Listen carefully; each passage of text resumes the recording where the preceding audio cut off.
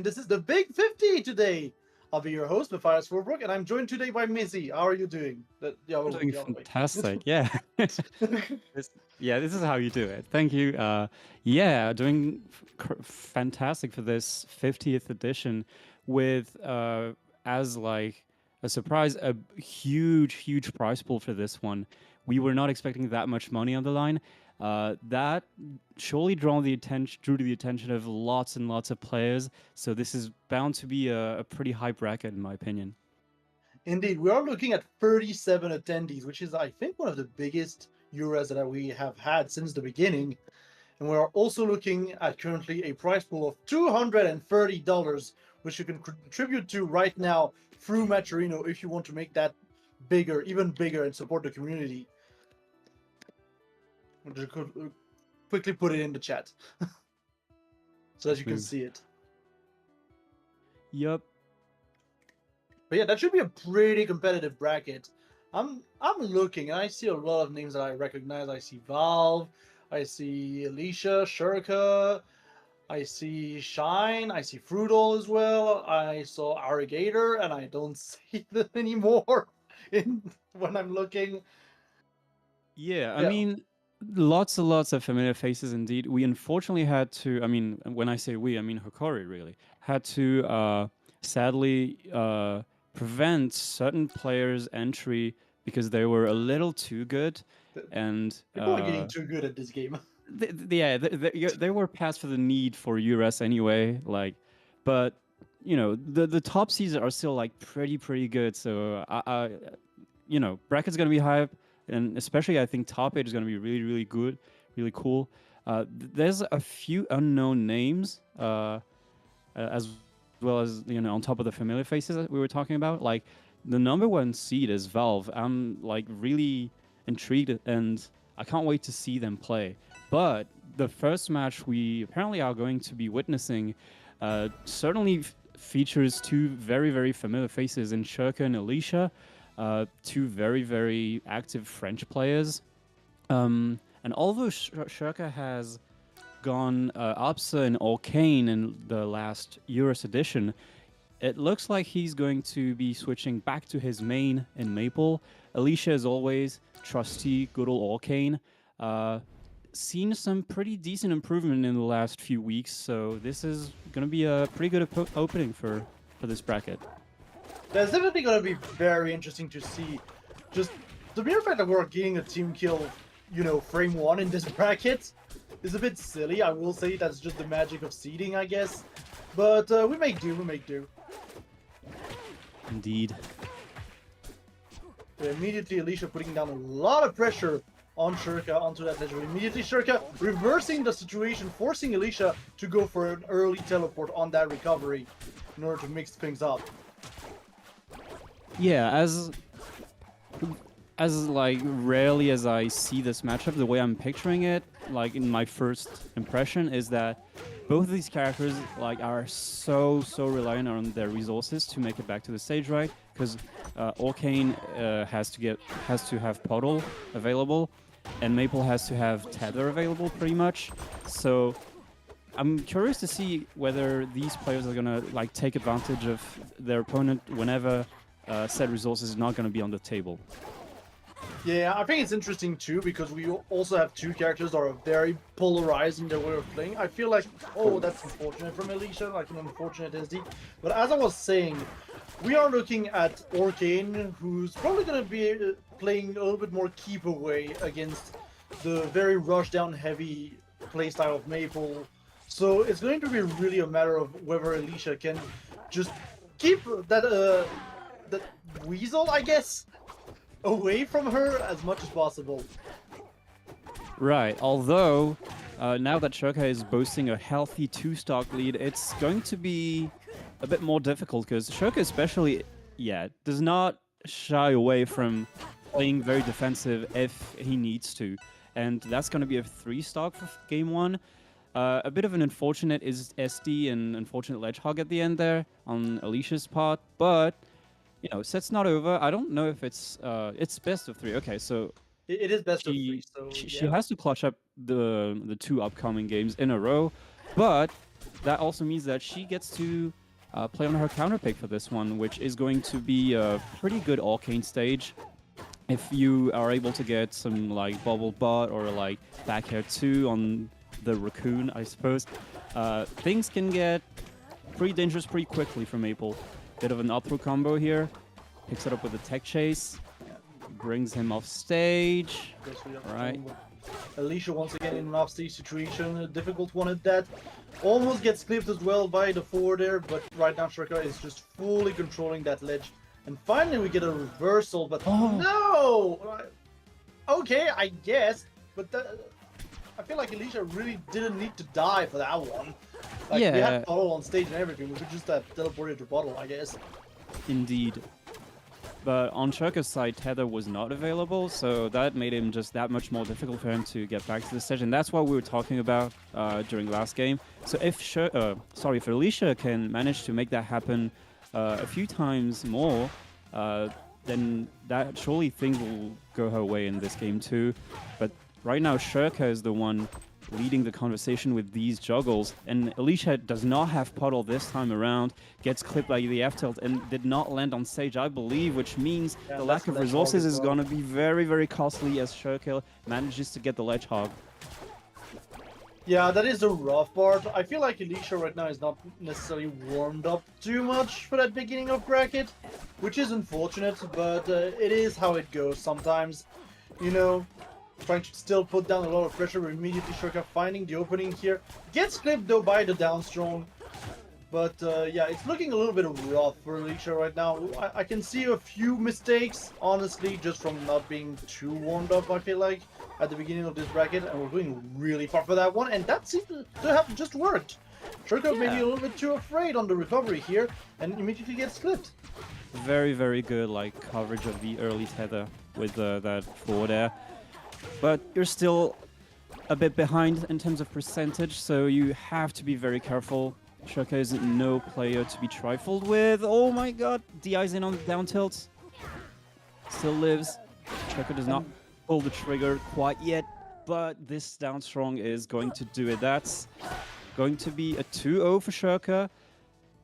But now that Alicia's warmed up a decent bit, I'm sure she's going to do just fine for a few rounds in losers bracket, so Yeah, I do No- believe in no the worries. Alicia losers run. Honestly, I do believe in it. It's just a matter of, yeah, we need to get warmed up just at the beginning. It's gonna be fine. It's gonna be fine. For the girl with the rabbit. Yeah, as Shurka moves on to face the winner of Kona versus Vago. So Kona, according to the seeding, and Alicia is going to be facing someone in losers, surely. Loser of B, that is going to be the loser of Porky versus Guisante. So a match she's seeded to win. So she should be doing fine for a little while at least.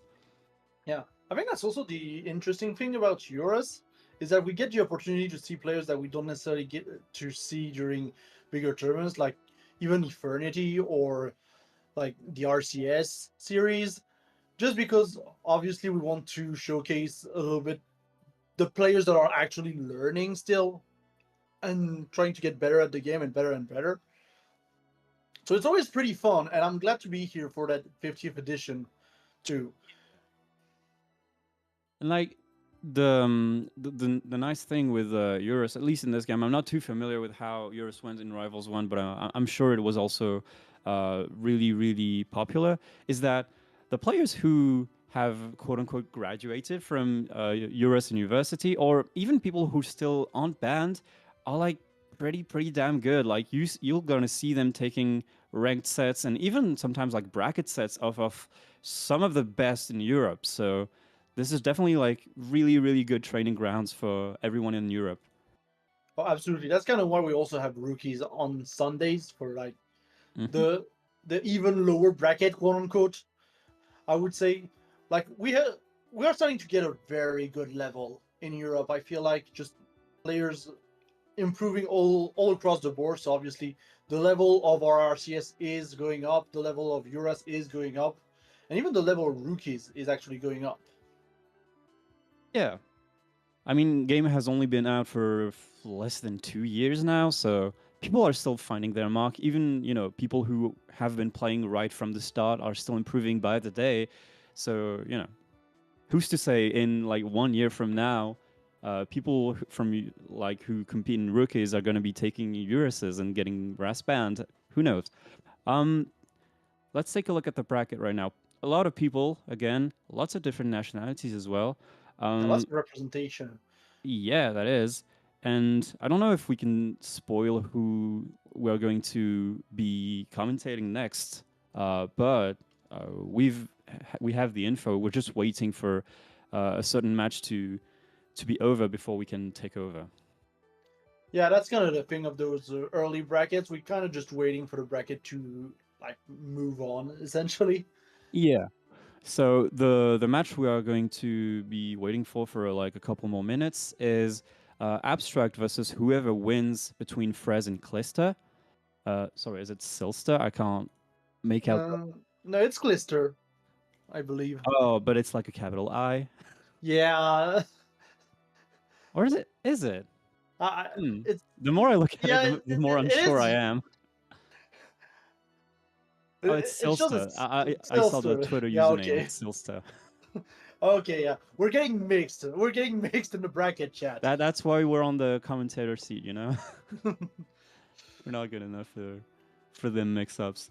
But yeah, Yeah. so Abstract had a DQ for their first round, and so I'm assuming they're going to be playing their trademark Alpsa. And for now, Frez is up 1-0 against his opponent. So maybe Alpsa versus Maple. Maybe another French Maple. Possibly, yeah. That's the other thing as well. We've been getting more and more players. Like we've had an influx of players, mostly, well, most notably in France after the Genesis restream, most notably by TPK. Hmm. We've had like an influx of players, and we're kind of like helping a lot the players in France as well because we have École de Rival France, which has been like a banger to have. Just coaches and everything to actually help people get better without necessarily getting frustrated and without having to fight frost again and again and again and again. Yeah. I mean, uh, the thing is, I don't know how healthy the other national scenes are in Europe. I just know that um, there's a lot under the iceberg of top players for each country and this scene. And for instance, Italy has Don Cascone, Generog, and other pretty good and prominent players. But there's so many like intermediate level Italian players under the hood that we don't necessarily always talk about. And some of them enter EURAS, some of them don't because they have their own amateur series in Italy. Yeah, And so that's the thing. I can Italy has only their own imagine series as how well for it would be in other amateurs. countries. Yeah, they also have their own amateur series, which we had an invasion of recently as Frenchies. Yeah, right after the Spaniard one. Yeah, it's been pretty fun, honestly, to interact with the Italian community. They're fun. So it looks like Frez took it over Killster. Yeah, Silster. I'm as gonna get there. expected from the seeding. Yeah. So no surprise there. Absa versus Maple.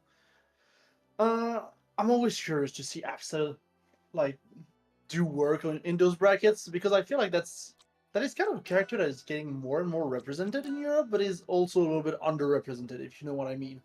Yeah, I mean, surely the like difficulty of the character plays a role in that, but it's true that we do have like some pretty good Alpses all around. Abstract being one of them. Like honestly, they're pretty good. As you can see, seeded sixth, so seeded to make it all the way to top eight, which I'm excited to And see. the top 32 out of Arrival as well. Pretty impressive. Hmm. Yeah, I mean I haven't played them a ton. I know the one time we did face off each other off in Eurus, they took it over me like pretty clearly. Like it was a no match, uh, and I've faced them a couple times in ranked since. They're still beating my ass. Let's say things how they are. Frez, on the other hand, seated a bit lower, but has been improving a lot lately, notably winning the latest edition of the Italian Amateur Series. And yeah, I'm really excited to see how this match will go down. Abstract is definitely some like tough player to fight to face against if you're not like prepared to adapt to a very upbeat heavy Upsa. So I'm hoping for Frez that he will be able to like keep his cool. Yeah, I'll also be not biased. We might see the Raster apparently, but I'm not gonna be too biased. Honestly, I do feel like the UK level, the average UK level, is a little bit higher than the average French level. So it's going to be a tough match for sure. Because yeah, in my opinion, there's just a little bit of a higher average level in the UK, in my opinion. But here we go, going immediately on Jules Vale. Probably the most neutral stage that we have in the game, to be fair. It's like the most average stage we have in the game. Yeah, like it's weird, right? That the most normal stage is the one with 2 moving platforms. I mean, that's because Good Eye Delta is so low on ceiling, to be fair. Yeah, it kind of felt that role at first, but you're right. So kind of even we are seeing Abstract's Raster. You were right. We weren't getting trolled, and for now it seems like they're doing a pretty good job. Oh, that's a classic up throw into special pummel, not going to be broken. So gets a free tornado off of it, and no tether available. So that's going to be a first talk for Abstract here. The other thing is, we're talking about rare characters. Raster is also pretty rare in Europe. Like, we have Digit, and we have like a couple others, but this is not a character you get to see too often in Europe. And so it's going to be a heavy matchup check, matchup knowledge check for Frez, I feel like.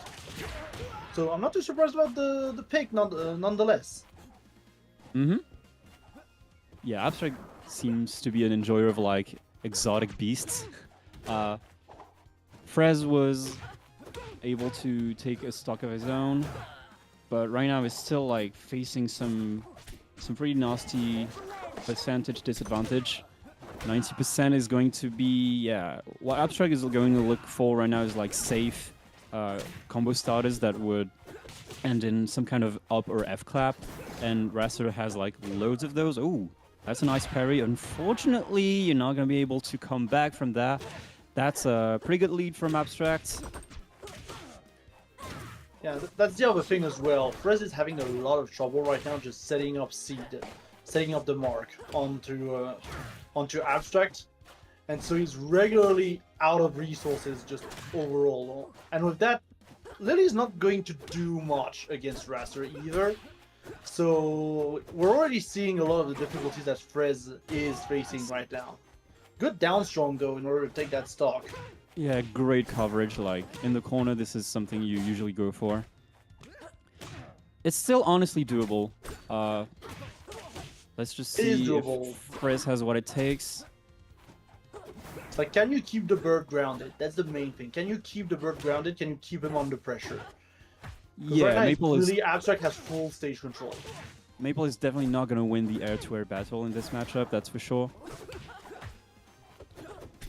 Yeah, like Abstract always has a slipstream up as well. Like, this is not an easy one, and yeah, he's gonna have to essentially okay, it doesn't need to spend the mark on that recovery. Thank goodness. That was really scary. Yeah, I mean, this is still a rough situation. We're trying to go for those Hail Mary forward airs right now as well on Frez's side. But yeah, right now Abstract can just play patiently. Just outlive the raccoon. Lily almost being useful for once, but Abstract DIs and barely escapes the wrap. That would have definitely spelled his end. Ooh, good back throw. Good DI on the Nair though from Abstract. We have a seed, we have a wall tech. Oh, unfortunate here from Frez. Punish was available. Still, it's anyone's game. Anyone who gets the hit. Okay, Slipstream does not allow for an extension right now, but this DI surely will. Abstract takes the first game after a pretty hectic first game. Yeah, a little bit of spaghetti here at the end, I will say. I think that what happened is that Frez got pushed back off the ledge by Abstract's shield and wasn't necessarily ready for it.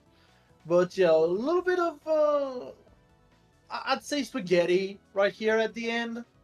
That's fine. Abstract is gonna take the first game, but I still feel like Friz can do it. Can absolutely do it. And we're switching Abstract back to is Absa on Abstract. Yeah, even after he won game one, maybe he's thinking, okay, I shouldn't have gone this close to losing game one, so I'm switching on to my main. It Maybe was a it's little bit also too close maybe for like comfort. maybe it's like a confusion strategy.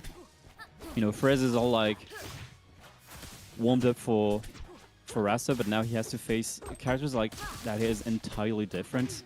Yeah, But completely we'll see different how that works rhythm. out. Because Abstract Raster was very in your face, and I feel like that helps Maple a lot, nonetheless. Just because Maple likes to be in your face. Now Abstract is going to slow down the pace of the game. Ideally, I say that as Abstract just goes right in there with the up B, you know? This is exactly what we've been talking about earlier. But like, Absa is overall a little bit more slower by design, in a way. Just slower playstyle, slower movement as well. Very, very few people manage to consistently parry Apsa's Ubbi, but it seems like Frez is a different beast entirely. Taking the first stock in the process, that could kill on Sweet Spot. Maple is a little bit heavier than I was expecting. I'll know with punish here on the Ubbi, wasn't sure. Oh, facing the wrong way there. And one thing to note as well, like, the air characters in the game are not very heavy, I will say. They tend to die quite early. So And that the floatier, could they be are the earlier they dive off the top as well. yeah, I feel like that could play out to the advantage of Frizz, but right now we're just going to get caught in that down strong, like all the hitboxes are going to lick there. Right. Yeah, Abstract willing to slow the pace of the game down, as you mentioned. Plays with lots of like controlling the space with Cloud, throwing out some F-tilts from long range, and sometimes using up B, but for now, Frez is 2 for 2 in up B parries, so maybe Abstract is going to be a little more indulgent on them. I feel like he almost needs to slow down the pace of the game even further. Because that's the other thing, Abstract has not necessarily been able to land consistently against Frizz's up airs. I feel like the pressure that Frizz is putting down with those up airs kind of prevents Abstract from setting up his own game plan. Yeah. It's not gonna be true. Abstract knows it. Almost gets a ledge hog off of this, but wasn't aware enough to hold on to the ledge. One thing I saw Frez do is, since Maple is like so low to the ground when doing dash attack and side B, you are actually able to low profile Cloud when it's being sent out. So, like just like that. Yeah, And just a little thank bit you, Frez. of like Pikachu-like action. That is kind of one of the benefits that you get from playing Maple. Just the low profiling on many projectiles. And now that we've seen Frez pretty consistent on pairing Apsa's up B, and now he's like able to low profile the Cloud in neutral, one by one shuts down or shows Abstract that he has what it takes to shut down his neutral keep away options. Good catch on that tether though. Immediately down airs on there. Gets the correct read as well. Puts Fred in a difficult situation. Yeah, and the catch with the nair into up air is going to land Abstract the lead in this game. And now we're going back to immediately up B in your face. Yeah. Unfortunate that Frez wasn't able to set up seed before getting those back throws or F tilts, because that would have been a kill at these percentages. But there it is. That's the seed. As long as he doesn't get thrown or doesn't eat too many percent, he could kill Abstract off of anything. Yeah, Oh he's no! gonna get gamed by the Cloud, unfortunately. And that is going to be a clean 2-0 from Abstract in that matchup. Yeah, Abstract moving on for his winner quarter top 8 qualifying sets. In the meantime, Frez going down to losers bracket. Again, seeing lots of familiar faces, lots of French faces. If you are so inclined, you can also check the side French restream held by Elfanan as always. Thanks to Elfanan.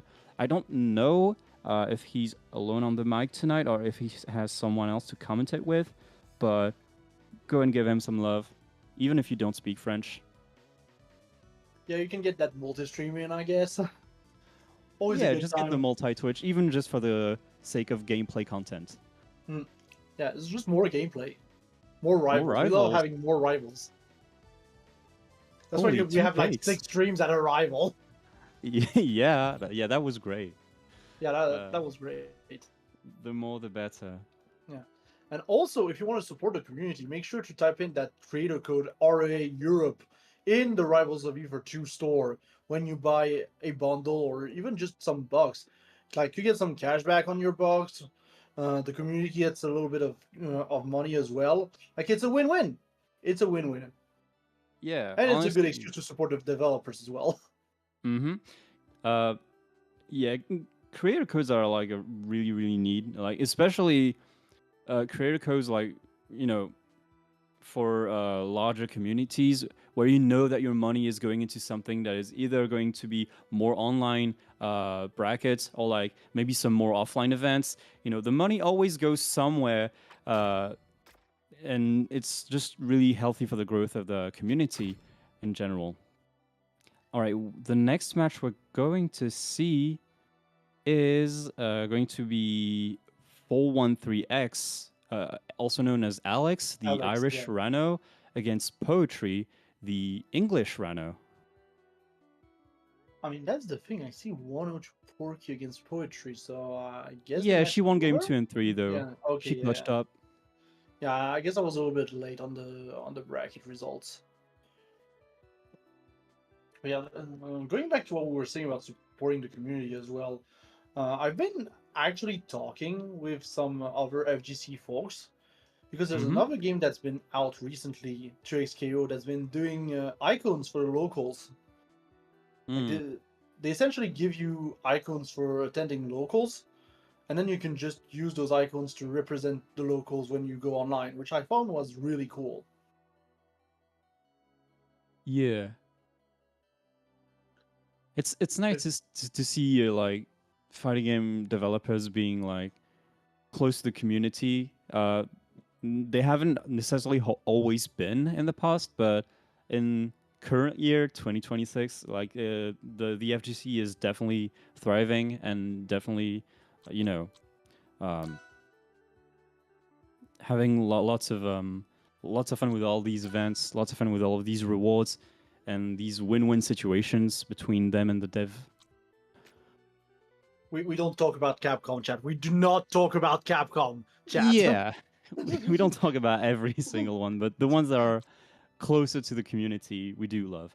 All right, so Rano Ditto, 413X, forgive me, I'm just gonna call you Alex if that's fine with you. Wait, are they American? I thought they were Irish. Anyways, I guess representing America. They might be playing from Ireland, but be American. right. That's the thing that happens. It does, yeah. Yeah. Didn't do too well last EURAS, but as you can see, pretty decent offline results. Also got top 8 for the 48th edition. And off of a 2-0 win on his round 1. And on the other side of things, we have someone you've seen a lot in EURAS's top 8s, Poetry, with, again, pretty good results all around. Pretty good offline results as well. Just came from a pretty scary game 3 situation in her first set, but now that she's warmed up, she is I'm sure she's going to do fine. Let's see how it goes down. Rhino Ditto, it's something I don't personally see a lot of, whether it's like amateur, intermediate, or advanced level. So that's going to be refreshing for me. Yeah, it's gonna be interesting to see how each Rano adapts to each other because I feel like Rano is one of those characters that's probably one of the most versatile in the game. Just there's so many different ways to play Rano, I feel like. So it's gonna be very interesting to see. But yeah, nonetheless, Poetry, probably one of the most consistent players in the EURAS circuit.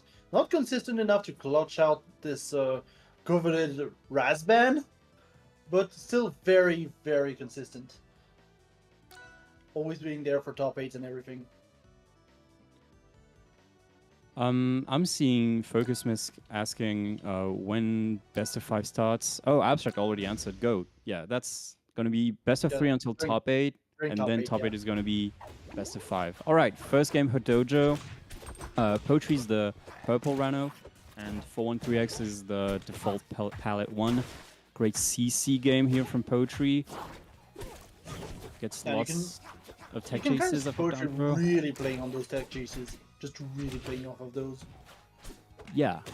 And right now, Alex is not really managing to install any kind of game plan, trying to break out the rhythm with this up air, but right now Poetry is just going to catch that thunder with the up tilt, and then immediately get all the Ooh. resources burned and wasted on that downstrong from Alex.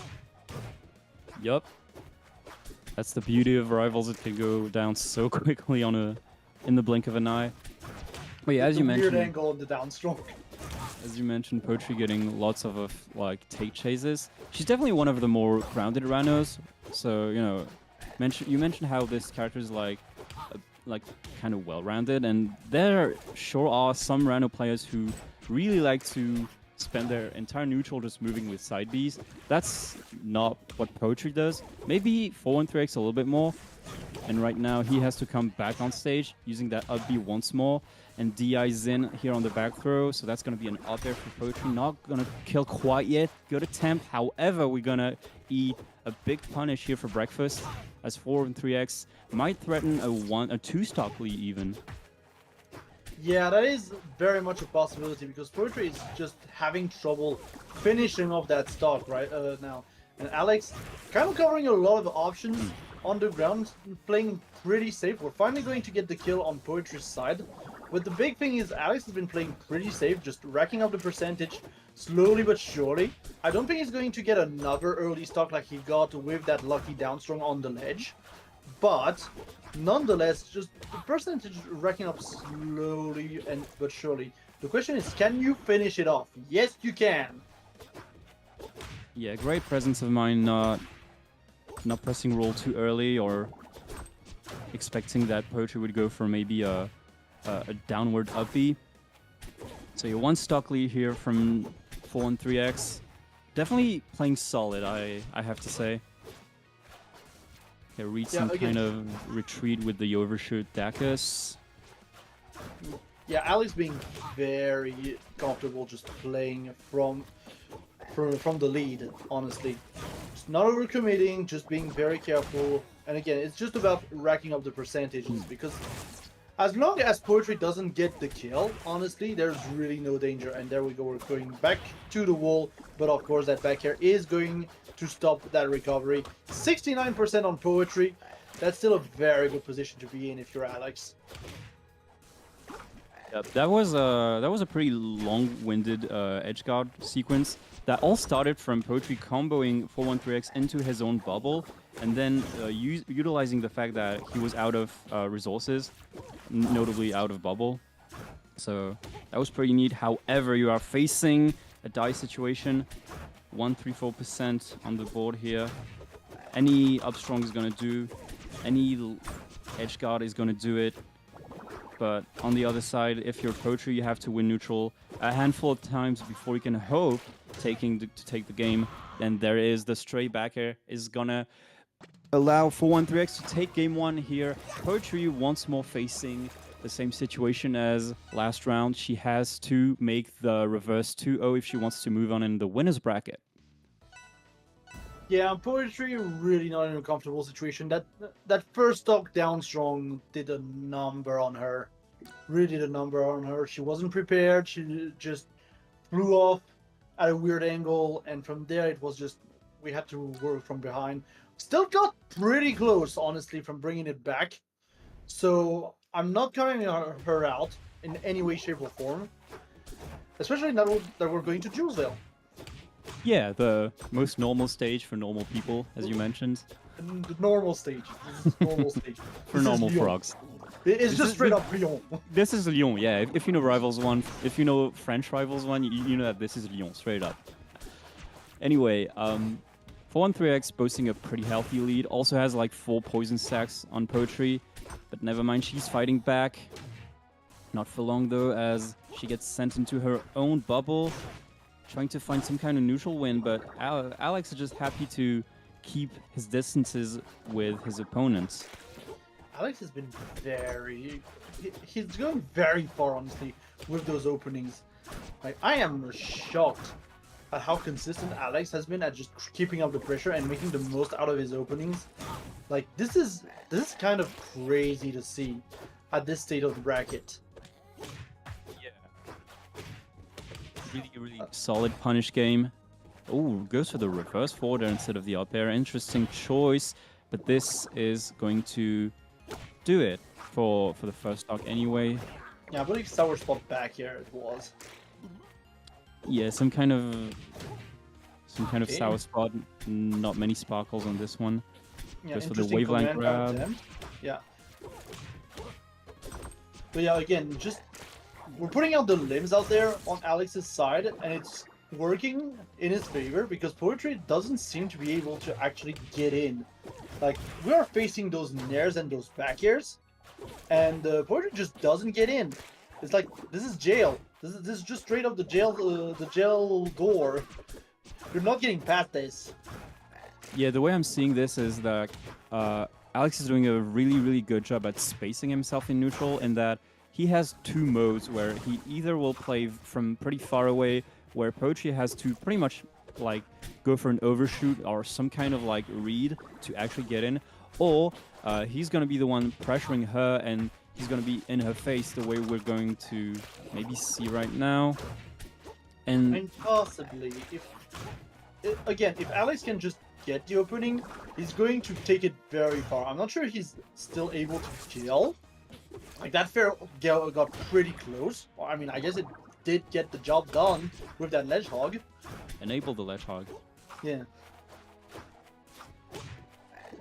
But yeah, again, Alex has been very consistent with just getting the most out of his openings. But hold up, Poetry fighting back once more, trying to get percentages of her own. I mean, that's what she has to do if she wants to have any hope of winning this set. Remember, she has to win this game and then the other one right after this one. So it makes usage of crouch canceling. Yeah, the CC on back here was exactly what she needed right now, but again, having a lot of trouble getting the kill. Like, if we compare Rano to Sheep, which I know a lot of Smash players kind of do, it is looking a lot like Smash 4 Ultimate Sheik, who just cannot kill on Poetry's side. Finally, we're getting the reverse sphere, but that was a hard-fought stock once again. Which goes to show that it's definitely not undoable for the Purple Frog. Has slightly come back in terms of like percentages here, but Alex is unrelenting, willing to get that 2 over Poetry. Yeah, the dive That's keeps a nice spacing as grab. well on that platform. Here we go. Yeah, and that's chain grab coming in, and Poetry getting the spike. Alex still able to make it back because we still had double jump, thankfully. But like, that was still a very good sequence from Poetry, but it might not be enough, honestly. Oh, Nice. almost catches the sling off of the bubble. This is tense, doesn't get the edge cancel. Neither does Alex. And once again, Poetry in that situation where she has to pretty much play perfect. Any straight back air, any forward air, any sort of like retreat forward strong is gonna do it. But Yeah. Alex doesn't have any resources. Manages to get the wall tech though. Yeah, we're getting back. We're still getting back, and the dash attack is going to put Poetry in a difficult situation. Almost gets sniped as well No by the way. needles, and that's the dive kick that is going to do it. And Poetry is out into loser's bracket. Yeah, that's a pretty good upset from Alex. Yeah, Making Poetry- quick work of Poetry, one of the renowned Ranos in EURAS brackets, for sure. And as Devexia pointed out in chat, 413X spells out Alex, actually. So, Yeah, and now I look like an idiot. Yeah, crazy work. from the American player. It goes to show that the level in those brackets is like higher than you would expect. I feel like. Yeah, you shouldn't Goes to sleep on show. anyone. Yep.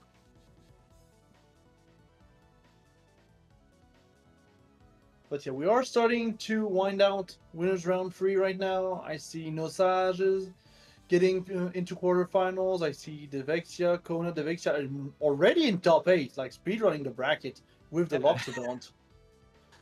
I guess quick. The elephants move fast.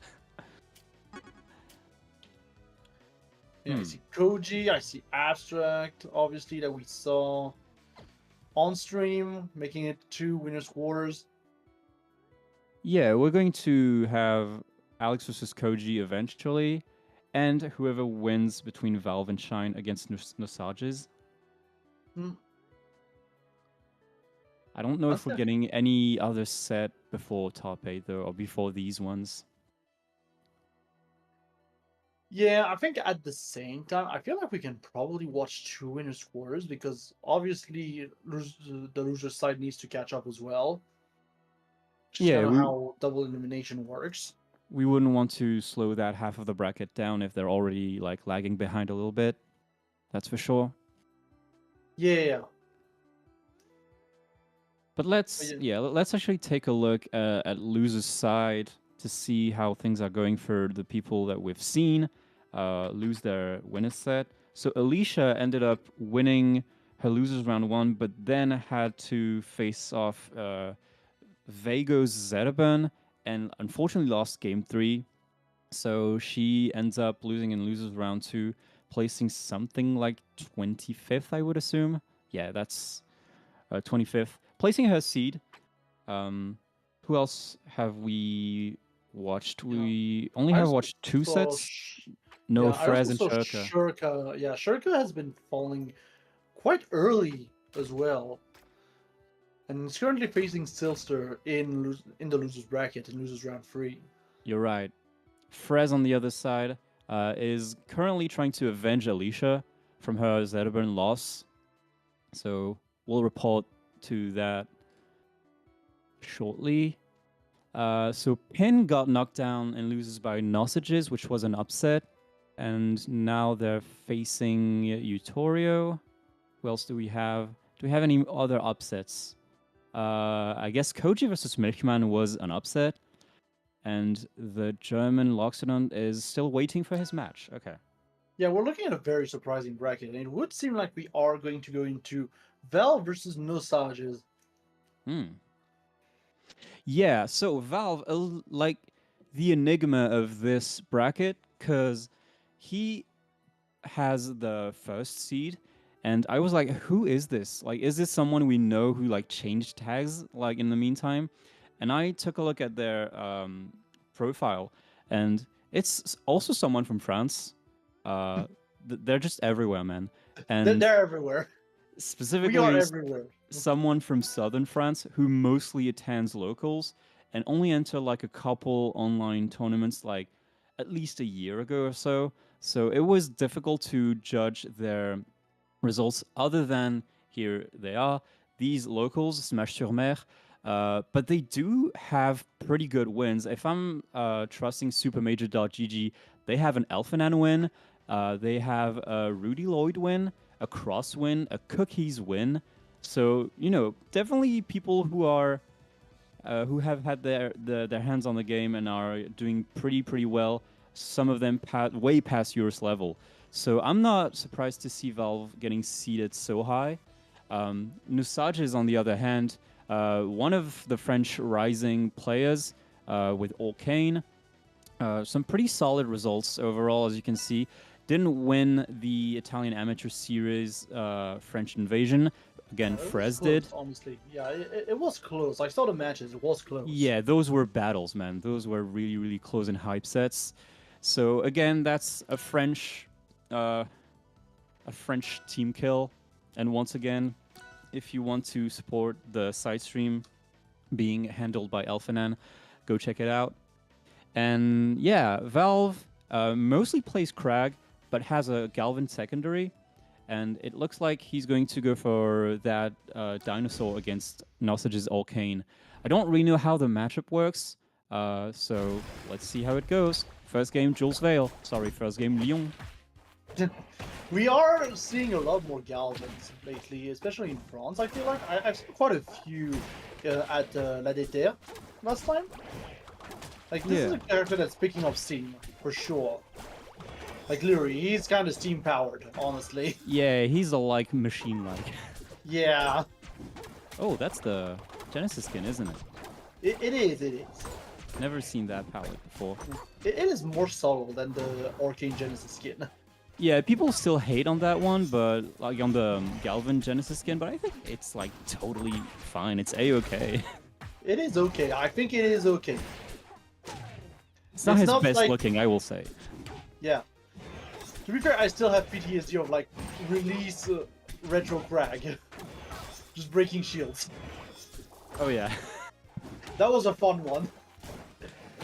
that was for sure. Anyway, Nusage is getting a back throw, maybe going for an edge guard, and we know how much Galvan's recovery can be lacking when he's not galvanized. Basically, if you manage to hit him out of side B, it's GG's. But Valve showing great tenacity. That's a really good anti-air. Not gonna kill quite yet, but honestly, super good presence of mind from him. And right now, everyone's fighting for the first stock. Puddle is available, so the edge guard is going to be a little bit of a hazy situation here for Valve. Doesn't really know what to go for. Just hold the Drill positional actually messed advantage. up Valve on that one. Yeah. He was going for a projectile off stage, and then immediately got redirected because of his own drill. It was Trade by funny. his own tools. Damn. To be fair, Galvan is a funny character because he's very snowballing by design. He's like, I hit you, I've got the advantage. I get hit, I die. Yeah, that's very, very like. He's a funny guy.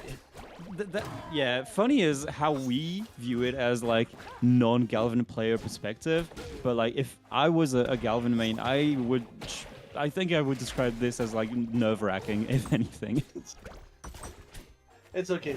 We've got characters that are doing even funnier things. I would say, even more polarizing things. But yeah, Nosage doing a lot of work right now against this Galvan. Yeah, definitely not phased by this player. Wants to go for a second upset in a row. This is something he's not afraid of, apparently. But Valve picks it up a little bit. Only has a one-stock deficit for now. Tries to go for some pretty aggressive plays, I have to say. Side B's the shield of the Arcane player here. Yeah, that Galvan is Puddle. doing in for sure. I feel like Nosage has not really been able to land in a good 20 seconds right now, with Valve always being up there in order to put down a lot of pressure. Okay, You're right. side B getting blocked. And then the 4 there. Again, trying to get sneaky with the projectile. But there's the thing, there's the back throw. Okay, honestly, it's been a little bit of a scramble here. Could go either way right now, although Valve is looking like he is having a little bit of trouble dealing with bubbles at ledge. Yeah, Nosage is making a bit of a comeback here. Even though he's in the lead, but you know what I mean. He's picking things back up. Recognizes that a second backer probably would have gone the same way and goes for a neutral air instead that will not get SDI'd. Ooh, great Ooh, and the combo. down- He set up 2 upwards facing drills at the ledge. It's like, sure, why not, you know? Yeah. Like, One get of one them to has been protect the other. destroyed though. Yeah, and immediately Alright, get Nosage the is- follow-up into up here as well. Picking up game 1 with a pretty much one stock lead. That was like almost a JV2 if I'm honest. And that's still best of 3, you have to remember. Nosages is looking to make a second upset in a row if Valve does not pick things up quickly and doesn't win the next 2 games in a row. Where is he gonna take Nosages? I wonder, is he gonna switch to his main Crag? Surely Nosages has practice against Krag, and he's shown that he has practice against Galvin in this game 1. We are going to go to a bit more of a polarizing stage in Aetherian Forest, or sorry, I guess Metal Graveyard. Yeah, a little bit of a smaller main platform as well. I feel like Valve wants to just remove any kind of space that Nosage is able to exploit and utilize. I think that might have been kind of the idea. I wouldn't be shocked, honestly, if Tempest was banned in the stage selection. I mean, yeah, short stages usually make a lot of sense against Arcane because you don't want to let Arcane have Puddle on one side of the stage and get sent off stage on the other in the other direction. Yeah, it's like you don't want to let Arcane breathe. That's the big thing. You don't really want to give Arcane the space to breathe, and that order is going to take the lead for Valve. Finally, we're getting some kind of advantage here. Yup, barely able to shield that forward air. Down as the shield repeatedly, trying to get some kind of opening, but Nasa just finds a salvaging back air of his own. And try to scrap for combos here. Tries to play around CC a little bit, maybe. Oh, that's that's really punished. That was a very interesting side B, I will say, from Valve. That's not the first one he's gone for in this set. Yeah, but it's definitely interesting. Yeah, it's like Nosage is starting to get wise to it, I will say. That's a big thing. Okay, there's the down strong. Nosage is weaving around it. Right now has to recover. Still recovers high. Nosage just likes to recover high here. But another quarter is going to take the kill. Yeah, I was surprised that he had time to go for the drop zone fair. I assumed he had to go for some kind of like jab into tilt or whatever at ledge. But no. And now the tables have been turned as Valve has the lead on this game too. But Nosage does not want to hear any of this. Pressures the shield like there's no tomorrow. Unable to get the edge guard. Unfortunately, the up B mix-up catches him off guard. Yep, and Nosage is right now with full control of the stage. Valve struggling to get in. And now we're going to get a nair. Can we finish up the edge guard? It would seem like pretty much. Oh, he had air dodge. Yeah, he had air dodge, so he's going to make it back. Hell yeah. Kind of miraculously, honestly. That's impressive. That's gonna be an up air. Great DI. That might not have been the strongest hitbox. Yeah, I think that was Sour Spot. Yeah. But there's another. Just again, the ledge trap from working with those bubbles. Everyone really seems knows like the situation. Yeah, it's like everyone knows the situation, but Valve is having trouble dealing with it. Nonetheless, we're still managing to finish off the sock, and we're back to a situation where we are at 1-1. Both players having done their job, and honestly, it's going to be a very interesting game 3. Yeah. I feel like it depends a lot on what bans Valve is going to go for, because as we've mentioned, it kind of looks like he struggles with bigger stages, so I'm assuming he's going to ban those. And on the other hand, he has to have some kind of option against Arcane's Ledge Trap. And I think Godai Delta is not too bad for him, because the platforms are like fairly close to the ledge, so you kind of have a mix-up to retreat to if you feel like you're getting pressured in the corner. Oh my god, the DI in is a little bit too strong right now. Yeah, you gotta hold out, my man. Yeah, at some point you gotta stop. You gotta stop trying to go in. You gotta admit that, yeah, we have bubbles here, we cannot get in. Just let me weave out for a little bit and then get back in. Even percents actually, but that drill kind of like ruining the Emperor's groove here. Oh, that's gonna be a punish. Weak back air into drop zone fair. Does not DI it properly, not in time, at least like not well enough to have time to go for the up B. That hit. The command grab though. Going straight for the command grab at ledge. That was a magic trick. Yeah. Ooh. Ooh. Hello. That could have been and another one as well from down there. And Man. another one. Man. We're playing Zangief over here. We're playing Lorena. Yeah, Galvan's a real grappler in this game. You've been lied to. Right, galvanized. Is he gonna make anything out of it? Goes for side B. This time not gonna be punished as he angles it upwards. Tries to go for the punish on the forward air, but wasn't ready in time. Even if you're like ready for Arcane to forward air to recover, this is still a pretty quick movement option. Exactly. It's Ooh, like, great are you spot really, dodge. are you really ready? Can I you feel like no react one to it? Yeah. And if you react to it, there's the Nair as well as the eye trap. You know. Nice confirm. Full stock lead here for Valve. Trying to stop the onslaught of the French Arcane. Yeah, that's the big thing. Right now, Massage is getting back a little bit in the groove, actually, but gets immediately interrupted by the get-up attack. And now we're playing ball. We're just playing ball. We're balling. We're balling.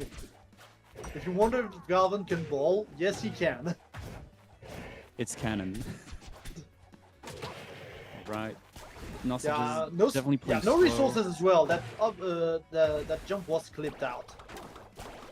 Doesn't matter though for the Dino. You don't want a repeat of stock one. Yeah, no, we're back in the Okay. bubbles. We're back in the bubbles. Doing a much better job at DIing them though. Oh, unfortunately, Godai Delta has intentions of its own, and that low ceiling is gonna bring this game 3 to a last stock situation. Let's see if Valve's lead is going to be enough for him to secure the set. I mean, I only have one thing to say, and that is bubbles. If we just play around bubbles again on Nosage's side, I feel like this is going to be curtains for Valve. You might be right.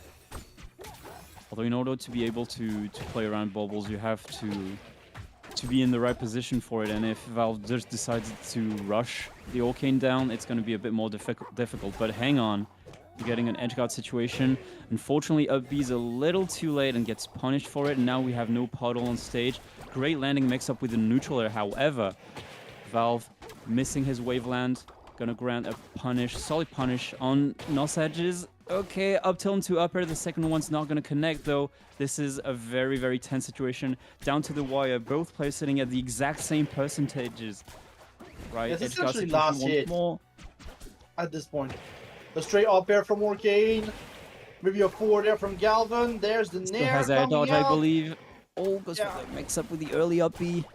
Yeah, Face dividends. unfortunately, it's going to send them on the other way, and then the up air, as we said, killing off the top on Godai Delta, and that is going to be a 2-1 from Nosages against Valve. Damn, well fought, well fought. I think I heard the pop-up from over here, even though I don't even know where that person lives. Yeah, 2 upsets in a row. Our 9th seed is making it to winner's side top 8. This is pretty exciting. However, Valve, I'm sure, is like definitely not an imposter with that first seed, and I'm sure he's going to make top 8 in the loser side. I believe in the Valve loser run. Yeah, it's still going to be, I think, a difficult losers run. Let me see. AH. Wait, no, AB. No, AB. Yeah, you're right. Gonna face either gonna be Vego, Macaco, Macaco or Versus. Versus. Yeah, so I it's think definitely he's got doable. it. Yeah, I think he's got Yeah, it. I think he's got it. What matters is that if he does it, he's gonna have to face Konu's Loxodon, who also was upset in winners. So, losers round 1, top 8 might be more tense than we initially expected. Oh, definitely. As we look as well at the rest of the bracket, so we're seeing the Vixia speed running into top 8. We have Alex versus Koji currently going on, I believe, on Finance's stream. Oh, is that so? Yeah, and then Frutal versus Abstract has like just begun, so to speak. Okay. Well, if the French side stream is handling Koji versus Alex, we might look into losers bracket a little bit. Yeah, I think we might be able to see a loser set. there should be something exciting to commentate with all the upsets we've witnessed in the winners half. Yeah, I'm kind of looking. Shine and Porky are currently playing as well Breaking on the news: loser side. Poetry is out. Poetry is out at 17th, losing to Royzed Joy Oh in damn, that is another like game 3 situation. yeah, that is a rough SPR. Oh, that's pretty rough. I think she was seeded second, if I'm not mistaken. Yeah, so that might be an SPR of like -3, -4, something like that. Wait, let's do the math. 17th, then it's like 13th, 9th, 7th, 5th, 4th, 3rd, and then 2nd. That's a 7. That's a -7. Oh gosh. Everyone has rough days. This one most definitely is for Poetry, unfortunately. Yeah, unfortunately, it might not have been the day to get a rough day because we have $230 in that prize pool currently provided through the Matcherino. And if you want to contribute, make sure to follow up the link that I'm going to post right here in the chat. Just give it a little buck or two and contribute and help the community. Always appreciated. People in the chat are being right. We were forgetting a very important detail, which is she initially didn't intend on entering the bracket because she just came out of surgery either today or yesterday, I believe. That's So right. I can only imagine how physically weakened she must be. So yeah. I mean, speaking of upsets, Shine also was killed right now by Porky. Wait, let me see where is this? Oh yeah. And loses round 3. Yeah, and actually that's the match we're going to be commentating. You're right. Pin versus Porky. Yeah, lots of upsets today. Jeez. So Galvin versus Claren. First Claren of the day. Claren probably one of the most debated characters, I will say, in the game. I mean, she does have that large sword with a lot of disjoints, and I know that a lot of players are not necessarily happy to play against Claren, or struggling even against Claren, so yeah, I'm kind of surprised that it is the first Claren that we are seeing today. But yeah, as you can see, Pin with some decent results, I would say, like 13th at Himiko's Arena. Like, dang, that is pretty good. Yeah, Pin has always been some interesting player, right? We found out about them at an offline event actually in Copenhagen, Denmark for Valhalla 5, where they showed up, played Claren, and we were like, yo, who's this kid? Like, he's actually pretty good. Like, he's pretty good on the sticks. I don't remember what he ended up placing, but like, he was definitely making waves, and then started joining the community and playing lots of online brackets overall. A few ups and downs, unfortunately, I have to say. I think they might have been on some kind of break over the last months, and as of recently, some good results, but also some unfortunate downs. I mean, they got upset in winners by Nosages, and now they don't have that safety net anymore. So if they want to make it to top 8, which they are seeded for, they have to take down Porky, who apparently plays Galvin, is playing decently well, outplacing their 31st seed by at least 2 or 3 rounds as of now. So maybe some kind of a hidden boss no one was aware of. This is going to be a very, very interesting set. We are going to have to look at all those SPRs at the end of this bracket. Because, like, again, Pin is seed 8. Like, we are getting some crazy results right now. Just across the board. I mean, it's not even a like matter of the seeding is like bad or whatever. Yeah, You know, no, it's just it's just who could have everyone's good. predicted every like single upset in this? Like, who could have predicted all of this? This is just a very, very, very, very. What's the right word? Just very tense and very powerful bracket where everyone's playing with money on the line. So maybe some of these players are like playing out of their minds for this special edition. Yeah, meanwhile, maybe some players are feeling the pressure as well. Like, dealing with pressure Yeah. is a skill that you don't necessarily get too often in online brackets, but it is a very important skill to have when you are actually playing in bracket. Mm-hmm. And if you're an amateur, maybe that's something you don't really like have the habit of playing with. So maybe it like actually negatively affects some players in this bracket to have a huge prize pool attached to the tournament. I can It's a lot see of it. pressure. Yeah, it's a lot of pressure. It really is a matter of how do you deal with the pressure? Does it boost you? Does it impair you? I mean, for instance, silly comparison. Look at Blaz last year at Capcom Cup. The kid seemed unfazed last year. Just went all the way to second, and then was like, "Yeah, I did it. I made it to second." Yeah, only losing to who was it? With Kakaru. Yeah, Kakaru with JP.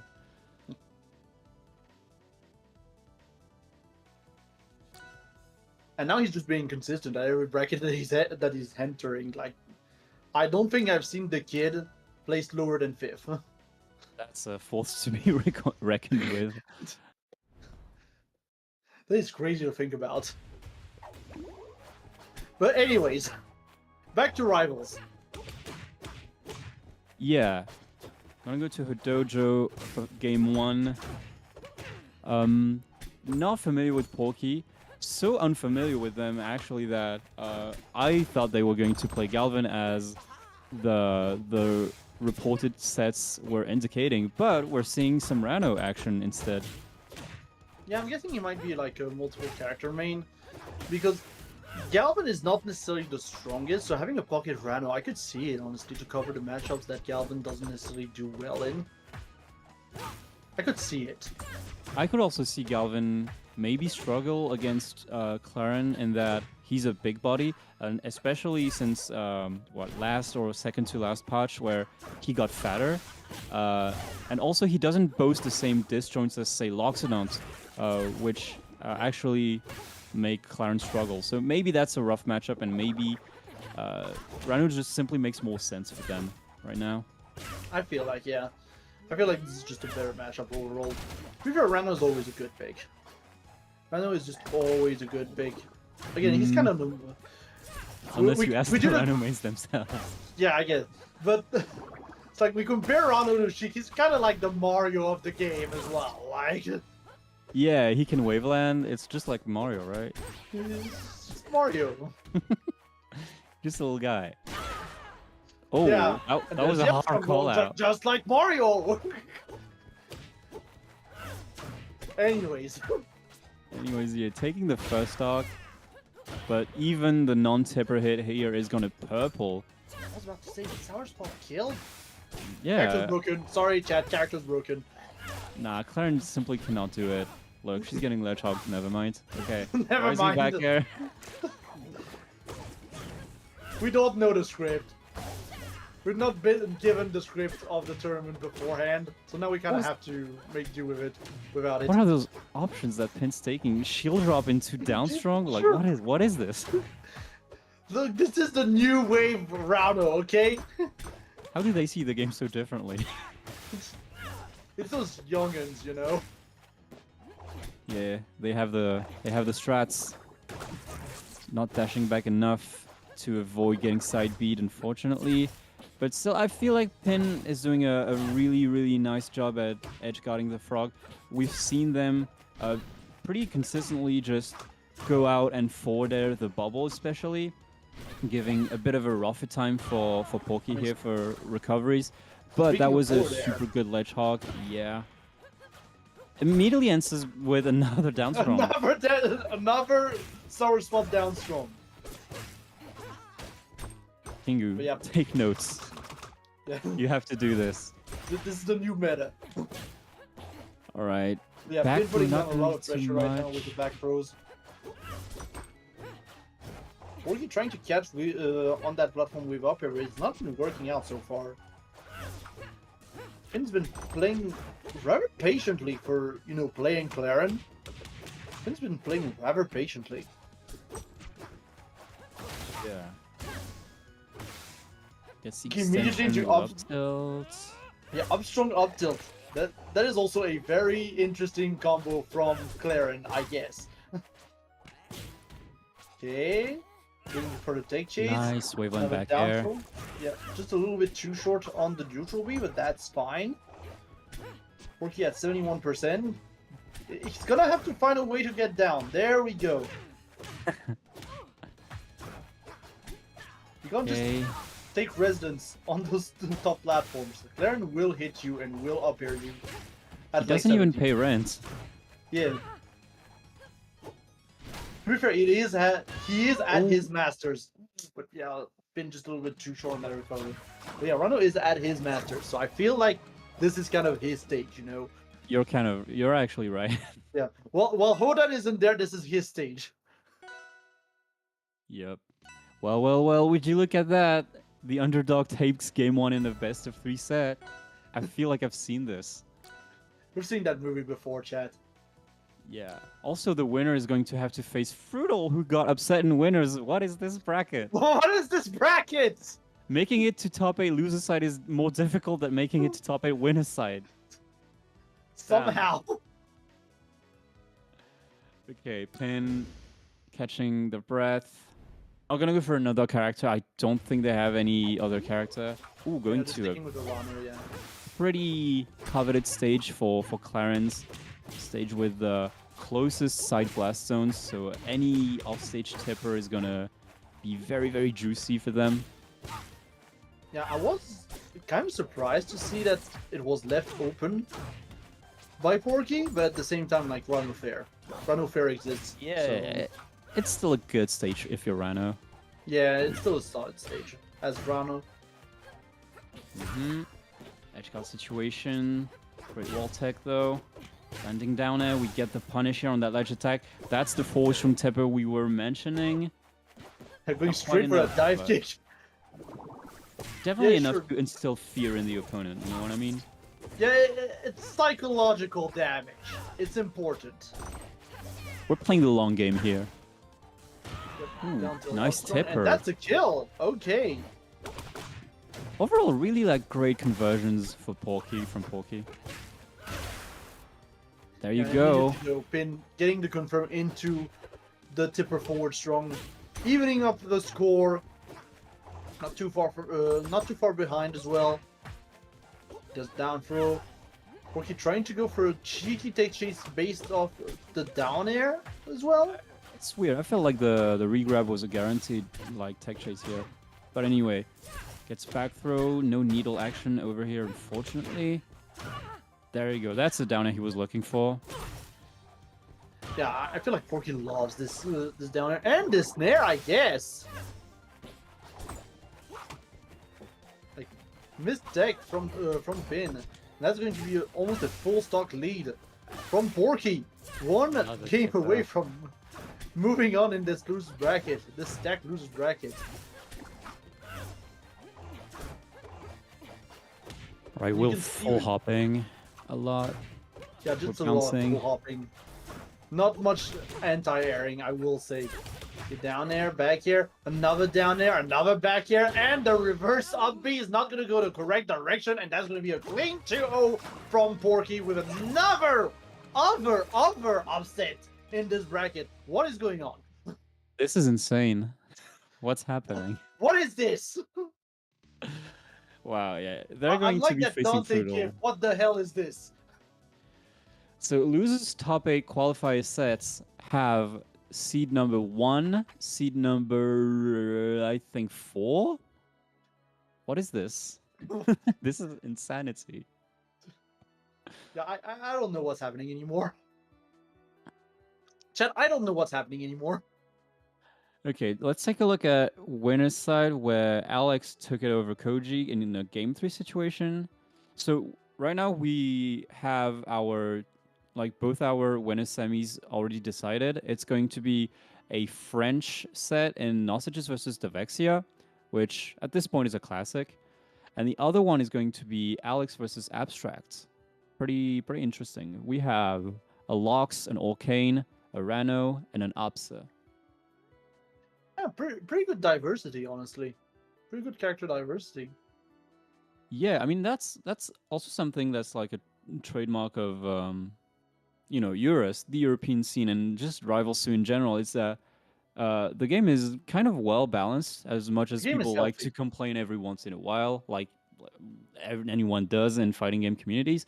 But the game is actually pretty well balanced to the point where you can do it with anyone. Even Olympia can do it, I'm pretty sure. So it's no surprise that we get to see lots of like character diversity, and it's like really refreshing. We wouldn't want to have like Fox versus Falco for every single game. That would be a little stale after a while. Yeah, I mean, we say that, but Melee has been very healthy lately. With the rise of the mid tiers, Donkey Kong, Luigi, Yoshi to a lesser extent, I guess. Yeah, still I feel like it's nice to not only have Clarence in Yeah. Euros top 8. That would be terrifying. Anyway, I don't really know who we're going to see next. I'm seeing that the secondary stream has the Valve match marked for stream, but as far as our We might stream be going goes, straight in. Yeah, I think we're going straight into yeah, top 8. yeah, that might be the move because we have to go through both of them. So by the time we go through both winners semifinals, I wouldn't be surprised if both losers matches would be decided. If not, just at least one. Yeah, not to mention we are going into first to free territory, which is Right, pretty right, right. exciting. Yep.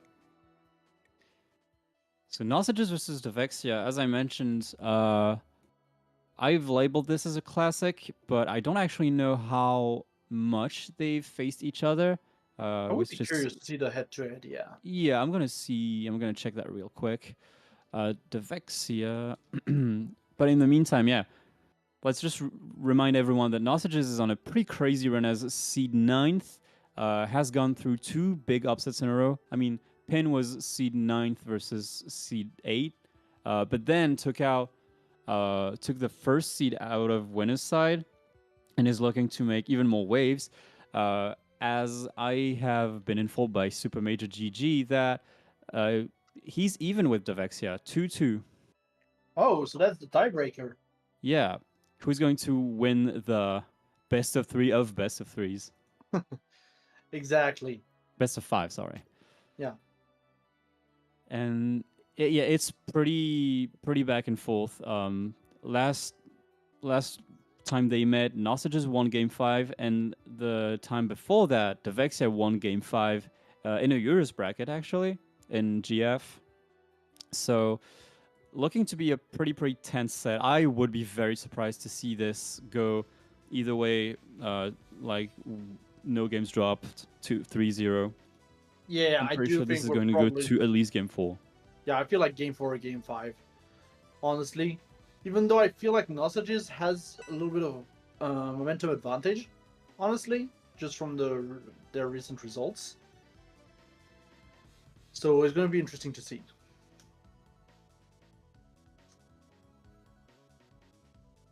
Yeah, Orcane with Loxodon as well. Like, Loxodon does have some good tools to deal with Orcane, honestly. Just, Axe. Yeah. Yeah, like it's something lots of people have been talking about for a long time. Like for a while, Lox was struggling a lot against Orcane. That was the consensus. And then Orcane got nerfed to the ground, and all of a sudden people were like, actually it's not that bad. And I feel like, people have just figured some small things out. So yeah, exactly. As long as you can deal with the Orcane ledge trap, honestly, with the bubbles and everything, I feel like it's okay for the Lox, unless you just get ledge hogged like that. I mean, one other big complaint that Loxodon players had back in the day was that neutral feels very good for Orcane in this matchup. But I guess Loxodon players have been getting better at just actually CCing and actually spacing their disjoints. That's so true. now it looks like, like this down tilt. not very punishable even if you shield it at this spacing. Oh, nice parry on the droplet. Yeah, it's like we said, the matchup essentially goes down to axe. That's the Yeah, big thing. it's a really nuanced character, you know. Yeah, very advanced. You need a high IQ to play Loxodont. This is a very sensible take. Oh, Anyways, Which- back throw as well. This is a very good kill throw, honestly. Not quite enough to kill Orcane because Orcane is a heavy boy, but still a very good tool nonetheless. the Vexia might be losing his second stock before he gets the chance to take one of his own. There's a good chance, honestly. Yeah. Good shielding on the forward tilt. But yeah, and then the up strong as well to completely cover that ledge. Just the high recovery not working out. It's just not allowed. Yep. Oh, Denied. rolls back into shield grab range. The Vexia was ready for it. Nice tech chase. Maybe we get a combo off of this. Not super significant, but that's an up throw.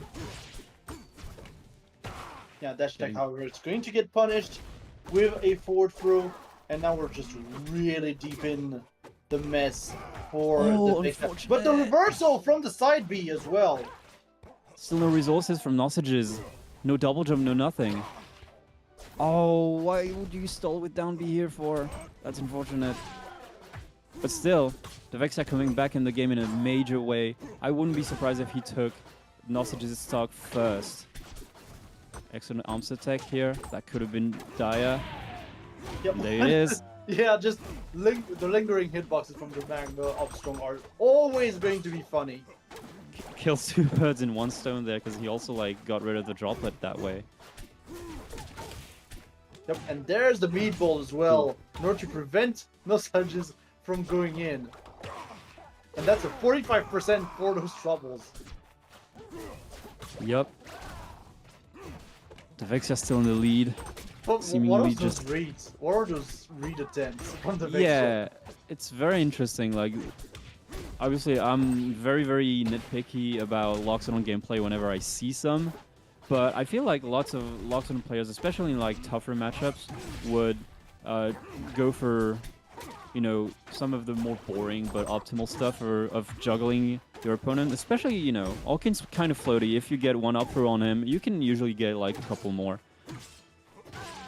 Yeah, Diag's that's in the on the thing. dash attack. Yeah, and the up B is going to put Nosages way too far down in order to get back, and the Vexia is going to take the first game. Very, very back and forth game one. Set was like poised to be back and forth as well anyway. I wouldn't be surprised if Nosages just takes the elephant on a pretty tough counter pick of his own. It's setting the pace. That's what I Ooh. would say. It's setting the pace. Double-edged sword here, rock wall, but I like the ambition from Nosages. If you're more consistent with your gameplay overall, stages like these like tend to work out in your favor. So let's And you see if he can make it happen. Yeah, because that's the big thing. Taking a locks on rock wall is just going to lead you being killed very early. Right. And I get that Orcane is heavy, so it's not going to be that big of a problem for Orcane specifically. But even then, like my worst game at Aether was definitely the one where I took TPK to rock wall. Ooh. Nice back here though. Yeah, nice Those back coverage. The Vexia has to be careful burning resources off stage early. I feel like going for low side Bs is like the safe thing, but it's also a scary thing to go for if you're not like used to doing that kind of low recovery. So I get the double jumps, I get the down B, but Nosages also gets them in another way, it would seem. Yeah. Again, with the reads, I feel like this is coming from what we were saying as well. Those two players know each other very well at this point. Yeah, that might be one of those things, you're right. Yeah. Nosages right now still having the advantage, going to get interrupted here by the forwarder from the Vexia. But there's another pressure coming up once again, and then just let rip the Upstrong, I guess, and get punished for it. Yeah. I mean, the Magma Upstrong specifically can break your shield if you charge it for long enough. True. So it was basically a game of who's gonna shield rob first, or like who's gonna let go of the charge first. Yeah. And Nausages won it. Which is funny because there's no raster on the stream. It is. Anyway. Downstream not gonna connect off of 0%. Oh, that was a nice wait. That definitely looks like some kind of player knowledge. Oh yeah, absolutely. Oh, finally gets a 4-strong. Yeah, and there it is, and there's no jump, and that's going to be a forced teleport that almost got the Victia for a kill. Okay. Oh, that would have been a very juicy up there. His own doom. Yeah, there's double up here. Nausages is going to have to land from this. But the way he set up the puddle was forcing the Vexia to just stay back. So, pretty smart, pretty threatening option. Almost got the range here for the extended forward strong. I will say the shield is very low on the Vexia side. Should be able to replenish in the meantime. I like the weight on the up tilt. Had to let go of the shield, but still gets clipped by the last multi-hit of Downer. This is very smart here from Nausages. Yeah, the Vexia definitely not using up towards the stage anymore. There's 4 there coming in from Nausages. Interesting conversion. The DI out was admittedly a little difficult to follow. No one wants to commit too hard. This is Rockwell we're talking about again. Yep. Ooh, right now we're again letting rip every single Upstrong in the book. Trying to catch any kind of landing here on the Vexia's side. There's a little bit of panic, but no, there's the forward strong. Never mind the panic. Really low. Yeah, it hit really low, like really low. You don't deserve power. As the Vexia up 2-0. Again, a pretty damn close game between these two. Is Nasa just gonna take him back to the same stage though? Or is he gonna go for something a bit more like trademark? Like maybe Fire Capital, maybe Port, some kind of bigger stage? I wonder.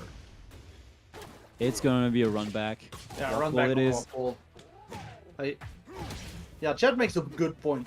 170% for both players on Rockwall. Yeah, this is scripted. This doesn't happen in the real, actual world. Yeah, it seems like we got a desync, unfortunately, chat. Uh-oh. We also don't have the sound on production, so we can't exactly guess. But yeah, that is unfortunate, but you know, technical issues, it happens. That's kind of the unfortunate thing with offline.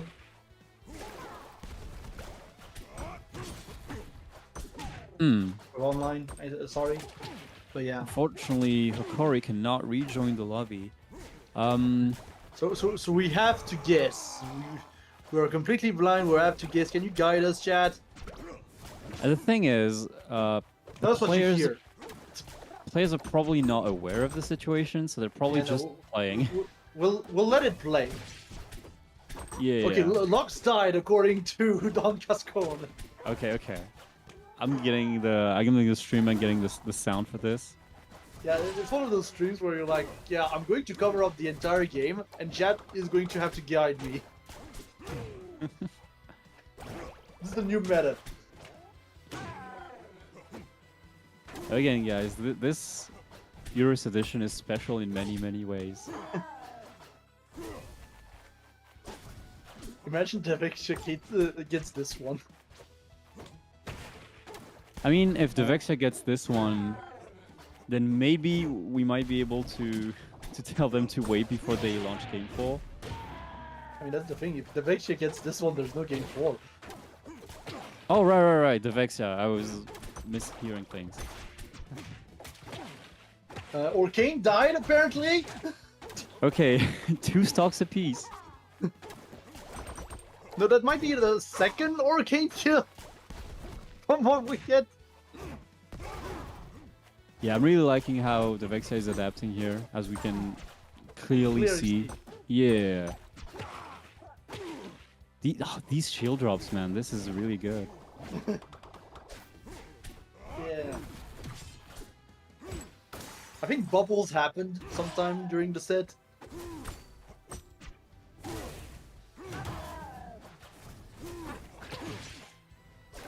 There might be a shield break in there? Yeah, that's gonna be a kill. Great play here from Probably. Nosages, I assume. I don't know. Yeah. Locke's getting nerfed live here. This is the preview of the new April patch. There's a boomerang somewhere in there. A last stock situation. And last in the stock, okay. meantime, let me report to you that Porky has 2 Ode Frutal in losers. What? What is this?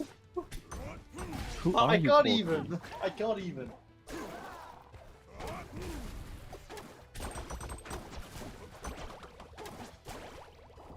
Yeah, hell yo, there is a Blind Warriors fan. He's a cracked Honda and he's also blind. Absolute cracked Honda.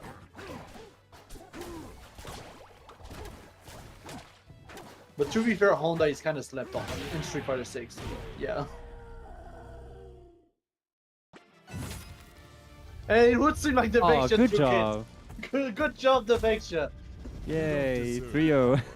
Congratulations for a good game 3. A 3-0 from the Vexia, as we predicted it wouldn't happen. But yeah. Yeah, again, we are not following the script today, chat. Yeah. What I mean, Nosages still has loser bracket because he was like on some crazy run. Still has the opportunity to make it pretty far. Guaranteed 5th place. Does he get money from this? I believe money is No, for money is top 4. 4. So if he wins one more set, just one more, he gets a lot of money. 4th place is 10% of the total prize pool, which as of right now is 23 US of America dollars. 230. That's not 23. Yeah, 23 is the Yeah.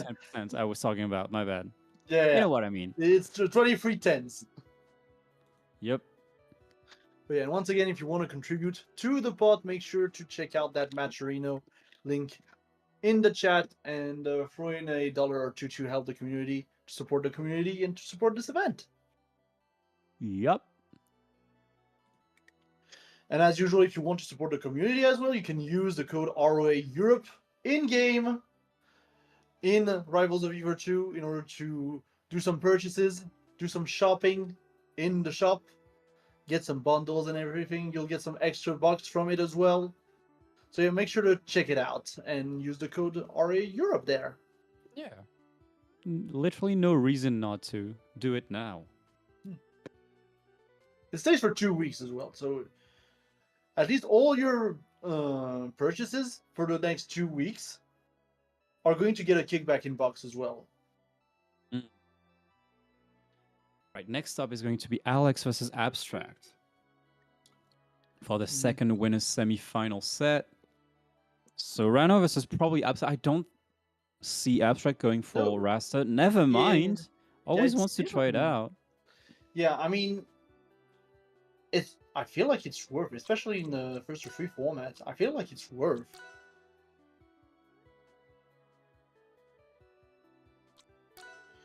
Because at least in the first to 3 formats, you do get the time to actually try things out.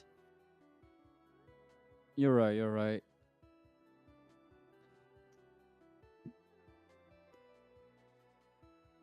Although, Although, I guess we just won't know until the game 1 actually starts.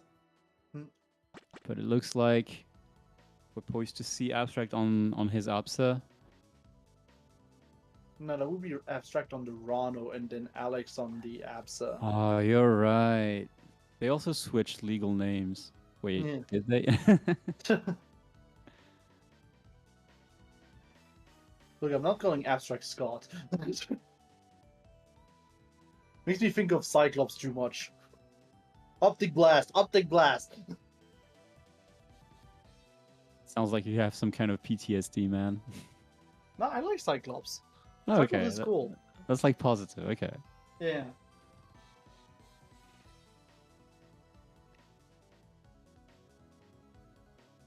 I wish I could play Cyclops in Marvel 3. I mean, I can, but it's the modded version. Hmm. So I should check out what's going on in Workshop right now. I don't know why it's not checked out Workshop. Both in Rivals 1 and Rivals 2. And we do have news. We have at least Shurka making it to top 8. And he's going to have to face against Porky and loses round 1. Yeah, taking the win over who was it? Over Koji. That's a pretty good win. Yeah, that is a good win. But immediately though, in this winner's semifinal, the second winner's semifinal of the day, Alex just going in against Dorano, which is not what you see too often from the Absa player. Yeah. Question will be, can Alex make it through another quote-unquote top player? Because as you can see from the seeds, although the characters are reversed, I believe, is this an actual like reverse main? Are they actually calling this on us? I don't know. The Absa looks like abstract enough. Yeah, I don't know. I mean, if that's the case, that is kind of wild. You know, it is apparently getting fixed as we're talking. Is it? Is it though? Is it? I think. This has been a confusing bracket. Are they pulling a Gluttony versus I don't remember who that was? We're getting They're just trying to confuse the commentators. There we go. Yeah, there we go. These are the players I know. What's about to say? Like, bracket is crazy enough. We don't need to switch mains. We don't need to swap mains. Alex has the right idea here, crouch canceling Ops' up B, but doesn't really go for anything after it. Maybe isn't like used to the timing, I suppose. And Abstract taking this to his advantage, racking some pretty good percent. 72 is nothing to scoff at on her dojo. Like, sweet spot side aerials could like put a dent in the frog at this point. I was wondering how much America has Absa experience. They've got Ant. Yeah, they got Ant. But it's like they got Ant. I don't feel like they have that many Absas either. Maybe the character simply can't do it. Who knows? Oh, going for. I mean, they can do bold, down air. Edge down air, guard. they definitely can do. Yeah, if not ready for it, this is like very quick. It's definitely one of the hardest spikes to react to, especially from like ledge drop, which wasn't the case here, but you always lose a couple stocks to Absa down air in a set. It's just bound to happen. Yeah, it's gonna happen. Well, Ghost, you wait until you find out about one of our loser sets. But in the meantime, Alex getting that sweet back air, bringing him to a close game 1 against one of the better seeds. Not unfamiliar to this situation. Yep, actually being very careful when approaching Alex as well. Because, yeah, if he's not careful, that's going to happen. Just a lot of up airs. And the follow-ups as well. Back here immediately. Lots of pressure being put down by Alex. He doesn't get the punish off of the up B. That's a little bit of a missed opportunity, but bounces back pretty quickly. Although he's getting caught in a couple stray hits here and there. Nice punish here out of shield with a double jump cancel aerial from Abstract, and that's a nice ledge hog, granting him game 1 in this winner's semis. Yeah, very strong showing from Abstract so far. Very strong showing. I mean, I feel like this with Devacia, they're like the only two that are kind of respecting their seed so far. Yeah, the only ones that have like left the first phase of the bracket unscathed, if you will. Yep. You're right, you're right. Yeah, good I mean- stuff from Abstract.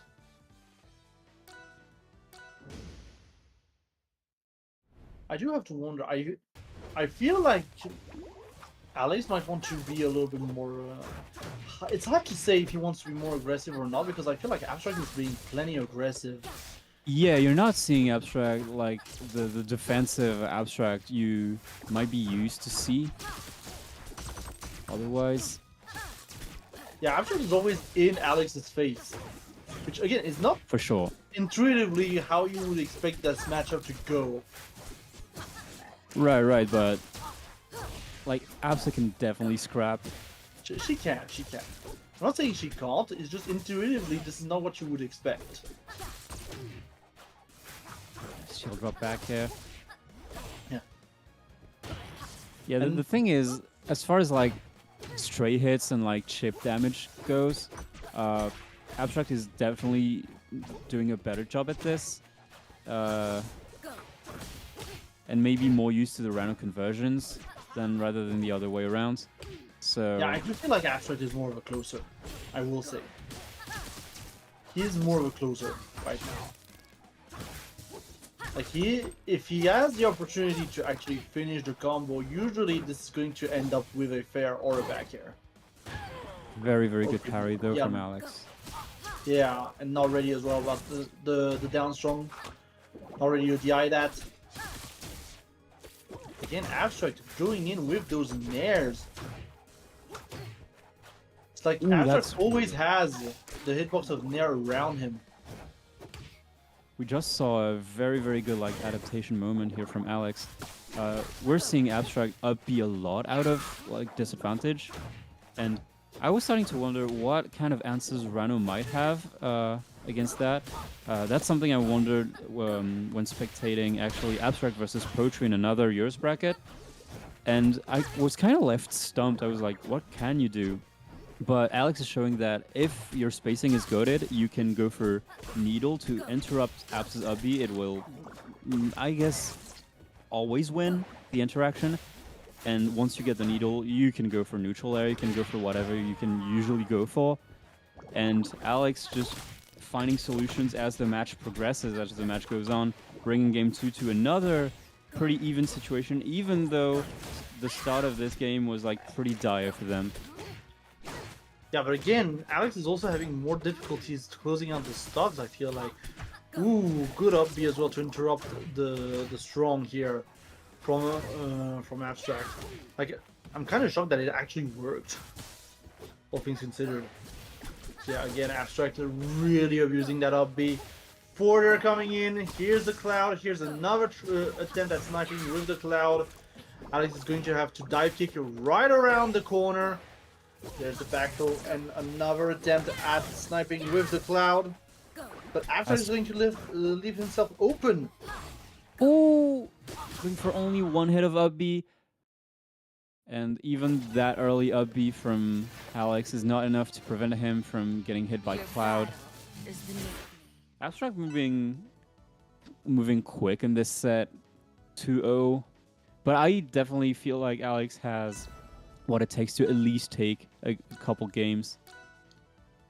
It's just a matter of being more consistent and finding the right spacing to punish Abstract and to combo them better. Yeah, I don't feel like this is one of those matches which might come down to just character matchup inexperience, honestly. And we are going to go to Aramada as well, which I feel like is a decent stage for Ronald to actually get conversions and some kills. For sure, yeah. But my gosh, actually recovering on that stage is going to be a problem. It's going to be a mathematical problem of its own. Sure. Yeah, how do you dive kick on like half a wall? You have to be pretty creative with it. Yep. But as you can see, those platforms, this layout just really good for Rano. I mean, I guess you don't need to recover if you don't go off stage. I think that's his plan. Okay, good F strong though from Abstract. Alex kind of has to stall here in order to get back. Yeah, it's But also yeah. interesting how he's just never gonna be able to use the bubble for his own recovery, because we've seen that Abstract can just like cloud on reaction, but the stall itself granted by the down B move might be what he needs to just grant himself some kind of like timing mix-ups. Yeah, indeed. You can either stall or go for like an early double dive kick or like an early dive kick. Ooh, cloud extensions. Yeah, almost a little, almost saucy, honestly, from Abstract side. Here's Alex coming in with the tongue, and immediately the cloud leading directly into Upstrong. What a play here from Abstract, but we're still almost a full stock down. You can see Alex fishing for these straight back airs. Okay, air dodge is out of the up air. Fake confirm. Just goes for the shield instead of the CC on the up B, which unfortunately isn't gonna let him confirm on anything, but finally finds that straight back air we were mentioning. Nice parry here. Common RPS2 options for Rhinos to go for an aerial after down air on shield. But yeah, ooh, that was some kind of a magnetic hand action. I thought he was dead for sure. Definitely. I thought it was dead as well, because there was no double jump as well. That got sniped directly by the cloud. And now Abstract is the one who has to land, and it's going to be a difficult one, but there's the Nair into fair. 52%, it is not that bad of a situation for Abstract, honestly. Largely doable to actually close it out here. Alex is going to have to be very careful. Yep, unless the dynamic changes, it should be an Alex game, but it's up to Abstract to change things a little bit, maybe slow the pace of the game down. It's a large stage, maybe that's something you can use to your advantage, but right now he doesn't care. He looks like he just wants to combo this frog. Doesn't go for the dive kick. A little bit of a spaghetti action here, no poison stacks, so we're getting a short follow-up, but that's still a lot of percentage. Okay, gets up aired out of the bubble. Cloud. And I think there's no jump. No, there was still one. Okay. Almost thought that jump was sniped once again by the cloud. Excellent jump back into side B, but doesn't really do anything off of it. I don't like it when Abstract is on the platforms. I'm like, there's going to be a technique with the up air, but no, okay. We don't need it. Abstract is going to close this one out. 3-0 with, I believe, sour spot down there or something? I'm not completely sure what killed here. That was up air. That was like shield drop. Up air, yeah. Up air, maybe shield drop like double jump cancel up air or something. Yeah, so something like that. Abstract moving on to a guaranteed top 3 in winner's side. So that's another playing reaching the podium after Devexia. Money has been secured. Yeah, both of these players are securing at least $35, which is nothing to scoff at. In the meantime, all of our loser sets are now decided. So in some order, we're going to see Valve versus Kona, and Shurka versus Porky. Porky, another huge surprise in this bracket, seeded 31st somehow in losers top 8. Somehow. The Brits are really good. I do not understand this bracket, honestly. I do not understand the inner machinations of this bracket. I would like to have some extra information from Doctor Strange. I mean, how could you understand it? Have you ever played Rivals 2 with $230 on the line? True, be honest. True. We neither of us have. True. I mean, I guess kind of. We went to UFA, but like we're never going to get to the top. Yeah, with hopes of like going 1 and 2 or something. Yeah, exactly. Okay.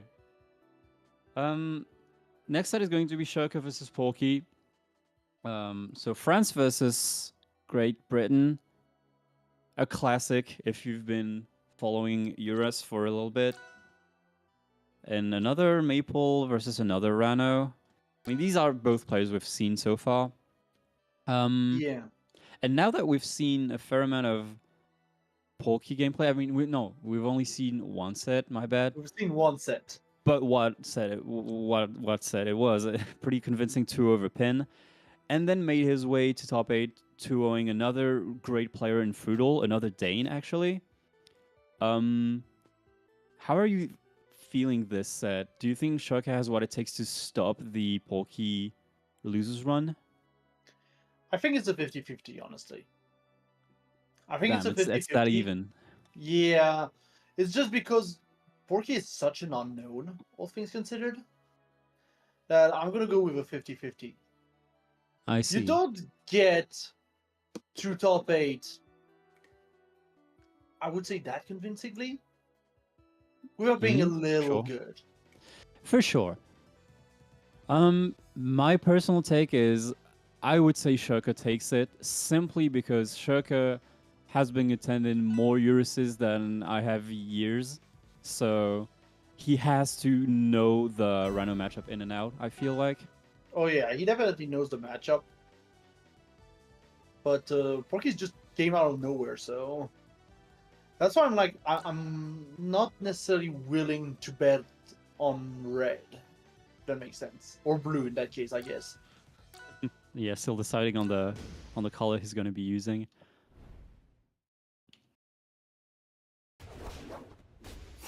Okay, here we go. Game 1, Ethereal Forests. Yeah, just a little bit of a smaller main platform, but at the same time higher blast zones.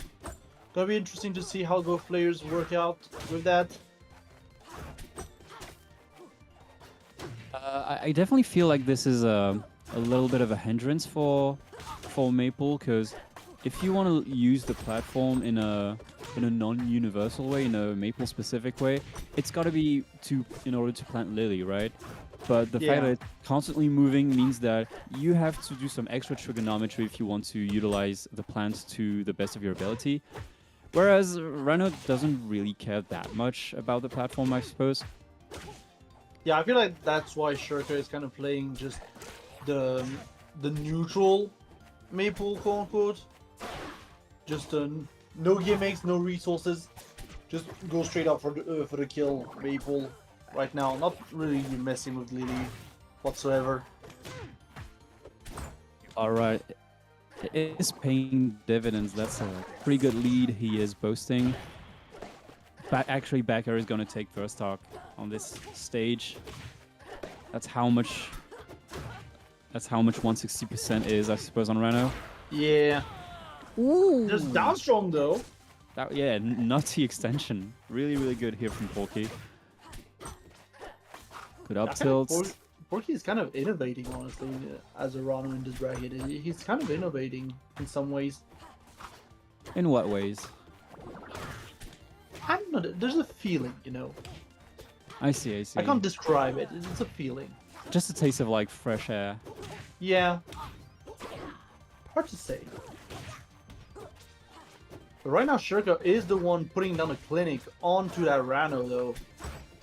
Yeah, it doesn't look like he's phased by that new player. Like he's maybe he hasn't seen this specific playstyle, but maybe it's an amalgamation of of lots of things that he already knows. Uses the tether here, and instantly remarks Rano just to be sure. So important for both disadvantage and punish. And with the down strong. Oh, and no jump. I believe never mind. But this that drop nair surely will do it. Porky in the lead for this game 1. No extension here because of the platform, kind of. Yeah, no, again, Porky being very on point, honestly, on those combo extensions and on those openings. But immediately gets clipped, though, by the forward air from Shurka. Kind of jumps into it as well. That's going to be back to even and back to last stock. Okay, down throw. We're being careful on Porky's side. We're being careful. I like it. Although 3 jabs are getting countered by by Shurka's own jabs. The F tilt is a powerful move. Shurka throwing a little too many dash attacks for my liking. I don't know if these are genuine or if these are like misinput F tilts. But so far, it's working out for him because Poki's not really punishing them. Nice coverage. I guess Rollin was the least damaging option here for Shurka. Okay. Yeah, the thing Really, is with really careful. The new suppress dash attack option, I feel like you can't exactly miss up tilts or forward tilts anymore. You'd be surprised how many dash attacks I still get, but that might be that's a me true. thing. Maybe the snapback. You might have snapback on your controller. Yeah. That's gonna be my copium. I like it. Right, the seed is on. As long as you don't get thrown, that's a lot of extra mental stack here on Porky. They're just not willing to commit. Like they don't want to engage. they're just undershooting everything. Ooh, goes for the maybe unexpected up air, and Porky doesn't SDI up in time. In one going to Shurka just by the length of a hair. Yeah, it is. As I said, this is looking like a 50-50, honestly, between the two players. Mm-hmm. This is way closer than many of us would anticipate. Let's see if Shurka can get some momentum off of this first win and make game 2, 3, 4, and so on less even, maybe. Or will Porky adapt in time? Godai Delta, another pretty good stage for Rhino, but also decent enough for Maple. I don't know if there's like real counter picks in this specific matchup. I would have to run the numbers, but I'm too tired for this right now. That's fair. A Waveland. So far, Porky eating lots of chip damage. Not that's getting. the thing. Shurka has been like kind of covering this left side with a lot of nairs and everything. Yeah. Porky has not been finding his way back onto the stage. Oh my god! And the early kill. uppercut as well is going to get the early kill. Thank you, Godai Delta. Please type in the chat. Thank you, Godai Delta. That must have been some kind of like DI mix-up, because Yeah. that was no purple, and maybe Porky was expecting some kind of like forward air or neutral air, and maybe DI didn't because of that. But regardless, Shurka having an okay lead, although 94%. It's like decent, but now he's kind of on. Yeah, he's kind Now of like in sweet spot up strong territory, right? Yeah, And he he's has in no the zone. tether. He's in the zone. But how is Porky already over 100%? The nairs! It's the nairs, honestly. It's The nairs have been doing a lot.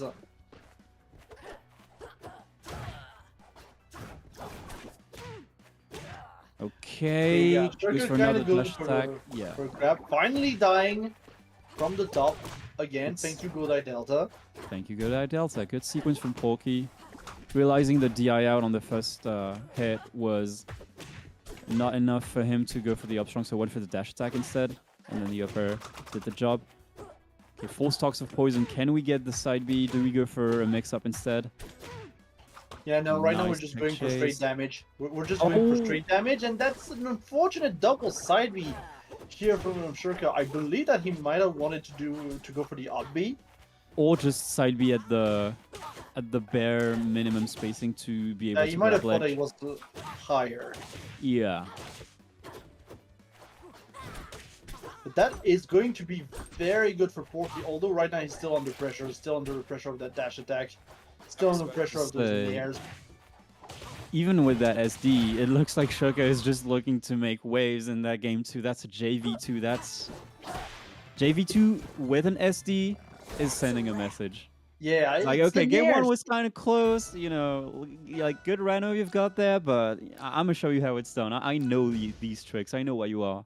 It's the nairs, I tell you, it's the nairs. Porky's like struggling to deal with those nairs.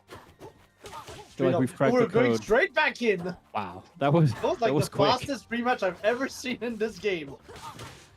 Yeah, too quick for Hokuri to keep up. That's impressive.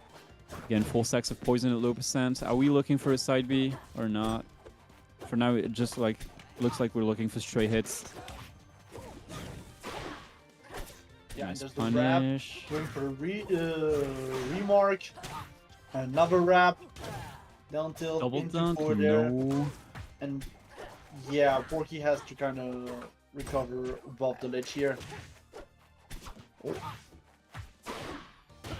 And the nair into the down strong. Yeah, Shurka has his number. He's calling right now. Telling him he Absolutely owes calling him right money. now. Yeah. Soon you're going to hear the Nokia ringtone come out from the stream. Oh, went for the up tilt. Interesting choice. Oh, he gets out of this pickle and manages to no get a tech. really good edge guard. Yeah, the Mystic. Really pleasant surprise here for Porky. Shurka trying to say stop playing with your bubble here, and immediately There's the side B. getting punished for it. There's the And all of a fabled sudden, 4-stack side B. Yeah, all of a sudden Porky is in the lead. You know what? He is. Now the question is, how many nairs to get back off the lead? There's Already one.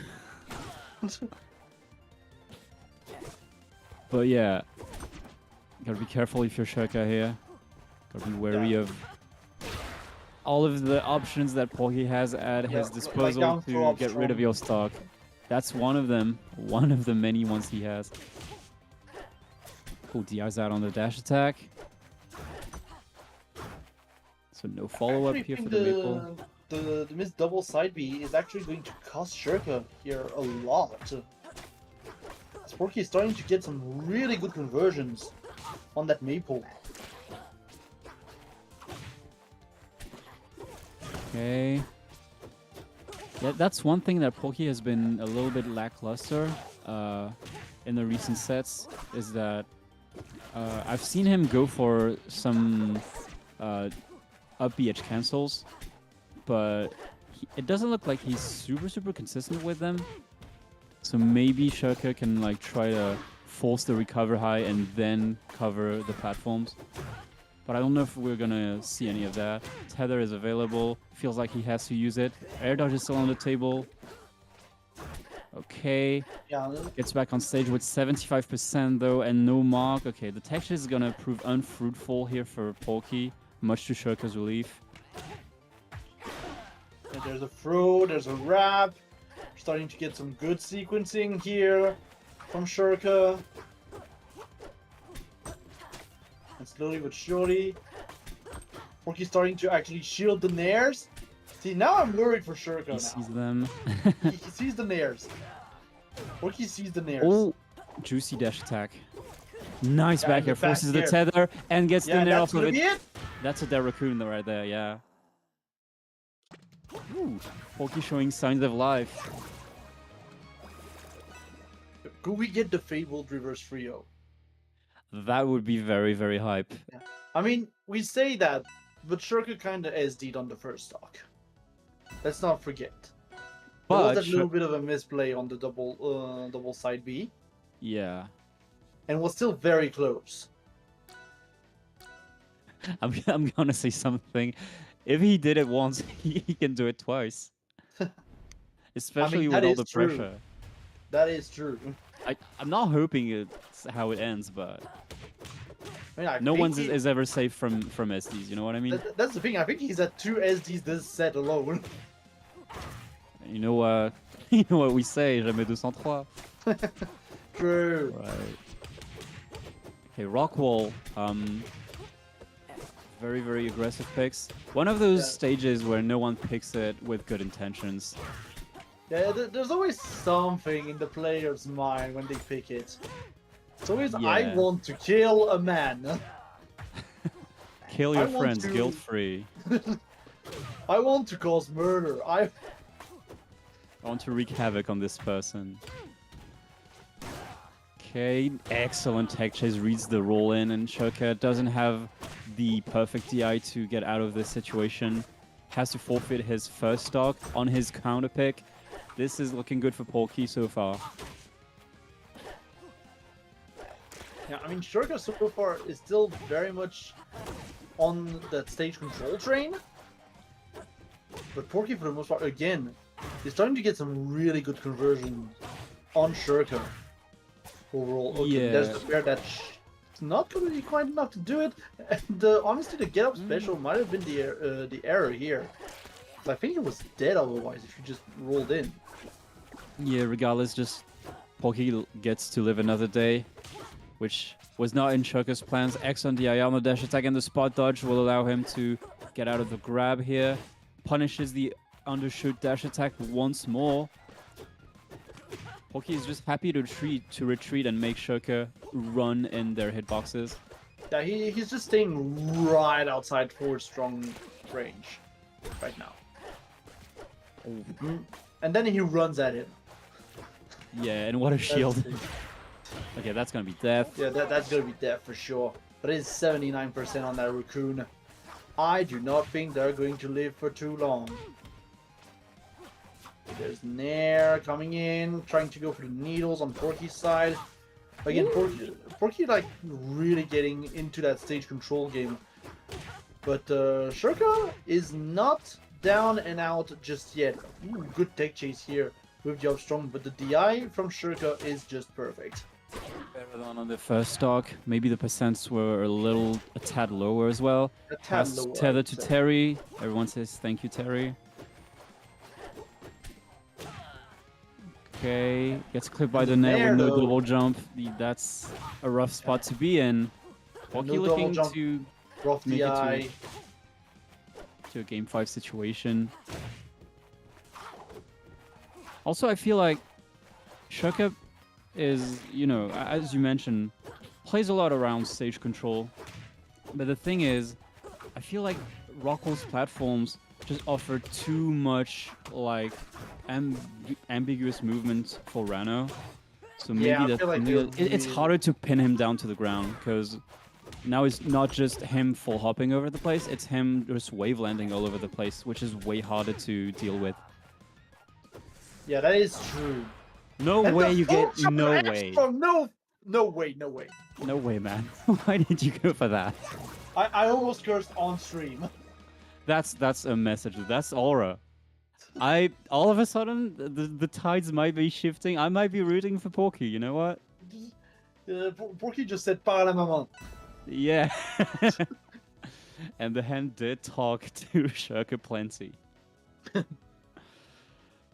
All right, game 5 situation again. Porky making everyone's just jaw drop. Like, I'm seeing Watto in chat, who apparently the only data we had on Porky was that they once teamed with Watto in doubles, and Watto was like, "Yeah, I know them, I know him, but I'm surprised he got this far." So even if his friends are like, "What the fuck is he cooking?" Then who's to say how far he will actually go in this top 8? But Dojo, pretty good stage for both characters. This is going to be a murder scene both ways. Oh, indeed, but you gotta remember, it is Rano's stage. As long as Hodan is not in the game, this is Rano's stage. He's got like home field advantage, is what you're saying. Exactly. Hmm. Problem is that right now Shurker is just saying, I'm going to play helicopter and you're going to have to enjoy it. Ooh, the first ledge hog we see in the set? Question mark. Yeah, all of a sudden Shurker no longer looking like a helicopter. I will say that much. Oh my god, he's just getting strike thrown all over the place, and he's got 4 poison stacks. If he gets side beat, this is like pretty much getting him into kill percent range. And Porky's just happy to sit on that platform and throw needles. He doesn't have to approach, he doesn't have to commit. Yeah, he's also trying to follow up a lot with downstrong. Trying to cover horizontally quite a bit. Yeah, I get it. Nice coverage, nice timing here. Shurker making a quick work of that first stock with a downstrong of his own. Doesn't go for one this time around. Porky just letting Shurker pick an option first. Ooh, barely Yeah, misses. doesn't get the right spacing on that Upstrong. Otherwise, that would have been murderous. Probably not dead, but murderous for sure. Yeah, he's shown how consistent he is with those on Follows up Rockwell. every tether as well. Like, he is ready for the tethers. I mean, yeah, if you're actionable during the tether, if you're actually expecting it, it's actually pretty rough for Maple. I'm not gonna lie, because everyone has such big hitboxes in this game, so it's actually kind of easy to cover every option. Okay, Porky kind of feeling himself and goes for a deep edge guard. Yeah, and there's the forward air. Tricker in a difficult situation here. Gonna be able to get make it back nonetheless. Follows up with the down strong, putting Porky in an edge guard situation, but Porky says no. Porky says, I'm going to stay in my home. I don't need to pay rent. This is my home. I trained here. Back here. Again, attempting every smash in the book. That's like the fourth I've seen right now from Porky. He wants blood. He is going for it. This is not a pacifist frog. This is a murderous frog. The risk reward does seem to be heavily in his favor, though, I have to say. I mean, he does have a stock lead, so you know, why not? And the next one that hits just straight up kills. Oh, right. Careful, Shurka. That's gonna do it. Yeah, the bad DI is going to do it. And now, simply avoid getting hit. Yeah, you did not. Not like that, you know, not like that. You did not accomplish the mission. Mission fail. Porky making another upset. What is going out? We'll get him next time, Chad. We'll get him next time. Yeah, stay tuned, as he's going to face another French player in losers' quarters. So, Porky the French player. Maybe Nosages will finally knock him out of bracket, or maybe he won't. Who knows? In the meantime, what I can say is that Porky ain't a pig. That's for sure. You're right. Shurka out of 7th. That's pretty rough, but it's not the first like big negative surprise we've seen during this evening for sure. I'm not commenting about the bracket anymore. Yeah, I mean, to be fair, getting top 8 at specifically EURAS number 50 has to be really, really good. So, props to Shurka for making it this far. Unfortunately, wasn't able to put an end to Porky's like devastating losers run. And next up is going to be the other losers, 8th in Kona versus Valve. So Valve, the like Southern French enigma, I guess, and Kona, the Finnish Locks ranked grinder. You've definitely met him, maybe not under this name, maybe under the name. I'm not gonna attempt saying it. Actually, my Finnish accent is terrible, but yeah. Loxodon versus either Krag or Galvan, so big body on big body action for the first time. Yep. This is going to be a bloodbath. This is going to absolutely be a bloodbath. This is what I live for. Yep. Those are the best matchups in any game. Yeah, I mean, this is definitely like... I feel like this set specifically like talks to us on a pretty good personal level. Like, we're both Loxodon mains. We both like those big guys. Yeah, and I was trying to think of where I saw Valve because I've definitely met them. I think that was at yeah, I think that was at Evo France. Might have been at Evo France. He might have attended. Yeah, he might have been in attendance. Just that I didn't cast Evo Friends because I kind of decided to watch Street Fighter 6 instead. Like, did he enter one of the Rivals 2 brackets when he was in EVO France? I think so. I'm not completely sure about it. Yeah, I think so. Let me check in the small amount of time we have left. Valve, there you are. I mean, it would make sense because he's from the south. In the region, and we know that, Evo was a little bit of a weird case of, like, we knew, like, 2 weeks ago. Apparently, he didn't attend any Rivals 2 bracket. Maybe you saw him in another context. He did go to UFA, though. He did, yeah. Went 4-2, making top 16, which is really good. Only losing to Gothics and Charby, which very commendable losses. Yeah. Anyway, still hesitating between Krag and Galvan, going back and forth. Oh, Kona, put that cow skin away. Ugh. No one plays this. All right, it's gonna be I some mean, it's not Crag the versus... worst skin in the game. No, but it's pretty Like, damn close in my opinion. not the Lion Setter burn exists, so... Yeah, I suppose. Okay, going in for this next losers round 1 of top 8. Losers top 8. Immediately, Kona going for a little bit of a ledge trapping action with the meatball. Yeah, that's the classic locks. Yep. That's like the one of his many like wall tech checks. Yeah. If you can, good for you. If you cannot, a little bit too late on the ledge hog. A little bit too early, sorry. Oh, There's a lot of scrappiness What? here. this is wild. Yeah, that wall was everybody's friend and enemy at the same time. This is like 4 interactions in a row where I was like, okay, I'm pretty sure what's gonna be happening, and then was like, never mind. No, we're changing the script. Today has been we're changing the script. Like for instance, Rock's just staying there ledge hogging Crag. We're changing the Yeah. script. We're just flipping the script. To be fair, like pre nerf, Crag definitely would have been able to make it back, but it's crazy how if Crag has no pillar now, if you're able to hit him just once, he's just really bad at recovering. He's kind of just dead meat. It's not that quite, dire, but but yeah, you know, it can be. I like though that Valve kind of just went for, yeah, I'm going to remove the pillar from your feet, but immediately go for another pillar. Yeah, Finally Valve, takes the stock. yeah, finally taking a stock, finally getting some momentum back, but that might be a little too late at this point. So there's the Afro, gonna have to deal with the meatball, and there's the down air, and that's gonna be it. I love Kona's gameplay. I love that they went for an up strong that got shielded, and then like still grabbed Kona out of grabbed Valve out of his shield drop. Like up strong, like Magma up strong is positive on whiff. I'm pretty sure. Yeah.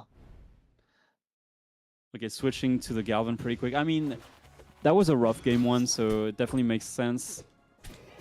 Although Yeah, some I'm trying people to would have look sticked with Galvin for maybe another game since this is first to 3, but I definitely respect the decision here from Valve. Maybe more comfortable with this. Oh, I mean, he unable definitely to felt grab. comfortable with the Galvin when we saw him on stream. Yeah, no jump, no magma. Misses the down strong. Okay, that's gonna be a Yep. shield grab.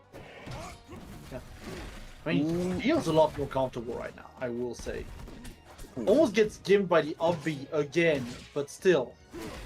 Yeah, pretty solid wall text. That's the main thing you wanna keep doing against locks. Is as long as you can wall tech, you should be fine. Yeah, I mean, these people are just playing at the wall See? at this point. They're just moment you playing miss at the one- wall. Yeah, there's a whole stage to play on, you guys. You know. I mean, I guess the wall is very appealing. When you're being killed from the top like that, I guess the wall is very appealing. Yeah, and to be fair, like once you get the hang of like wall techs and like off-stage reversals, it's just very tempting to spend most of your time at the ledge or off-stage. This makes for really cool matches, but also it's very frustrating because then you get hit by locks down air, you don't tech it, you're like ah. Now, Valve going very far for this side B as well. Immediately gets the forward air, and that should be it for Kona. And immediately the steam is going back onto the Galvin's favor. Yup. Again, Valve using those interesting side Bs in neutral, which are not getting punished, but I'm not sure he would get much reward on them, especially if Lox is sitting at like only 19%. Who almost gets hit by up B2. I think he still has what it takes to come back. Does he have air dodge? He does. Yeah, he does. Takes the up B, that's really And good. manages to recover his resources all of a sudden. Hmm. And we're going for a little bit of up air action, a little bit of projectile action as well.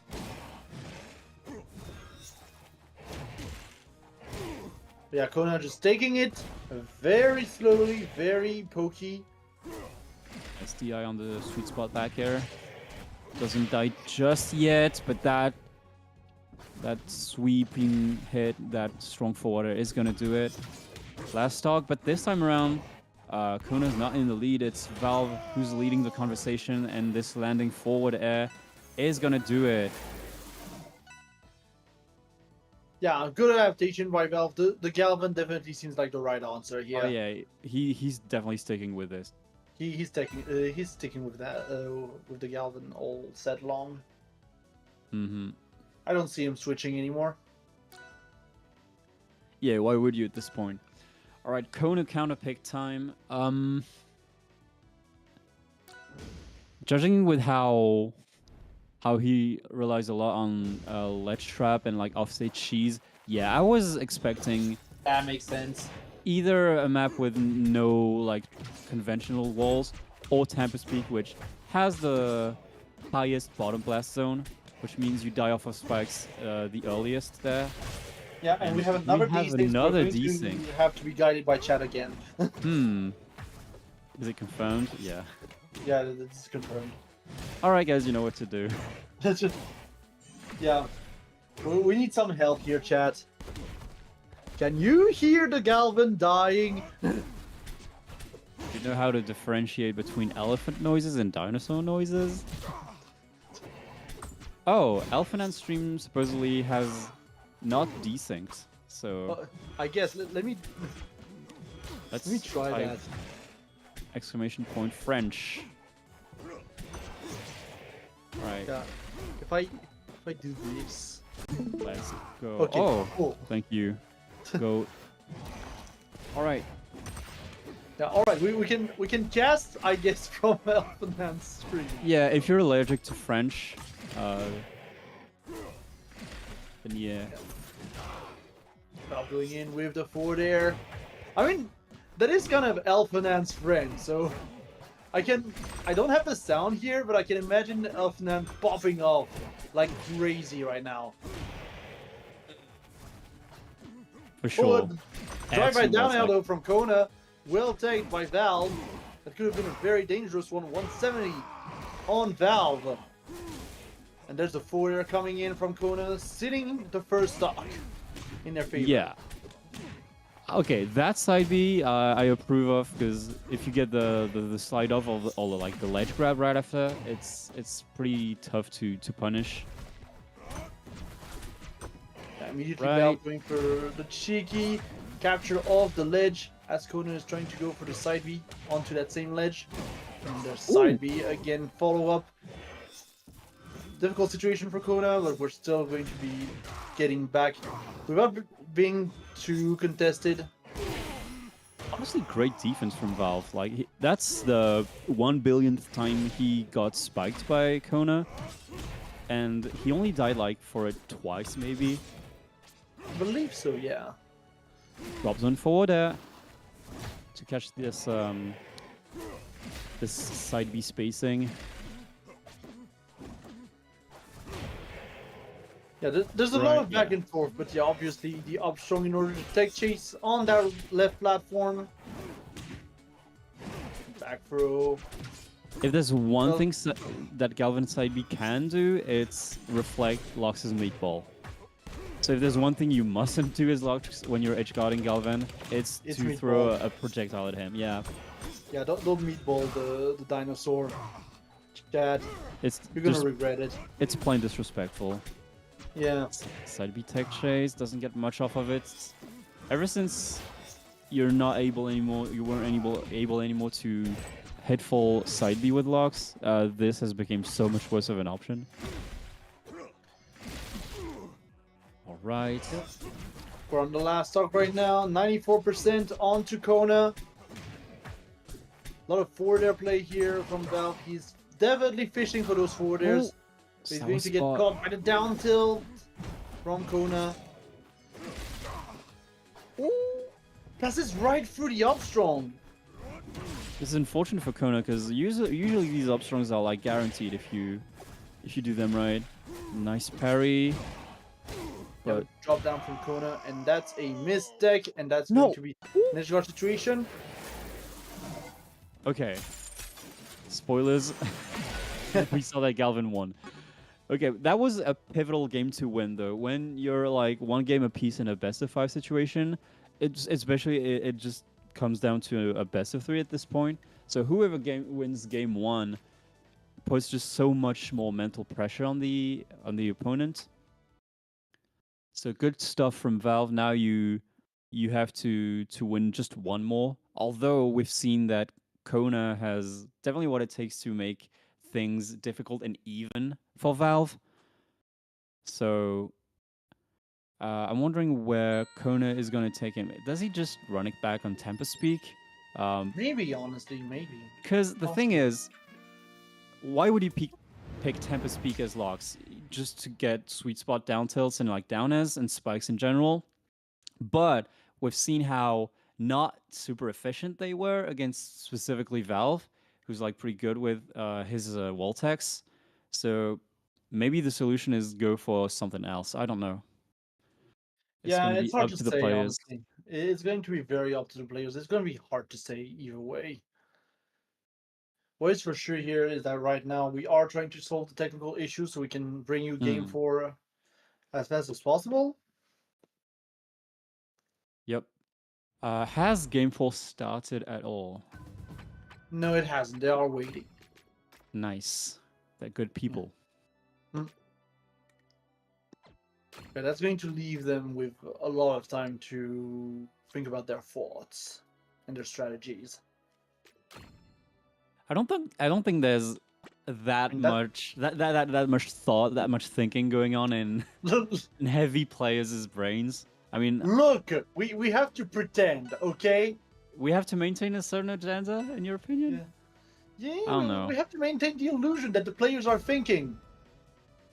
Otherwise, it's not Oh, as that impressive. one. Okay, I thought you meant, as heavy players, we have to. I am not maintaining the illusion that I am thinking, okay? Yeah, this one is too hard to keep. We're playing locks. We're not doing rocket science over here. Exactly. Okay, game 4 runs it back on Tempest Peak. I'll say Tempest Peak has other advantages other than just the bottom blast zone being super close. It is those platforms, because unless a platform is like at the very tippy top of its like possible height, Upstrong will hit. So that's like really good for locks. That is a very quick stock, honestly. That is an extremely quick stock to get. Yeah, for once the spike strategy does work out for Kona here. Yeah, it feels like Kona is a lot more in your face right now. Playing a lot more in Valve's face. He's all magma'd up. So even if he gets knocked off stage, he has plenty of mix-ups, but the parry is going to make sure you get rid of this. He doesn't have any air dodge, he doesn't have wall jump, so that should be a ledge hog. Yep, Yeah. easy stuff here for Valve. Who didn't take much damage since he lost his first stock, so that's pretty much even. Yeah, essentially. Okay, we're trying to take chase on that platform here on Valve's side. The weight, just to account for the tech. Okay, up throw is gonna get DI'd in, which honestly is the best thing you can do, otherwise you get comboed, but that meant you get sent off stage, and if you don't take that as well. Yeah. if you don't take that specific Galvin back air, you're eating wall jump forward air for sure. Here's command grab. We'll play off the UFO. But yeah, lots of back row coming up from Kona. Kona is definitely trying to go for maybe an early kill off of a Gimp. At this point, you kind of have to. It's You your kinda potential have to. last stock in losers bracket, so. Yeah. Like, you can kind of feel the panic, honestly. To an extent, you can kind of feel the panic in Kona's play. Okay, Valve going for wild callouts. Yep, Kona going for the back air, but like, Valve can afford to play just a little more fancy, just from the lead. Yeah, Not you too can. surprised. You were right saying that you can see Kona's panic, like, wasn't able to Yeah, punish the charge strong at ledge. Okay, yeah. finally gets the erupt into back air. One quick stock could bring this to a game 5 situation, but all that Valve needs is one clean hit. This forward air being one, and the DI is not going to be enough for Kona. That's a taunt, well deserved. Pop off, I assume, for Valve, who's going to be moving on in this loser side bracket. And if he wins one more set, he gets some of the prize pool. Which, by the way, before we take our leave, reminder that there's a Matcherino that has been set up, and if you type exclamation point prize pool like this, you will get the link to the Matcherino. Still $230, which is still a crazy amount A of lot money of money. for That is that a lot of tournament. money for rivals. But if you want to contribute even more to raise the stakes even more for this top 6, you can do so by donating however much money you want. And yeah, I think that's going to be it for the both of us, if I'm not mistaken. Yeah, that is correct. But before we go, we're going to take one more look at what is coming up next with the upcoming top 6. We've got Devexia and Abstract who are going to fight it out in winners finals. And then on the losers side, we've got Alex, who's going to be facing off Valve, and Nosage is facing off Porky. Lots of good match coming up, and you're going to be in good company as well for those. Oh yeah. Don't touch that dial. The EU Rivals Amateur Series will be right back for this special 50th edition. So don't touch that dial, don't change the channel, and we'll be right back with some special guests as well on the mic.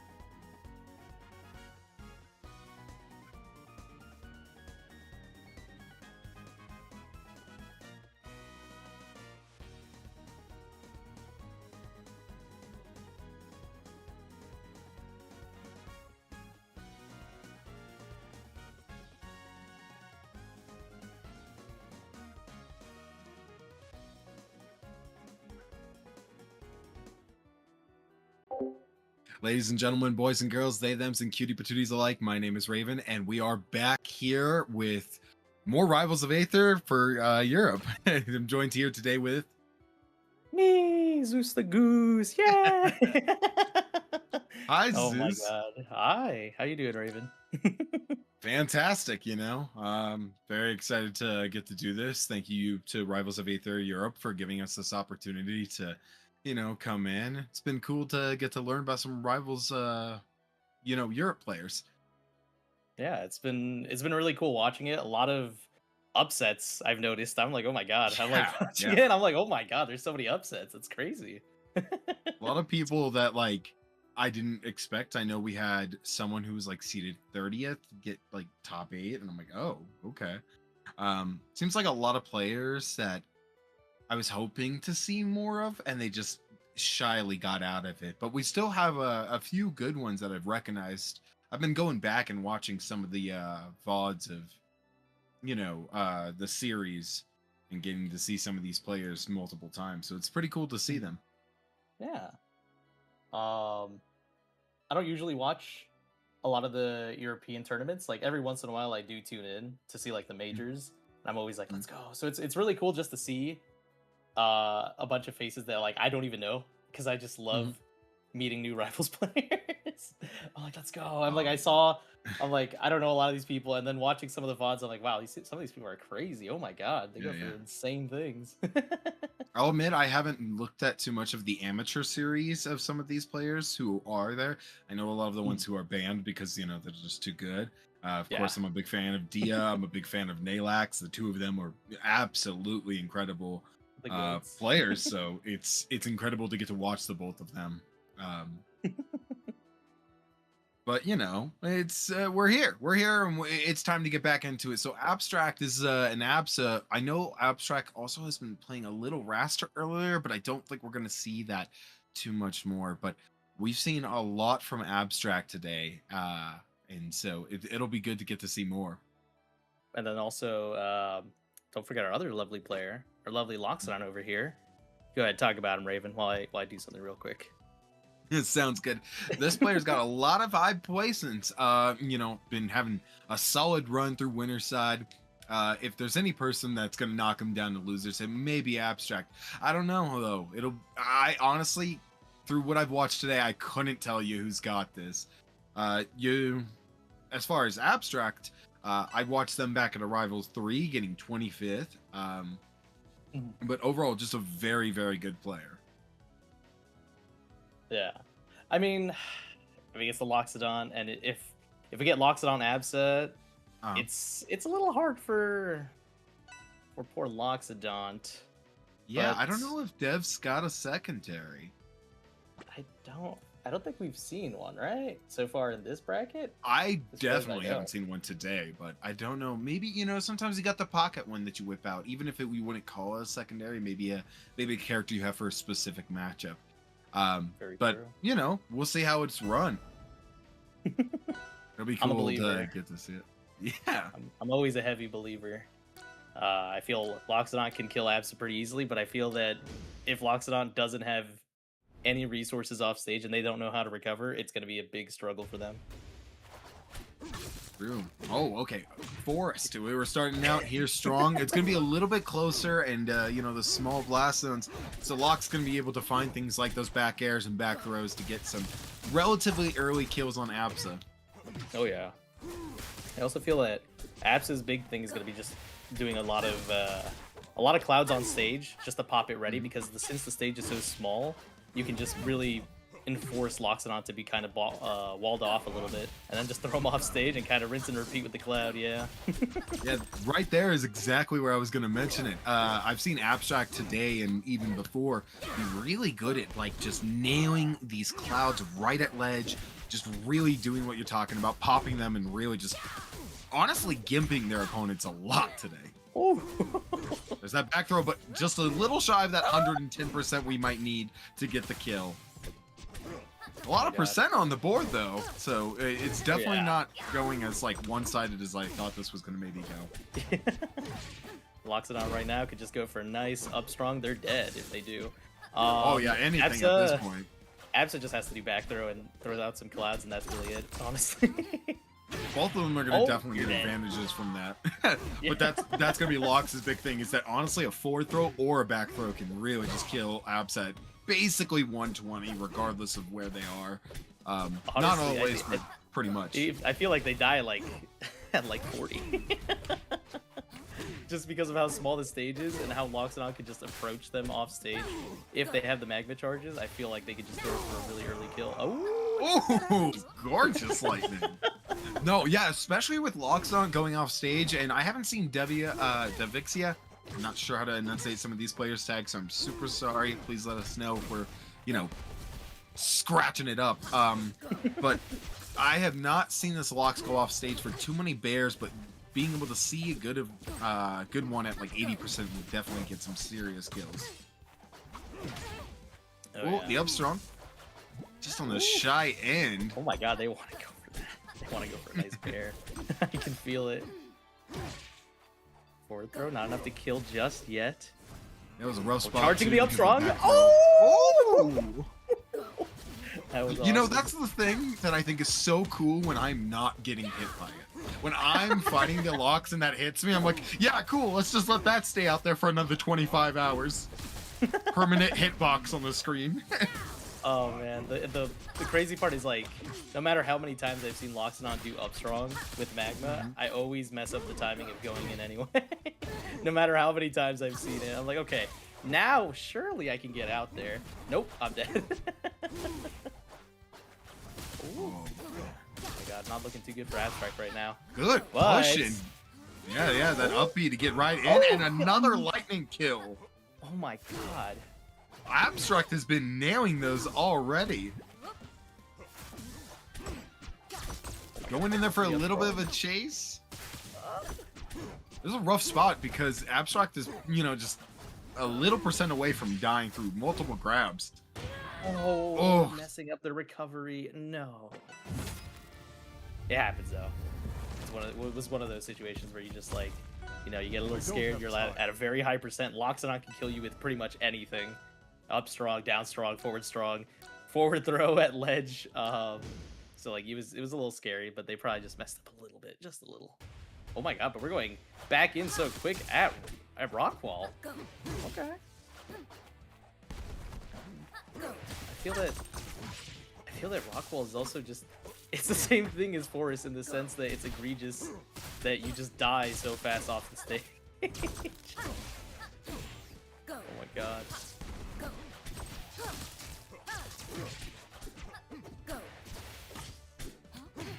Oh. Oh, Raven, are you still there? Uh-oh. Oh, my mic was muted somehow. I was like, why is Raven so quiet? I was, talking to myself, and I was saying basically, I think it's going to be a valuable tool because Abstract likes to play center stage and has very good control of it. Devexia sometimes wins center stage, but, Abstract, will be able to get out before getting, losing neutral at the ledge. Because look at this, even in this moment, Abstract just puts Cloud out, and it immediately starts trying to go back more to the right side. That being said, still getting hit by the up strong. I feel like I'm not seeing too much cloud usage in the sense that like I feel that Devexia has not been really punishing the use of cloud, like trying to parry it, things like that. So I feel that Abstract should be trying to go for some more cloud shenanigans. I feel that it's good damage build, but they're just like, they throw it out, maybe get a hit, and that's really it. Okay, but now Devexia was gonna parry it. Okay, never mind. I think what it is like as the set's gonna go on further, they don't want their opponent to get more adapted to the timings, the patterns of it, and so they're maybe kind of holding on to Cloud a bit more. Possibly. That is a good thought. Yeah. You don't want your opponent to really understand your rhythm right away, You change the beat up somewhere in the song. Oh. That's one of those situations where you just gotta get up as fast as possible, honestly, because the longer you wait, the more power that up strong's gonna have. You and I were talking about melee a bit. I'm so kind of used to melee where my logic is always like, if I'm not sure, I can kind of wait out my tech option. But in Rivals, you get punished if you wait out your tech option pretty fast. Yeah. Ooh, a little bit of buffering on my end. There we Yeah. go. Oh, you having that too? Yeah. The joy of streaming. Ooh, good grab. Oh. There's some serious percent not gonna kill. Definitely gonna make it mad hard for Abstract to really get in now. Maybe we can see some of that lightning usage we saw in game 1, but it's gonna be a rough spot to, you know, get this kill and then build up for the next kill. Okay. Good pop to bring him back. Oh, that was a bad. Oh, that's a kill though. That was crazy Okay. because on paper it looked pretty bad as an option there, but totally made it fine and actually got the kill off of that. Yeah.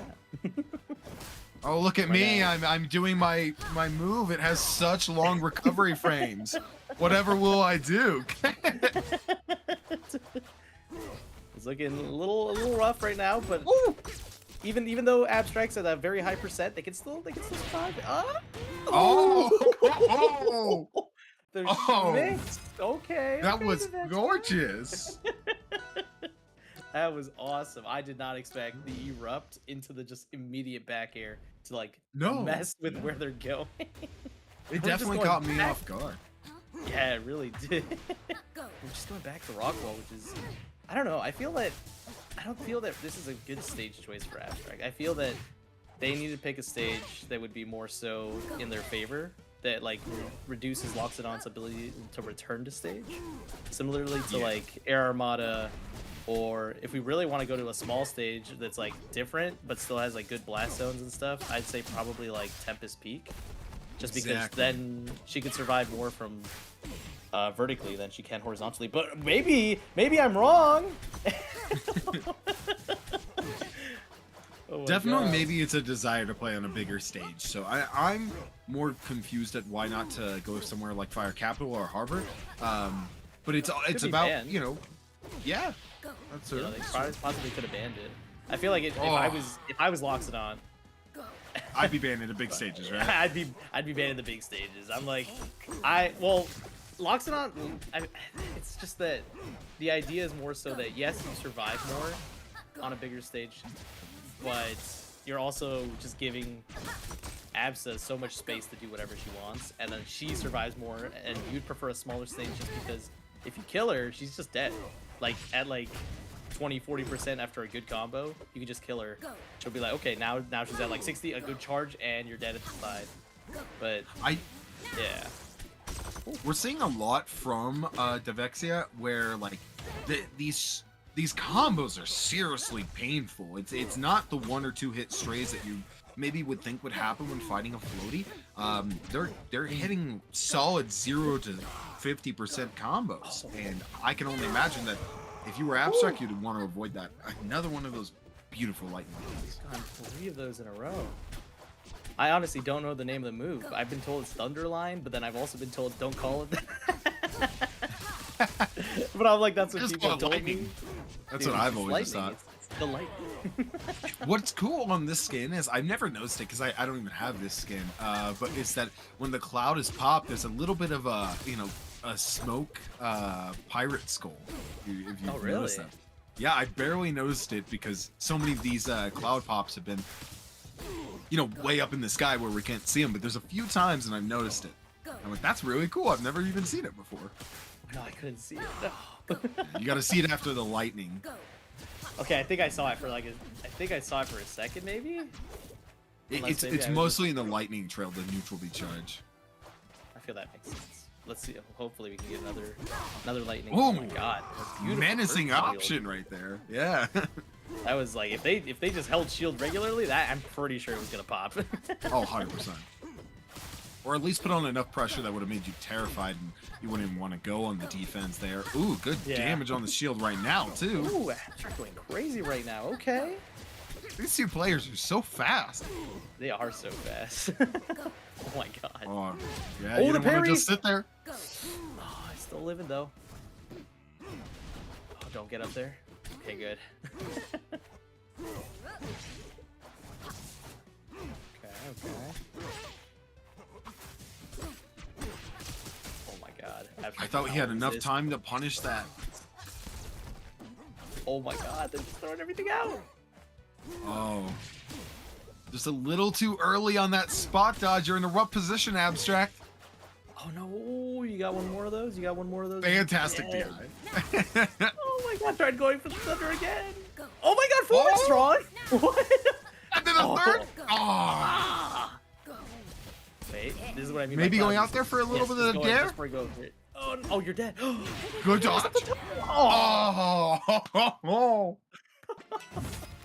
Dude, what a great run. I mean, You don't deserve power. it's a shame because you know, Abstract kind of struggled in certain elements, but like it just, I can't even blame them. That seemed like a very I would use like stuck between a locks and a crack place. It was just it was a tight Okay, spot to man. be in. It That was- entire set, Dev did not let up. Yeah, I felt like Dev was kind of all over Abstract most of the time, and when Abstract, they were doing really well at the end there. I will say that they were starting to lock in, getting a bunch of cloud pops, doing so much damage, getting their combos, but they just couldn't close it out. They moving them to loser's side, but you know, you never know. They could come back, do something really crazy, and maybe get revenge. Who knows? You never know. Yeah, I mean, That also Losers puts finals, Dev plenty in of time to grands. warm up too. Yeah. I know next we've got Alex versus Valve coming up. That's going to be a great set. I've been watching a lot of Alex's run this tournament. They've been doing well. And then in the other side, we also have Nosages and Corky. So again, just honestly, straight up banger players that from the moment I watched them, you know, this morning, running their sets, it's just been incredibly strong players. Oh yeah. I've Valve hearing a was lot actually of- seeded lot of number things about 1 these today. players. Let's go Valve, my fellow Crag / Galvin player. But Alex over here being like a crazy Rano. I was watching some of their gameplay and I was like, oh my god, they were getting some upsets. I saw them. Then they knock out seed number 2. I believe so. They actually, I know they did Rano did it early on, and they did gorgeous. That's what I'm thinking. I think that was the second seed. Like Meanwhile- I was watching while doing things, but like I did watch, and I was like, they're going crazy. Like they're just moving around, punishing off stage, going insane. Like it's awesome to just see another Rano player like that. And Valve winning multiple tournaments, multiple weeklies. Just a very Valve. strong player. I think they lost to, I lost who it was, but they had a very tight knit game when they lost earlier. I could check. It was against Dev. That's what it was. No, Valve lost against no No. sages. That's what it was. No Sages lost to Devexia. That's what I'm thinking. Sages. These names are so awesome, man. I'm like, I've never seen these names, and then I'm seeing them. They're just amazing. But yeah, I wonder if we're gonna get Crag at all. I feel like we're probably not. I feel like when I was watching their Crag, they were doing well in a lot of places, but the changes definitely affect a lot of people's recoveries in different ways. And I feel like their Galvin was just popping off way more. Their Galvin is real strong in like utilizing certain tools, like especially like Saibi. Oh, Raven, it might be no sages. Yeah, I think it is. I think I misenunciated that earlier. It's okay. But no Sages. Got that. I'll have to keep repeating that. But Valve earlier, when I saw them, was utilizing tools like Saibi, and I just think like when you have tools that you're using so well on a certain character, maybe you're more familiar with another, or like more comfortable with another or something. But you know, you gotta kind of take the fact that you might be a bit, you know, better with a certain character in certain ways. Maybe not always or permanently, but it could just be a lot of reasons too, especially when these people fight each other so much online tournaments. They start to recognize one another and start to kind of adapt to each other, you know? Yeah. I know if I play my Forsburn against somebody a lot, I'll try to not use my Forsburn just because I'm like, they know what my Forsburn can do and what I'm kind of thinking, my styles, my choices, and stuff like that.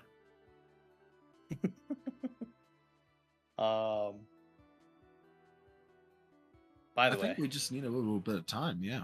yeah, I was just gonna say. Mhm. By the way, guys, don't forget there's also the French stream Yes. that's being recasted over on El Fanan's channel. Um, basically having a recast in French for you lovely peeperinos. So definitely check him out. It's very lovely of that. Oh, the game crashed. Okay, so we gotta give him a minute. Also, support Rivals of Aether Europe. You know, like they got a code. Yeah. ROA Europe. Super schnazzy. Use their code. I always think it's really nice to. My favorite thing to do whenever I'm supporting a creator is I always love supporting a different creator every time. Like, sometimes I'll be like, okay, well, this person's my friend, so I'll support him again. But after that, then I'm like, okay, now I'll support somebody I don't know at all. Okay, give me a list of names, and I'll just ask people while I'm streaming, and they'll be like, there's this person. I'm like, oh, okay, perfect. I'll support this person. I guess Rivals of Aether Europe will be my next one. I will definitely put that for my next one to support. I actually adopted that style from you because I know not everyone else does, but I do check my sales when you use mine. I particularly use that funding for me. It's just, I'm not gonna lie about that. But I saw once Zeus used my code, and my brain started thinking, oh man, yeah, I forget that creators also buy stuff too. I should buy something and use code Zeus. But yeah, it's also very nice when you use something like Rivals of Aether Europe, because you're supporting not a singular person or a content creator, but you're supporting the community and these tournaments that are happening. So it can be good to recycle some funds in there. Yeah, it's always nice to support the community, especially because like it's nice to see tournaments like this. I know that I know some European players have told me like they're like, oh, we want more tournaments, we want more things. So I'm like, it's really cool when they get the support and are able to host things, because I want their scene to thrive, you know? Like I know us, Exactly. we're over here where we're kind of privileged, where there's like a tournament at least like 2 to 3 a week guaranteed. Yeah. And I'm like, we're very privileged in that sense, but I would love to definitely support them more and do as much as I can. And I know a lot of people would love to see their scene grow as well. So I will always do as much as I can to help them out. And I know other people will. So definitely use their code. Help the community. They deserve it. They're very lovely. A lot of the European players are very kind, lovely peeperinos that I've had the pleasure of talking to, and I'm always just like, man, like even no matter where I go in the Rivals community, everyone's so kind. It's one of my favorite things about the Rivals community is that everyone likes to be a bit nice, and that doesn't mean no criticism, but let's all be kind to each other. You know, we control this community. Correct. Oh man, here we are. So Alex and Valve running in on Godai to start us out. This is gonna be a cool set to get to see the two different, like, even perspectives in neutral that we're seeing already between Needles and Magnet. Oh It's yeah. just one's more of a dart-like kind of like little fox laser, and the other one's more of a heavy-hitting Falco laser. Both being used in different ways, but still, you know, seeing who can get advantage from them. Good down Yeah. to start that out. Ooh, get the Nair train. Okay, dash attack. Oh man, I'd love to see more Nairs. The Nair is just so good for Galvin. Oh, it's super powerful. I've heard people say that they don't think Galvin's that good. I'm like, guys, that's not true. Galvin's pretty good. I think I've just realized with Rivals community, sometimes people just kind of maybe take their umbrella of experience and put it under that, because I don't think any character in Rivals is bad. I really Yeah. don't. I think the closest we've had to a bad character was maybe Edois on release, and even then, it was mostly just, I don't think players were playing him like we are today. So. Yeah, it was definitely just one of those things. It happens every time a new character comes out. It's always just a new character's out. I don't know how I lost to like 50 people who use the remains that they've been playing since the start of the game.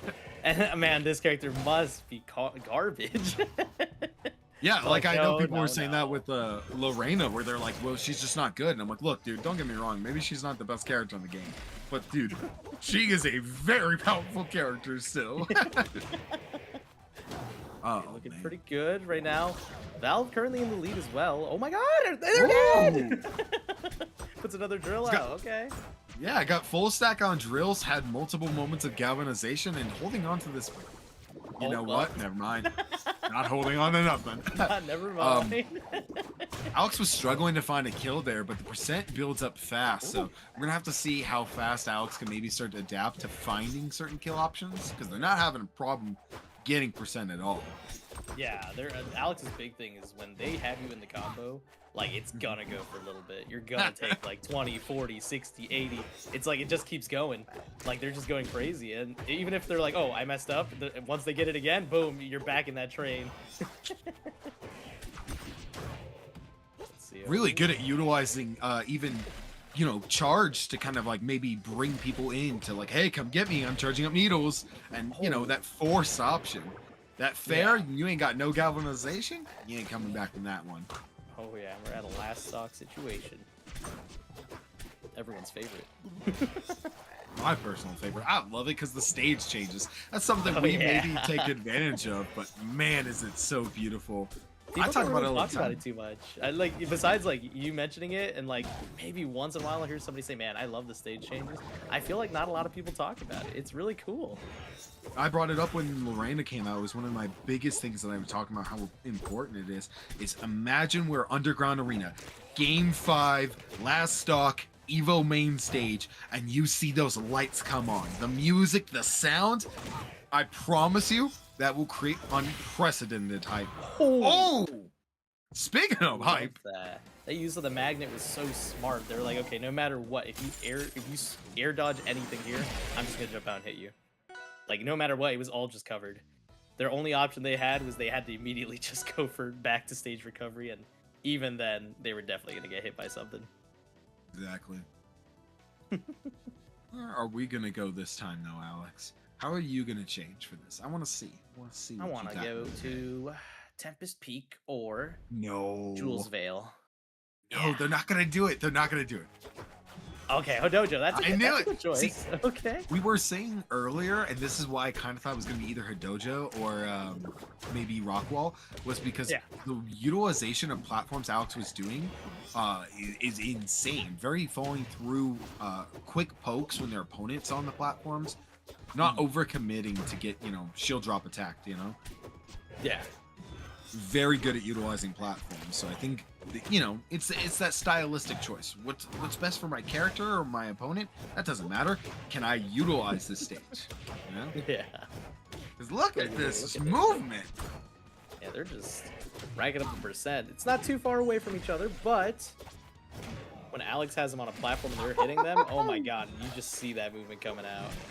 Dude, that moonwalk up tilt, gorgeous. I love seeing people still use it. I feel like a lot of Ranos used it a lot when we first like saw how gorgeous it was, but then we stopped utilizing it. Oh, that's what I'm talking about, those up airs through platforms. Alex finding the fair using the same critical death effect as I do, because it's so good. It's so good. I love hitting my opponent with a honka honka.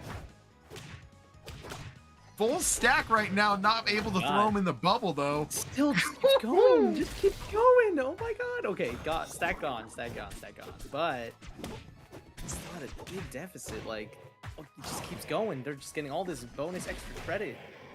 Oh my god. I think that's where my big question is. We all know that Galvin can kind of struggle when he's in disadvantage state. You know, his very strong advantage, very strong disadvantage. So do you think that maybe in this element that Val will switch to Quag to maybe deal with having a more stable disadvantage state against someone like Rano? I mean, just Rano has such a powerful advantage state.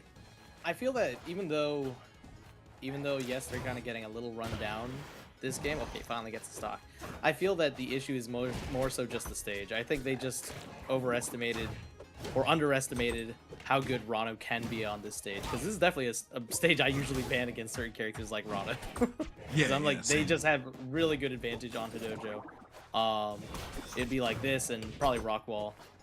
But I feel that Galvin's doing fine. I feel like they're just getting run down and tricked because of a lot of the platforms. And I don't know if Crag would really alleviate a lot of that. I feel like Crag might just run into the same problem if they're not ready. And they'll probably deal with a bit more offstage shenanigans than they will with Galvin right now. I think they're seeing like utilizing things like jab and nair right now being the answer to essentially do what you're talking about. That switching to Crag is going to keep you in the same problem. The issue is you're losing these pokes, and those pokes just give Rano a lot. Yeah. Ooh, magnet right there. Good for Oh. the pop in, but I didn't think that was gonna hit. Nobody ever parries the second part of up B, but it's so hard to. Oh, this is your chance. Doesn't want to go out there too much. Gets that DK bear though. Okay. Hey, gorgeous Edgard. Look, a lot of percent on the board, but Galvin, you know, it's strong Galvin. big dinosaur. A couple Three nairs. drills out too. Okay. Okay. Oh wait. Oh, Is it over? Is it over? No, not yet. Not yet. I'll try to go oh for yeah, I the forgot grab. that. Forgot the drills beat out needles. Yeah, it's amazing. It beats out a lot every projectile. I'm pretty sure. Oh, okay. A nice fair. Okay, we're 1-1. Yeah. So definitely not wanting to go somewhere like that. I think they're gonna want to avoid somewhere like you know, Jules Vale or anything like that. I'm not really sure where Valve wants to go. Maybe I somewhere like feel- Harbor. Well, Harbor's pretty good. I think Harbor would be a good option. I feel if they do go back to Hodojo, they should go Crag, just because Crag has an easier time kind of juggling people in the air if they're above him. Yeah. But definitely not Galvin if they're gonna go back. But if they're gonna Yeah. keep going Galvin, which I think they should, I think the Galvin's doing fine. I would say a good option is probably a Sage just with a little bit of space. Because I feel that their biggest thing is they were just getting run down a lot on platforms. And I feel Jules Vale is a perfect choice. I don't feel it's that bad, honestly. No, I just definitely thought that this would be a bit more advantageous for Rano. Like just maybe Oh, it's good. no. Oh, painful to watch that stock. It's always one of those moments where it's like, yay, I get a huge advantage for that, but you also don't feel good taking it. Yeah. Not looking too good right now for Valve. Oh no. The SD I mean- definitely not making that better. But, you know, sometimes it happens. Okay, but we're getting the up air train. Okay. Okay, Yeah. and the forward air? Not enough to kill just yet. Ooh. No hanging up Christmas lights just yet, Galvin. Tries to go for the forward strong. Good jabs right there. Not gonna find up air, but instead opts for the fair. That buffer is getting to both of us pretty harshly. Yeah. Okay, the fair. Ooh, good chase out. Did not just want to have that safe up B. It's tongued again. They've been getting tongued a lot. Gotta be very careful when approaching Rano from above. Or at least from Yeah. below, man. A lot of Ronos don't go for it that much anymore, though. There's a couple that do. Just not. You don't just see too many Ranos. That's the thing. And when you do, they usually just don't tongue that much unless they're on the stage itself, not really in the air. Okay. Oh, but we got all the drills now. Oh my gosh. Big damage, but still living. Chasing out for that up air. Would have gotten the kill, but there we go. Again. There's no, no poison stacks, but gonna give, keeping Galvin in the air just at that range where you can get those up airs, it's gonna kill at anything like 170. So it's a rough Yeah. spot. You're definitely gonna want to be more grounded when you're fighting them.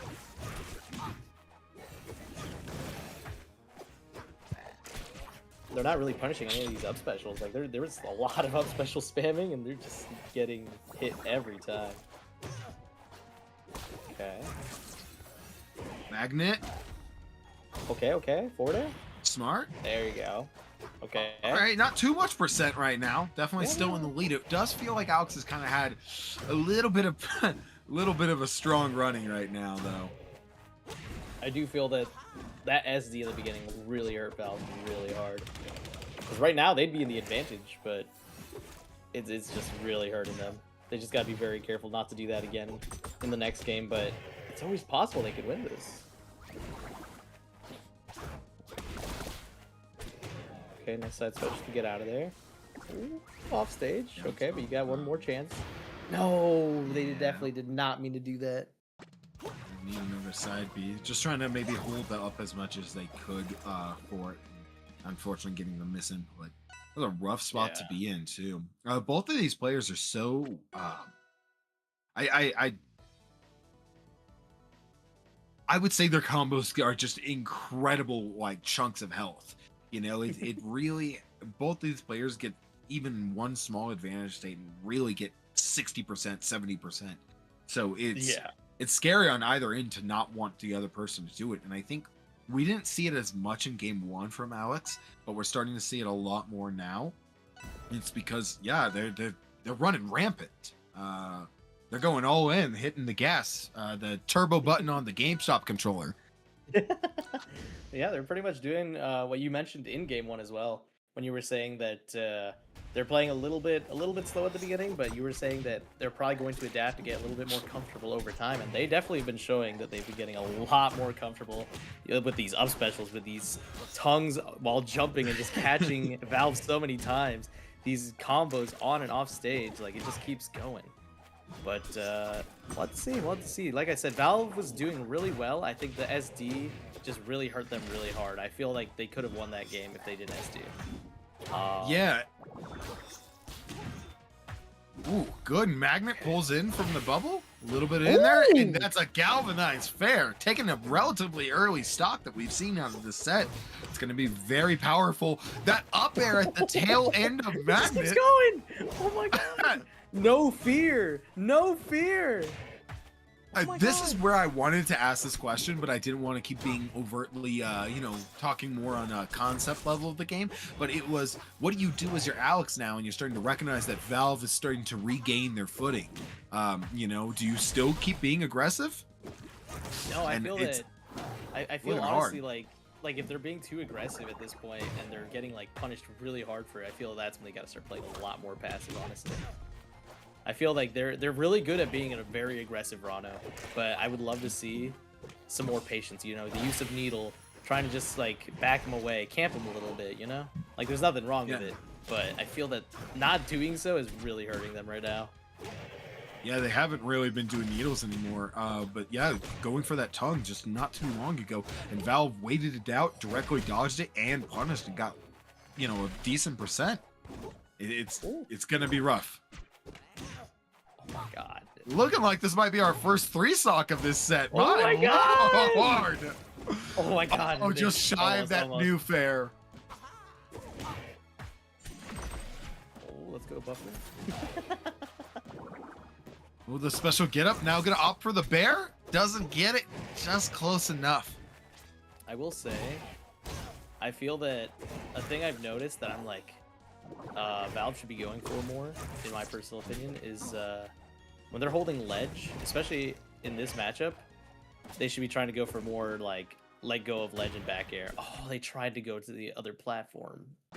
I think the thing is that like Rano's up B is it's such a piercing option.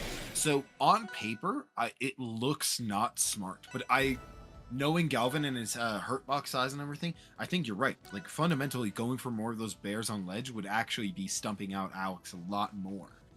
Yeah, especially at like the higher percents. Because like if it's at low percent, like they're at 20, then I feel it's not worth it because you'll get a trade, but then they'll hit you back, and then you're in a bad position if you don't tag. But at like 120, yeah, at 120, you're just gonna kill Rano. You just go for it. Exactly. That's why I'm saying like I want to see more of that. There's a good stage pick for Rano, so I understand why Alex would pick. But I feel that it's not the it's best not a bad stage for Valve either, That's the thing, yeah. I feel like Valve is doing a lot of really good combos, and the platforms were helping a lot.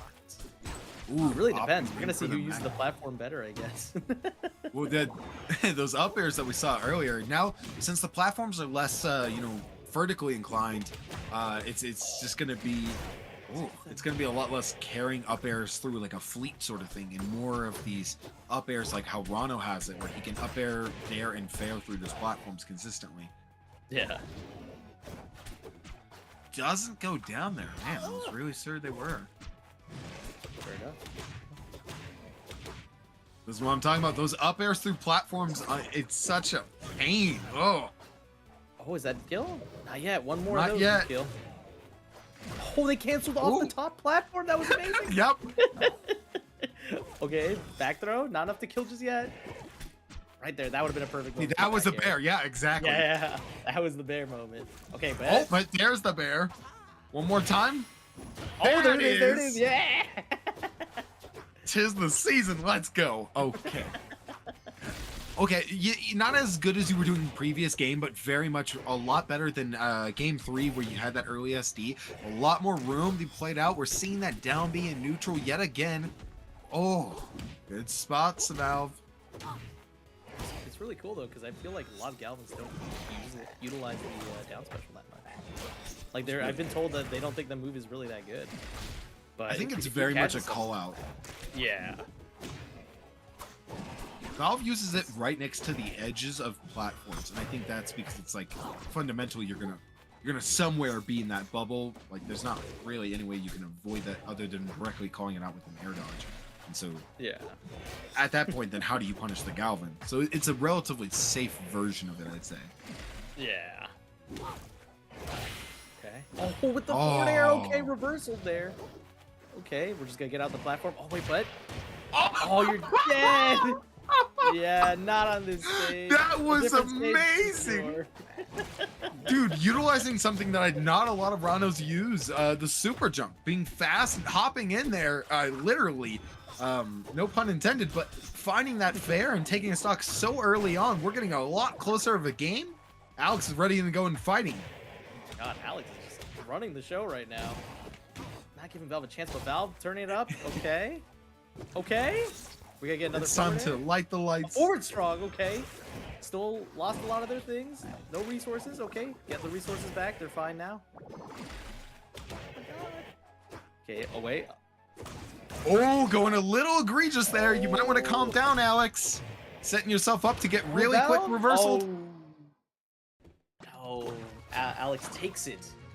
That, 3-2. honestly, both of these players, the entirety of this set, crazy. Like, it. Whenever it was someone's turn, it was not their turn for that long. Mom made you get off the Xbox like 5-minute intervals. By the way, just want to mention another upset right here. Seed 15 beating Seed 1. Like, just goes to show how many upsets have been happening in EURAS number 50. Like, it's just going crazy, man. We're seeing so many upsets today, and I'm just like, oh my god. Is it gonna stop? Is it just gonna keep going? Flowers to you, Valve. I think you did amazing. You were adapting well, and there was no easy game 5. So hey, very much was not anyone's free win. So good on you. Yeah, good try, Valve. I gotta ask you, Zeus. At one point, you hit us with game 5. You said you said Alex is running the show. Was that what I thought that was? Was that a Muppets reference? Maybe. I wasn't sure. I was so excited. I do like the Muppets, so. So maybe in my heart it was. Maybe I said it and didn't think too hard about it. Or maybe I'm lying and I was thinking about it. Who knows? Well, we got a bit of time. I want to take advantage of this opportunity. Up next, we'll be having No Sages. No Sages.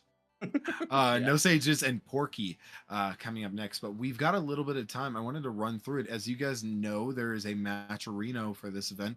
It's been raised at $230 right now. And so I want to take a second to thank some of the people who have donated to it. You know, we've had Missy, Don Cascone, Wrong Sesto, Unknown, and Random Guy, all with $10 donations.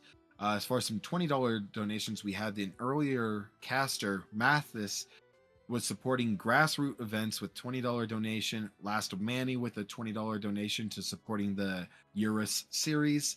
And Devexia, the current person sitting in grand finals waiting, with another $20 donation. They're just paying themselves. But the big one we've had is someone who's helped out with the EURAS series before and casted it, who's also ranked number 19 in Europe now.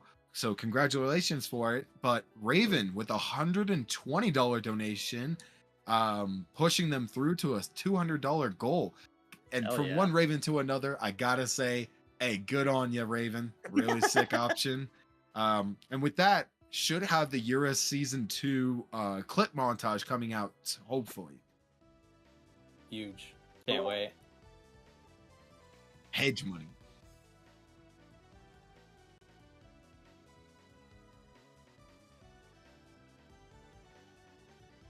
Nausages. Nausages. I gotta work on it. I'm saying no sausages. I'm saying sages. Nausages. Nausages. I will work on it. I just I'm need sure to think they'll of it forgive like you. a can of nos. Porky versus Nausages. God, Yeah. we're gonna have to need you to get that. And if we're following anything we've seen the train from today, Porky, seeded 31, has made an incredible run through this bracket so far. Hasn't entered a lot of events, so it's a little hard to really determine where they're at. But I think we'll have to recognize that Porky might have to be a higher seeded in the next event they sign up for. Unless they just take it all today. Hey. You never know. And now Sausages, the Orcane. Showing that they got some dubskis, some really high placements. Seeded number 9th, making it to top 8, which is very snazzy. We love to see that. Will we see an upset? Or will we not see an upset? Will we see that Sausages just takes it, Porky goes down, or will Porky just keep the run going? I'm very excited for that, just because I believe Porky's another one of those that I was watching and I was just like, damn, man, like, like these people are just going crazy. Just like no matter what, they're seated like 100th, and they'll be like, yeah, I'm just gonna go beat everybody. It's always amazing. cool to get to see that. I think my favorite is when you get to see someone who has tons of placements. They've got the O2s, the 1-2s like crazy, but it's finally time for them to step up to an event. They're seated number 65th, and for some reason they make top 8, and you just find out, oh yeah, they just had a really good grind session, and now all of a sudden they're good. And it's like, oh wow. Those are my favorite to see.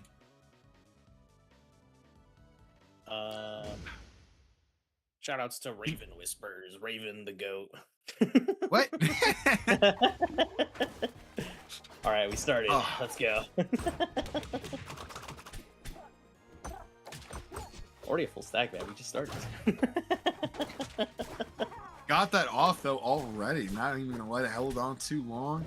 I always forget that the poison does hurt you a little bit for each of your little movements right now. It's only one poison, yet they've gotten a solid 10% from just hitting the air and trying to play neutral, really assert your own range. It's a real punishment tool if you're not paying attention. Oh yeah. My favorite part is when you're fighting someone that doesn't know that, and they're just throwing out as much moves as possible, and you can just Oh, you just you got a dance full around stack them. on them? Yeah, and you just dance around him like, okay, have fun playing your game. I'm just gonna chill. Looked my like gosh, Porky I was love waiting for the puddle to return, and I think Nasa just recognized, hey, I'm not gonna fall for that. Oh, This is Oh, they the did not want bad this. commitment option. Ooh, just Apparently Porky- destroying that water shot. He's got the ducky on. He said, "Hey, it's not ready time to play in the pool yet. Let's get that water drop out of here." Full stack with those jabs yet again, but already so good. quick to get them off. oh my god. I also love the variety we have. Like, it's like, yes, so far we've seen like 2 Ranos, but like at the same time, like just Orcane, Ranos, Galvin, Loxodon, Absum. Like it's really cool to see, just because like I do think a lot of the times you hear people just be like, oh, it's Zetterbird, it's this character, it's Crag, it's blah blah blah, and I'm like, yeah, you'll see those characters, but like every character is so good in this game, man. Like every Yeah. character can do it. If you don't believe that, you just gotta believe a little harder. It's true, they can. Your character can do it. I've always been a firm believer, even back in like certain melee points, that yes, every character was viable. Yes, I know how bad Game & Watch is, and I still think that. So for me, Rivals, if you sit there and you tell me, Fleet can't do it, I'm like, you're actually smoking something that I don't for once want. I don't want that. That is terrifying.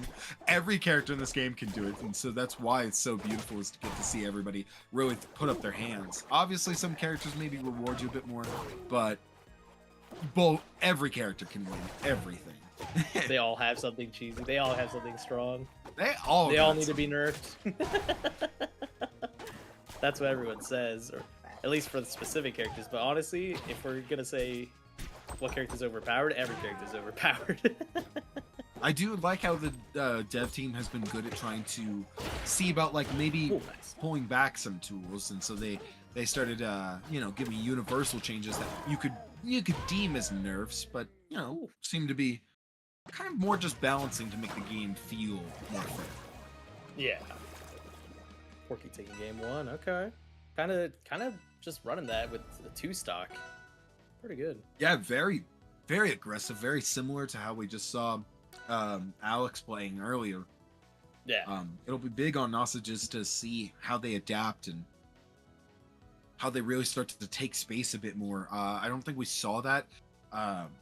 They used a bubble like down B a few times to really try to, you know, create like a, hey, give me a second here. But it did not phase Porky at all. Not even a little. So they're gonna have to find a different way to do it, because that just wasn't working, and I think they're aware of it though, because they stopped doing it towards the end, and we were seeing more things like fair be a way to kind of clear up some space. Yeah. Ooh. Good recognition.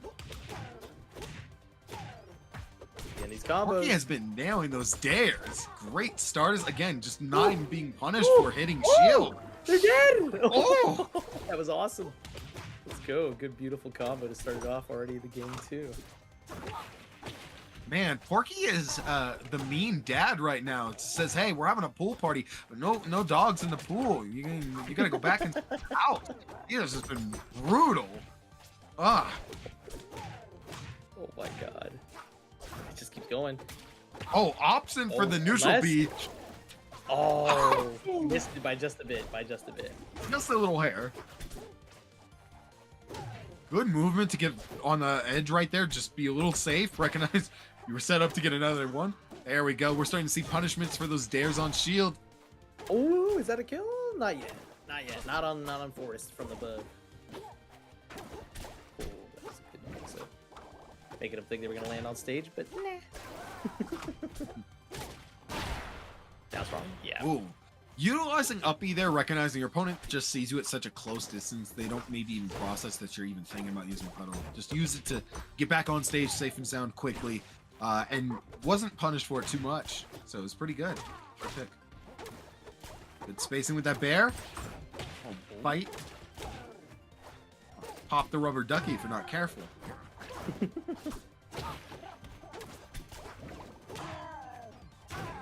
Ooh, just a little bit high. Getting low profile from that fair is giving Porky so much room right now. Okay.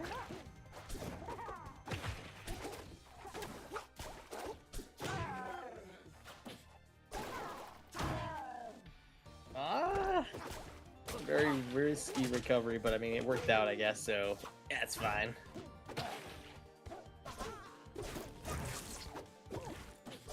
Oh, missed it by just a bit again. Okay, but thank goodness the platform moved away their puddle all the way to the other side.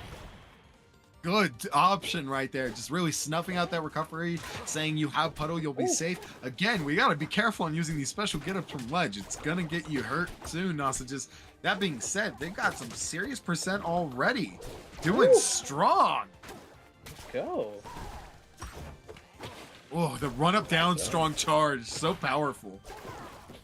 And again, another Nair trying to snuff out. Doesn't get the kill, but hey, serious pressure.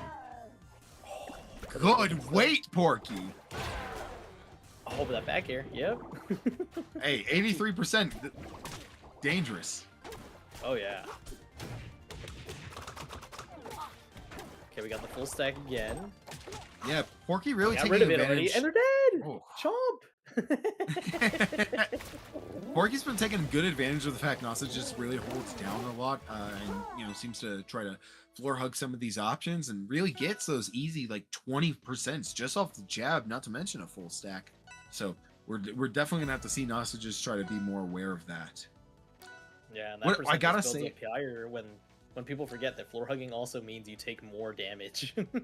Yeah. If I'm playing Rano or Lorena and I recognize, or hell, even Absa, if I'm playing pretty much any of those three and I recognize my opponent likes to floor hug a lot, I will spam jab, because I mean, as Absa, you can get 40-50% off of it. It's crazy.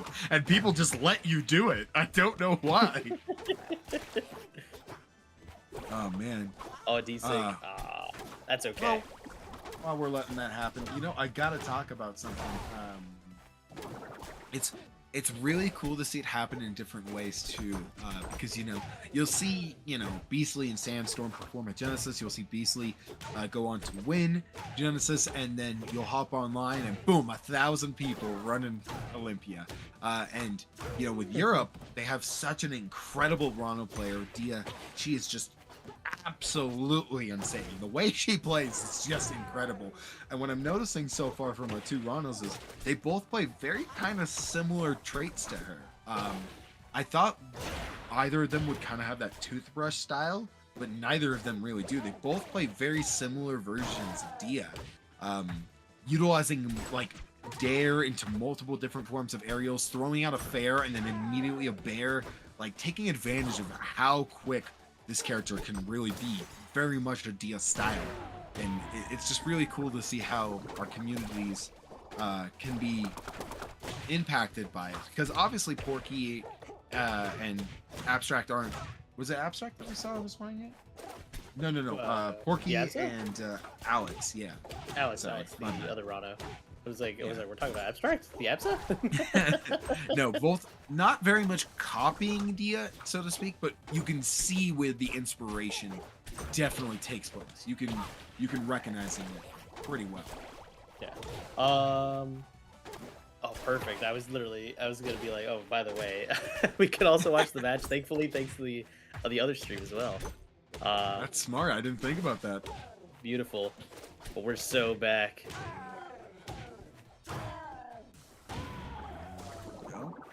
Ooh. Ooh. Dash attack, back air, forward air. That's Does that what kill? I'm talking Ooh! about. Sitting at the magical percent. Oh, it's already gone. A lot of aggression from Porky coming out right now, and full stack is sitting here. It's gonna be rough for Nausages. Ooh, that down tilt at the ledge. I thought I was gonna pop him up higher. No need. Yeah, do not use that puddle. I know Nausages was thinking about it for a second. No. The puddle was a good idea. Trust. The puddle was a good idea now, because that other one would have been an up strong clip. But you know, Porky had the up strong on mind. I think Nausage's biggest issue right now is that they hold in a lot when they're getting grabbed. Yes. Like I know they're trying to be like, oh, if they do forward throw, I can survive it. But you're Orcane, like you're a heavy. you can survive. So like if they throw you out, the only time you should really be scared is like if you're at like really high percent. Or if you're at a like good decent percent and you're all the way at ledge. But if you're in the middle of the stage, just hold out. Like there's most of the times you're just gonna want to hold out anyway. But I think it's too many times. It's the rivals effect, you know. It's we're not used to seeing heavies be the smaller characters. It's just a concept most of plat fighters aren't really used to, I guess. But yeah, you're right, because I even forget that Orcane is a heavy. Yeah. Big boy. All that water you're drinking. Yeah, they're thirsty. Stay hydrated, guys. Absolutely. As my beautiful, amazing partner always says, stay hydrated, don't dehydrate. Important. Very important.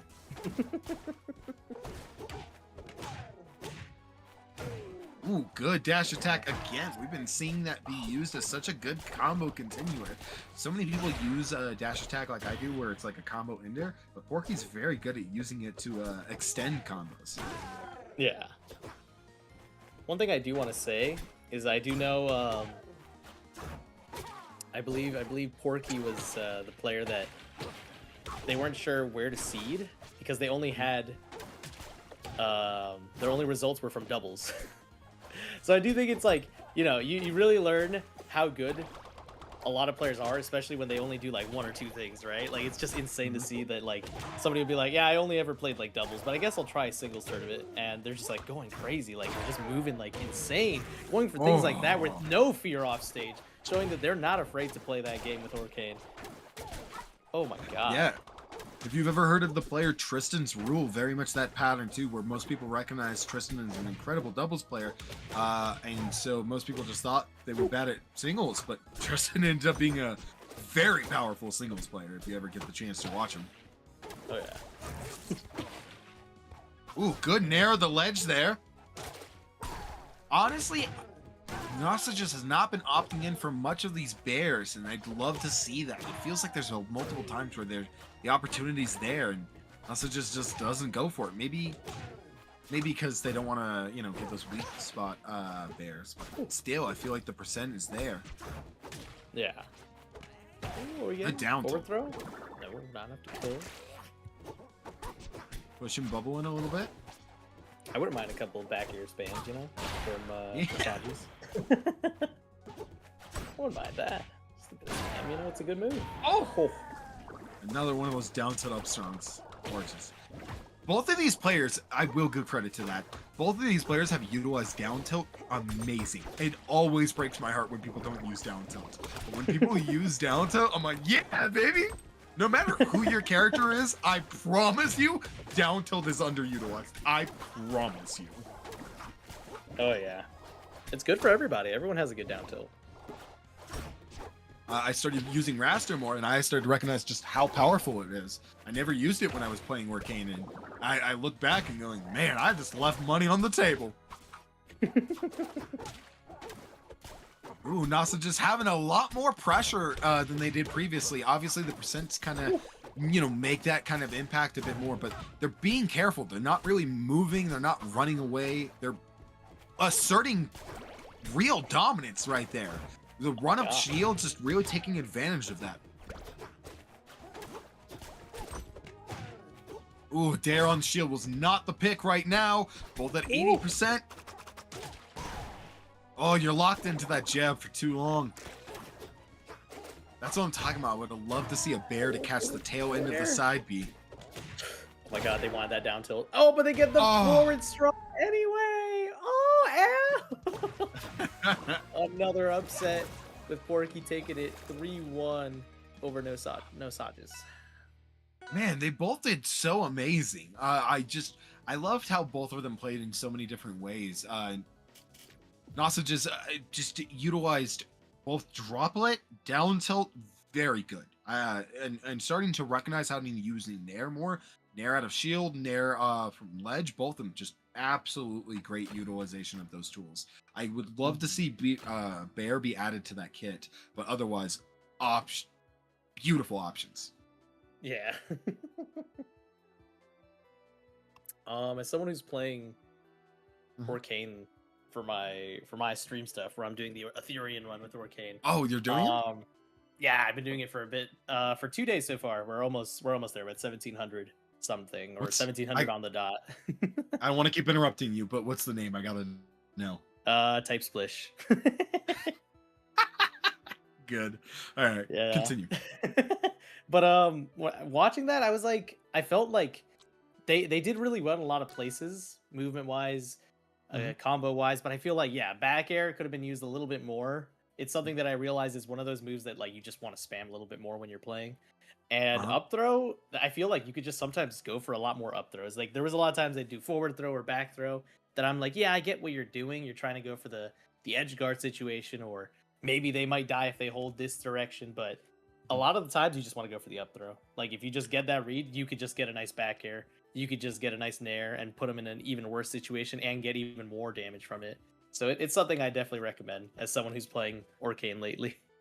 Yeah, the up there could the up throw to up airs, up throw to nairs could have been very powerful. And I think if you want to utilize back throw like they were doing, would be fine. But you have to chase. You have to complete the transaction. You have to go for the bears and the fairs afterwards. And if you're not, utilize the up throw. That, hey, bounce time. We get to see it. Hey, this is my favorite part of This is my favorite part of like fighting game dittos. It's the Clarin bit, except it gets to be on Rano, where it's that Family Guy clip where he stabs himself and he goes, "Oh my god, is that what I've been doing to people?" Yeah. Alex and Porky both gonna have to get a taste of their own medicine. Both of these players doing crazy things, getting upsets, going insane. Insane Rano players. And they're now it's time for one of them to go. Who's gonna do it?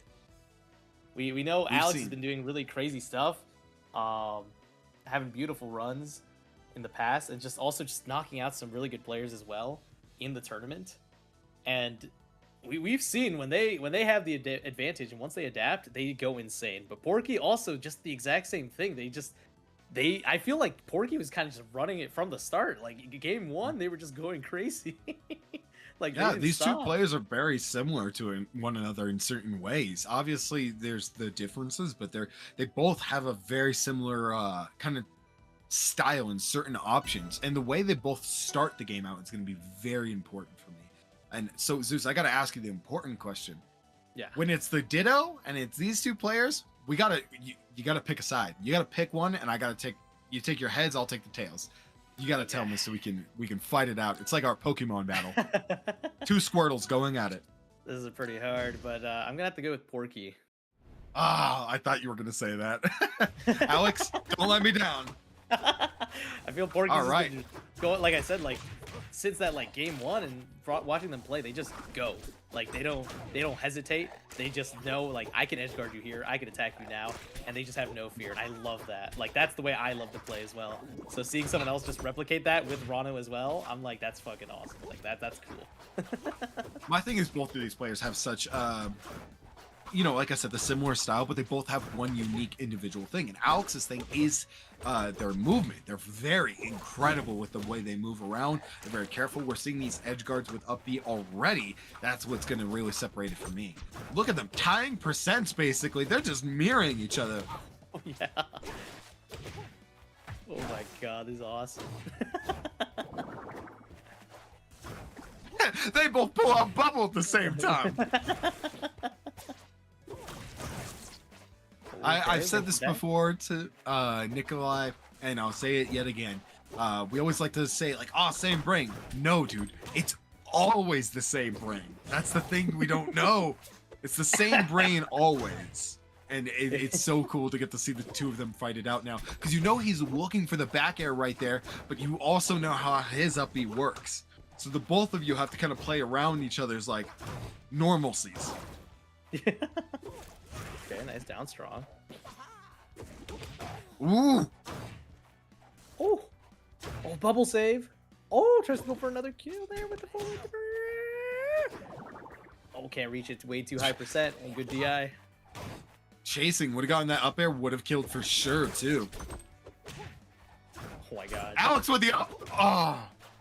I thought we were going to see the up air. That's my problem. I have a bad problem of seeing the down tilt, so my brain was like, well, we're going to see up air, we're up strong.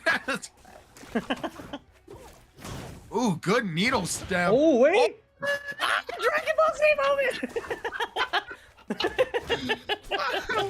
That was Kamehameha and Gallic Gun right there. Oh my lord. Of course you both died in that moment. Of course you did. They're sitting there matching each other's percents right now. Turns out Porky and Alex are both just you know the Japanese player Prince? You ever seen Prince? I think I've heard of him. I don't think so. Go to Smash 64, but it's just it's not even two different people. It's just Prince playing on two different controllers right now. That's what it looks like to me. Ooh, good up B. Puts out the bubble too to be safe and sound just in case. Knew they were gonna get reversed after. Alex, you're sitting at a little high percent there, bud. Can't lose this gentleman's bet. Alright, gets the forward air. Ooh, the bear to interrupt the bubble, create a little less momentum. Not gonna make that back. You gotta hold it. Yes. Okay. Get your head in the game, Alex. What are you doing? Loser of this match will take $23, 10% of our gorgeous pop bonus from our Match Arena supporters today. So hey, You both gotta fight it out. $23 on the line, and you on the table for so much more. Wants it more? Who wants it more? That 23 could be insanely helpful. Hey, $23? That helped That's me. half a meal at Chipotle. That's like at least 2 Chick-fil-A's. Man, Porky, coming in there, taking this fight already. You know, they're a little bit more warmed up from their previous set. So, Alex, what were you doing in that time? Just sitting there scrolling TikTok? Come on, man, get your head in the game. They also did the old "Don't Tongue Me" special, where I love using forward strong. I feel it's underutilized by Ranos because they say, yeah, you can use it, but it's just so much better to go for this and that move. Yeah, but like it's so cool. It's so cool, and even if you get the sour spot, like you're still fine. Like you still hit him. You did %. You know, you're fine. I So, love it for its little bit of movement in there, where it's like a Krag F strong or Zetaburn F strong, where it like just barely pushes you a bit more forward. You know, I love Yeah. those kind of things. Oof. And don't tongue me. Did you do a Rano run yet? Yeah, that was "Don't Tongue Me." Yeah, I was okay, cool. I thought so. the "Don't Tongue Me" special. That's why I brought it up, because that's what I did. I would do a lot of forward strongs, and it would always work. And then I got him all the way to Ethereum. So yay! Ooh, good chase right there, Porky.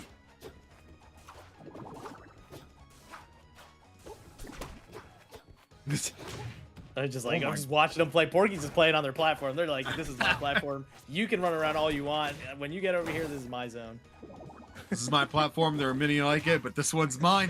Bubble in the interruption. You got poison sacks on you. What are you doing, Alex? Down throw, down throw. Oh, we're gonna be This looking is for it. the down tilt right now. Watch this at the ledge. Ah, Love that. We've been seeing way too many people getting to ledge like it's nothing. I love that we have someone who's like, you know what? I'm gonna punish that. because even me right there, I thought we were gonna see a down tilt at the ledge to like a fair, but instead, yeah, just grabbing it and just holding ledge, taking advantage. This is an ultimate. You can hold the ledge. Ooh, good bear, Alex. Going out there for the chase? No, instead opts in for the needle gang. Oh, but you might still be dead unless. No. Oh no, you're He's dead. a little shy. Don't even matter that he got hit. Ooh, Forward air. Okay, Alex. What's Alex gonna do? Oh, the down strong though. Porky saying no. man, Oh my Porky God. is so good at that spacing. Done that like 3 times this set. Absolutely gorgeous. For the nairs. Let's go nair.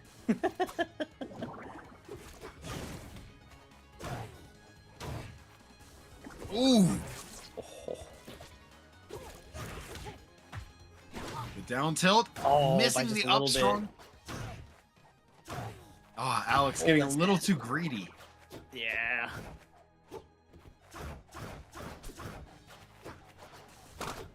Dude, oh my god. Alex's movement is so good. It's just genuinely comfortable to watch.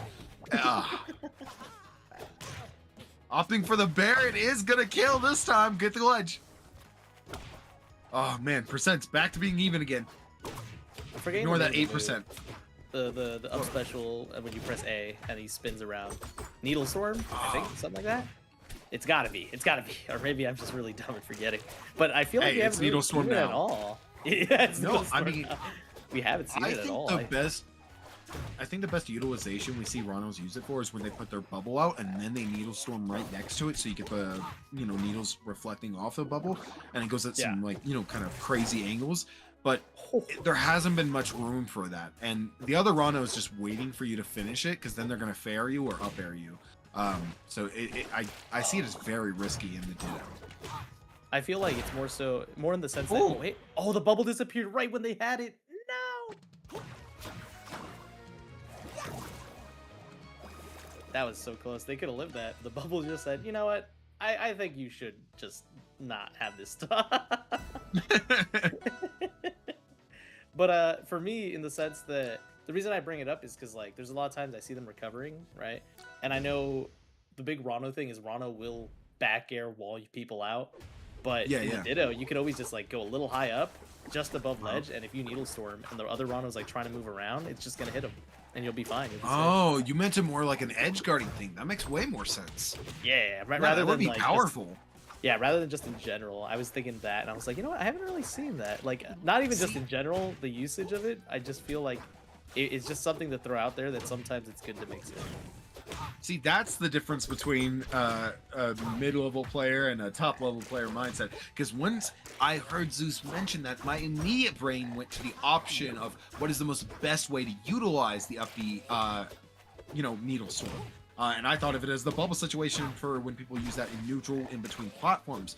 But Zeus was thinking about it as a different conceptual even option. I didn't even think of that. Oh. Alex just shy of that ledge again, yet again. Porky holding on to it. A lot of percent already. Oh, it's not looking too good for Alex. Okay, Alex, though. Hey, Go let's for that go. combo. Let's go. Use that bubble to your advantage. Hell yeah. Every time I see a player named Alex, even if like their tag isn't it, but like their real name is Alex, which I know Alex's real name is also Alex, I always gotta cheer him on because a part of me just always thinks of the player QLex, if you know who that is. Alex. That's my goat. Ever that's and okay. always. Tell you about him if we got some decent time after this. Yeah. Ooh, Trying to go for those tugs. I don't know what they're trying to do over there. He's having a little I fun. think he was putting that tongue out. trying to read out like a super jump, like a super jump to a fair, super jump to nair or something like that, and he wanted to, catch him in between that. Maybe. I feel they're also probably trying to just do like the jump side special, like get maybe a little boost on the platform and then jump to the other side. Oh, yeah. Like I feel they're trying to do that because like that they definitely were not trying to catch something there. I was like they were That right one, below yeah. them. I'm like it just feels like they keep doing it. Or maybe I'm wrong. Maybe they are just like, I'm gonna catch them jumping in front of me. I was just like, oh well, I mean, there's better ways to go about it, I guess.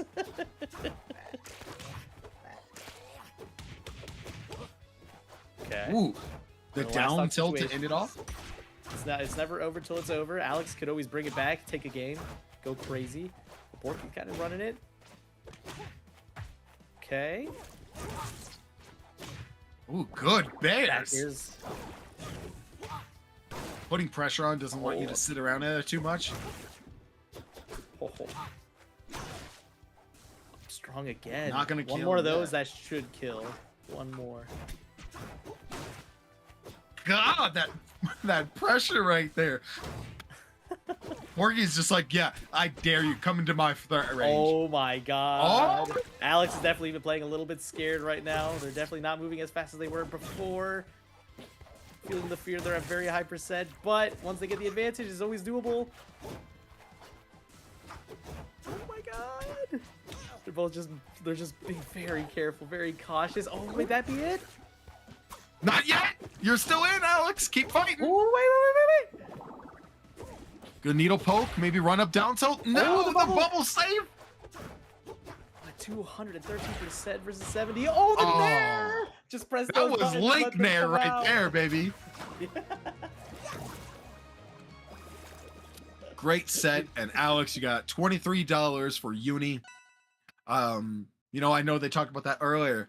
You'll see Alex is listed as a US player, but they are actually traveling in Ireland right now for Uni. So, take that $23 and, buy yourself that Chick-fil-A or that Chipotle or whatever they have in Ireland. I don't know. I'm sorry. I'm an uncultured American, so I never left except for South Korea.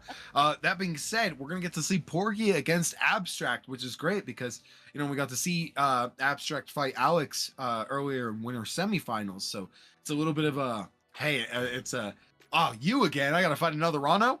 Nope, a different Rano. Yeah, this is gonna be. I'm curious how it's gonna go. I feel that Porky's just been kind of running with it, going insane against everybody they play against. Who did Porky lose to? I don't remember. I feel like I saw it and then I'm forgetting. But Yeah, I don't. Because I'm like they've been going crazy this entire time. So they lost to Poetry. Oh, Poetry was crazy. I know Alex beat Poetry early on. That was the Rano Ditto I was talking about. Because Poetry was mad good. I wonder what they did. So yeah, I gotta watch back and check that out. a bit of a weird Rano cycle, Porky losing to Poetry, but then Poetry loses to Alex, and then Alex loses to Porky. It's one of those things. It's the thing you love, right? Like I feel like that Exactly. happens a lot in the top player things where like I'll tell people about that. I'm like, yeah, a lot of the top like crags, right? Where we're like, oh, where's the top crags, and they're like, oh, Ion, Zeus, ZB, Cheesy, and then they'll name like a bunch of other people, Guthix, Garfield, and then they're like, Saint okay, Pat, but like Garfield. Saint Pat, yes, and like you'll name like who does what, and then it'll be like, oh, I beat this person, but this person beats this person, and this person beats this person. So it's hard to just be like, who's number one? It's hard to say. They're all just the best at that character when you're at the top. It's one of those things that's just so cool when people are like, oh yeah, I'm the best, but then they always lose to somebody else that plays. But that person character. loses to that person, but that person. It's very much like a no power scaling rule. It's very much JoJo's, not Dragon Ball Z in our community, where you're not just because you beat this person doesn't mean you're better than all these other people. It does not mean that, because we have, I mean, even in Whetstone, we have a bunch of people who can beat one another but cannot beat the other who beats the other. So it's a rivals element to speak, and that's why I'll always call it the JoJo's as opposed to the Dragon Ball. Yeah, but I did want to say that good job to Alex for the run. It was very awesome. The Rana was amazing. Sorry, I didn't say too much about it, but it was amazing. So congrats on the dubski of making it very far in. And the $23, yeah. But now we're back in with Porky versus Abstract. Oh yeah. Yeah, favorite match. Fighting out for third place right now. I'm not sure what third place will win. I'm pretty sure it's under 10. So then we're into 90%, and I think maybe a 30% even switch. Let's see. Corey's there. Loser of this will get $34.50 USD American currency. So. All these players fighting out, it's 2 meals from Chipotle this time. Oh snap! Or 4 Chipotle-A's. That being said, again, huge shout out to all the people who've taken the time to support the Matcherino and are here today watching and use code ROA Europe. Hell yeah! Abstract. Support the scene. Abstract does not care. Porky and Alex just fought. Does not care at all. Coming there so aggressive, just fighting so much right now. Hey. Just a little shy percent. It's one of those matchups I feel like I don't see too much, that Rado versus Absa. It's just like when it does happen, it's just weird. Like I don't feel like I could say like, oh, obviously Rano just has to go for this and that. Like it's just a weird matchup. It's very much the rivals rule of like, you can say that it's played this way or that way, but this isn't, some other fighting games where certain characters are played in one style correctly and that's it. This is rivals. The Rano can play in 14 different thousand ways, and so can the Absa, so it's very hard. I don't think I would enjoy this as the Absa personally, and so that's why I'm wondering if we're going to maybe see Abstract switch to something like the Raster we saw early on. Because personally, as a Raster, I'm telling you, Raster is mad fun in this matchup. I just go out there, fair, nair, and I'm like, oh my god, I killed you at 40. So far from this game 1, though, I feel like there's no need. I feel that they're doing really well with Abso already. That there might not be a need to even bring out a Raster. Yeah, we've been seeing Abstract use a lot of these short hop fairs and bears to create space and not be too limited to the cloud, but utilizing things like full hop nairs to really cover a field and put out a lot of pressure, not really let Rano have as much control of the stage. I mean, even now, Porky's just been shy a bit of percent in finding these kills right now. Good weight, doesn't opt in, he dodges the fair. Dodged the fair earlier. Rough spot. Oh, the down strong. Oh. I feel the reason we're probably seeing a lot of this go more towards Abstract's favor rather than Porky's is just that, like, since Absa is such a floaty character and they're very weird and wonky. Oh my god. I love that. That's, It just lets them get away from a lot of Rano's combos compared to other characters. Like the heavies get comboed hard by Rano. Even like fast fallers or whatever will get comboed hard, but like when you have a character that can just get out of things, air dodge kind of immediately after like a hit or two, it's a little hard to do like a big punish. It's kind of like you just swing and you just got to build up that damage until you get the kill move ready. yeah, I think I maybe kind of forgot about how light really Absa was, because on paper in my head I was just thinking like, you know, Porky be able to find these dares to fairs, these dares to up airs, and some of these like, you know, full jump, like the super jumps into up airs. But really thinking about it, I honestly think now that I'm seeing it, it just kind of looks like this might actually be more Absa favored than I really thought about this. Yeah. I'm seeing what's being done, and I'm looking at the options, and I'm like, both of these players have so much under their wheelhouse still. So there's that, and of course we've seen Abstract be absolutely gorgeous at putting these clouds in certain spots right now. So I can imagine that's got to be rough for Rana to try to take any kind of space when you know clouds coming your way. So we get like a nice 3-piece there, but I think that's also, like I said, that's the big thing. Like it's like Absa I feel does really well in this matchup just for the sense that like a lot of her things are kind of like she hits you and it just does really well when she hits you no matter what character you are. She can get a good combo or just some really good damage. Rano can do the same, but like since she can get out of it, it's just like, you know, what are you gonna get? And if you're not hitting her, she's hitting you. Like it's one or the other.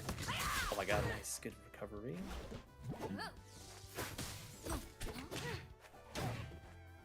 Oh.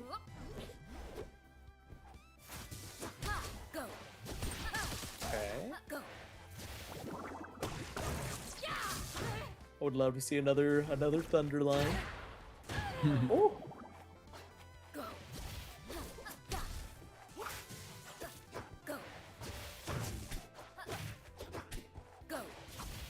Okay. Okay. We're in the nooch, and they're dead in the nooch. Okay. Gorgeous option there.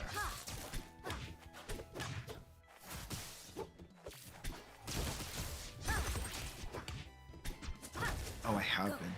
I wanted to double check this. I think I've been saying abstract when it's abstrict. Like a strict parent. Abstrict. So I want to clarify that apology. And again, production will tell me if I've been saying that right this whole time. So, but I think it is abstract. Ooh, that dash attack yet again to a fair. Was able to actually connect this time. Oh.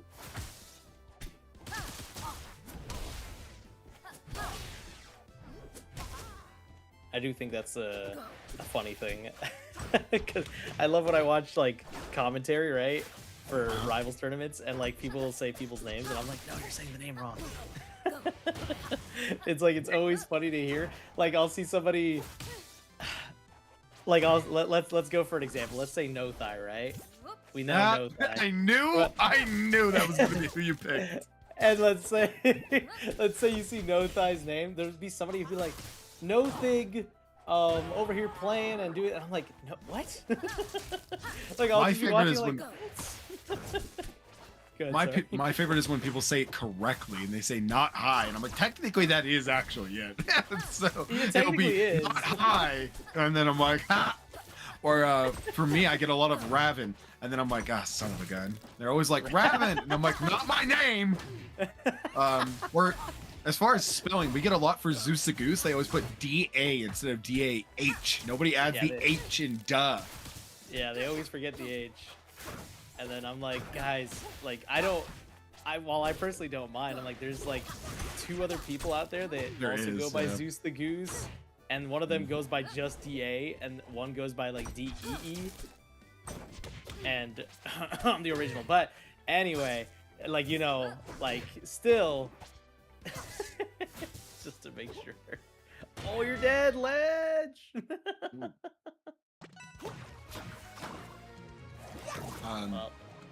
Yeah, I always think back to it, to bring him back onto the subject, was, you know, of course, the GOAT, Mr. Chris, The notorious Big originally was referenced as Biggie Smalls a lot, and so people would call him Biggie Smalls, and he'd be like, guys, stop calling me that. I'm gonna get sued. Because Biggie Smalls was trademarked forever ago. And so he kept being like, guys, notorious Big.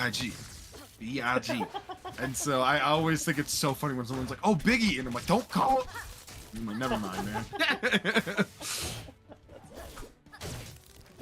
You and I have the opposite problem where people spell your name wrong, but then they enunciate it correctly. And for me, they spell my name right, but they enunciate it incorrectly. And I'm like, God, crap. All right. Abstract. I'm gonna go with abstract now, and if I was right the first time, then someone will correct me. But for now, let's go with abstract. Oh, that up strong. Porky's landed a lot of those today. Oh yeah, they're going. I feel like they're getting a little bit more confident this game. Like, it was a little wonky game one. They were playing, they were moving around. They felt maybe a little uncomfortable against the Absa.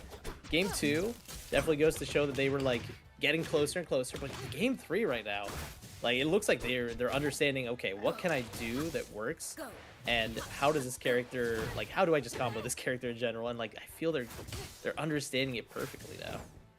Yeah, When I to think go they're in, doing a when to good go job out.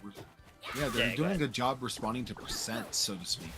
Where before it felt like they were trying to do combos at certain ways that like they weren't working. But now Porky's done a good job at recognizing at a lower percent I can go for a combo and I can build a percent. I just can't go for my original combos. So even now, I'm sure we'll get to see some examples of maybe different style combos. Okay, that was not the one I thought was going to happen. I'll throw down a bear.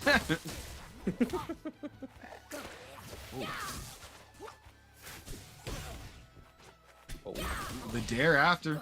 oh, that's right. And the down strong. Oh my god, the Neils are stopping him. It's been very good interruption tools. Oh yeah. Oh, not right there though. Just a little shy. There's another one though. Yeah, it's great. Porky's really trying to take control because I think Abstract has had so much control of what's defined as the space and really taking forward pressure. Really just pushing in and having more control. And Porky's really fighting back and saying, no, we share this stage, not just yours. Oh, the fair. Porky's sitting there. It's so much. Oh, they know. They're just like, nah. We go next. You're at 3 stocks. You don't want to push in. Don't give up your tricks. Pull back. Let's try it again. Run it again. Game 3. Sorry. Maybe this is a possibility where the raster comes out or something. You never know. I think Abstract is feeling confident in the Absa, where like the raster could work, but when I saw earlier, the raster was not as powerful as the Absa. And I don't know if a character switch would be really what changes that. You know, sometimes it works, where it's like, yeah, my character's worse, but the style is going to be different. I don't think it's going to work against Porky, so to speak. Fair enough. But would be cool to see, especially if we see like some form of, if we didn't see that earlier game be taken by Abstract. Oh my god, we're seeing so much up special. Oh my god. Using up special just right in between middle plat.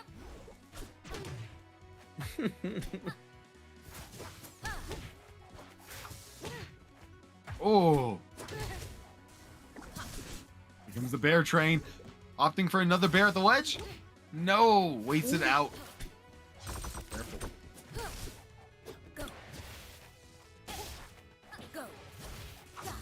Man.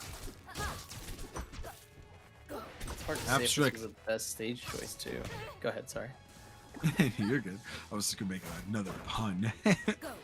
Well, now I want to hear it.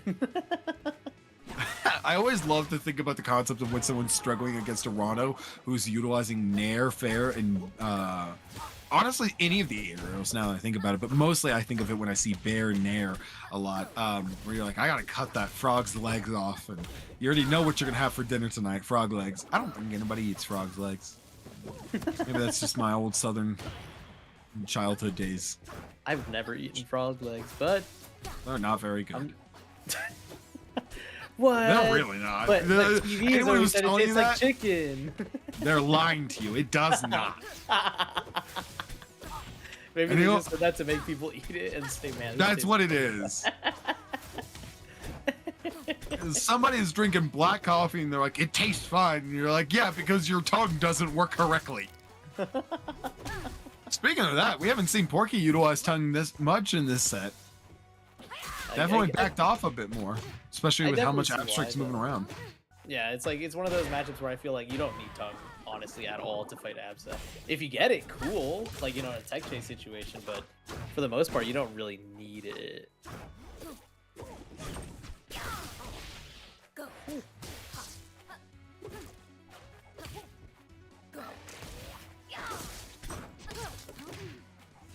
Okay. Oh, another needle. Oh, missed the dash attack. Ooh, Go up there? Yeah. classic. Okay, last stock. Abstract, they're still in this. Keep fighting. Show them what you got. There's those nairs. Ah, love seeing an Absa utilize nair. Oh! Oh! Oh! Oh no.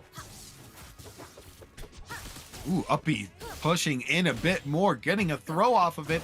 Got some percent coming up your way. That up air through the plat. Gorgeous. Okay, okay. A little bit of weight, a little bit of weight. Everyone's going to take a second. Catch your breath. We're like an up air away from a death. But also we're away for like both characters, honestly. Like I feel that a nice up throw up air would definitely kill Rano on a stage like this. But I also feel that Abs is just so dead from so much right now. Ooh, yeah, there you go. Oh, man. Good set. Good set. Yeah, the Porky knocking out Abstract. Nice run for Abstract. Getting $34.50. Congratulations. Yeah. Maybe Porky should go out there and buy some frog legs. Again, don't do that. It's a bad idea. That being said, Abstract coming in and going to grand finals against Devexia. We saw them fight earlier. Vice and it versa, was, vice versa. If Porky's going in grand finals. He said Abstract. Sorry.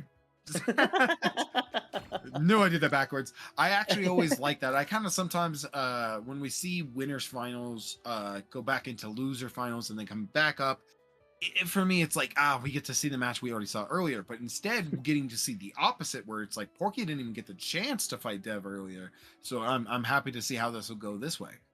Yeah. We got a little bit of time, I'm sure. So, again, I think it's an important time to do this. Of course, use ROA Europe, use code ROA Europe. Check Yes. out the French restream, and of course, Matcherino again supporting this. This has been a very hype moment. The Rivals 2 of Europe scene has been doing phenomenal things and getting tons of support. So, of course, thank you to Hokori.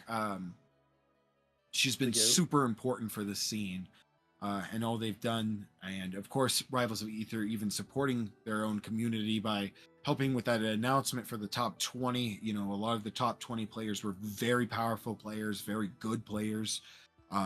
So good on them. And again, I want to take a second to say to the number 19 spot on that power ranking, Raven, thank you again for donating $120. Very sick. And thank you to everyone who donated to the Matcherino. Hell yeah. It's always nice to see it. We've said it before, but it's always nice to see the community just like stick together and support one another. Like it's beautiful. Like honestly, from somebody who like played like Smash stuff, like they get a lot of support here and there. But when I joined Rivals, I was like, again, everyone's just so kind. Everyone just tries to do the best they can to help one another, to teach one another, to support the big tournaments. And I'm like, even if it's a small tournament, they do the best they can to support it. And I'm like, it's really awesome, like I'm really grateful. Like Raven said, like we've mentioned before, definitely support the community. Use the code Rivals of Aether Europe. Keep supporting EURAS, your ass, as Guthix was telling me last night. It's just really cool, The EU scene is fucking amazing. A lot of these players are really good. Hokori's just the GOAT hosting these and helping with a lot of the, running in the back end. So it's really awesome to see this stuff. really Oh my goodness. snazzy. Oh, we just run in. We just run in and Porky said needle. Stab, assassin. That's why Porky needs the Smoke Clan, Rado, that needle. Assassin. Ooh, the upstrong right in their face. Both of these players are not afraid to fight each other. I mean, it's the, you know, Great Britain and France fighting it out right now. They're taking it a little bit more passionately. This is the Olympics again. Ooh, the run-up jab's good. Poke. Oh my god. Oh, let's go Buffer. Oh no. Okay, there we Oh go. my god. Okay, it's coming back. It's making it. It's doing it. Ooh. Oh wait, what? That was a beautiful. I love forward strong, man. I love forward strong for Loxodon. It's so cool. Oh, like even when it hits from the back, I'm like, it's still so funny to see. Oh, back air.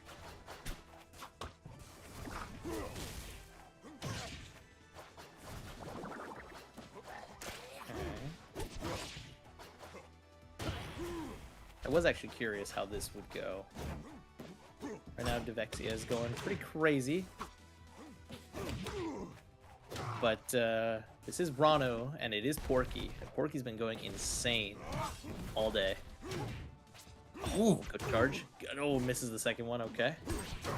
Yeah, probably just didn't have time for that. I would have loved to see the upstrong and then the platform chase. We get the you know, the regrab. Yeah. Cool.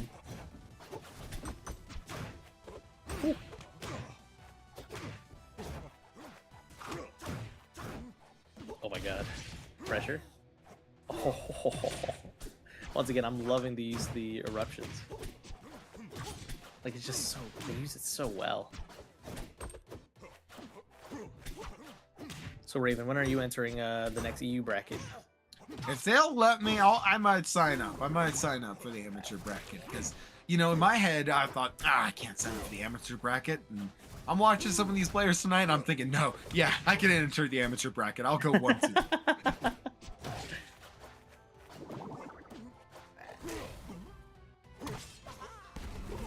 Ooh. You know what I'd love to see? Yeah. I think it was Curry? I'm not sure what it was even called. The Ultimate Tournament where a bunch of American Ultimate players flew out to Japan. If you saw that, I remember that point in time. I'd love to see us all do that, but for Europe. Come out to a Europe major. It'd be really sick. That would be really cool. I'd be down. Ooh, the upstrong sending at a devastating angle, just barely dodging the bubble too. Ooh, the parry on the tail end. Okay, I'm strong. Oh. Okay, but Porky's doing the combos, but Devexia saying no. Ooh. Okay, we're back to the nooch. We're out of the nooch. No, we're back in the nooch.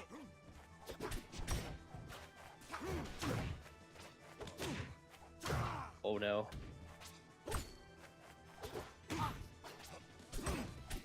Oh.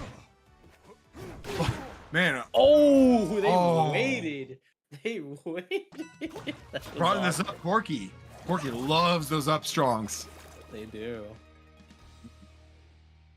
Man, both of these players scaring me daring on shield. They gotta dial back a bit. You know, it's crazy to see even just the number. I know we've talked about it plenty, but again, seeing Seed 4 against Seed 31 in grand finals, real throw. So both of these players are gonna have to get some more recognition for their further, you know, iterations they sign up for. Oh, there is the grindcore tournament, by the way. The EU grindcore. Grindcore? Yeah. Oh, I didn't know about that. It's happening tomorrow. Oh, hey. So, For all you know, lovely sign up for peeperinos. that. Yeah. Let's go. Let's sign up, play. I might enter, but I have an interview for something on the DL in the morning, so I might not be able to. We'll have to see. Sorry, I apologize. I was listening. Porky No, you're typed fine. something and I got scared. You're fine.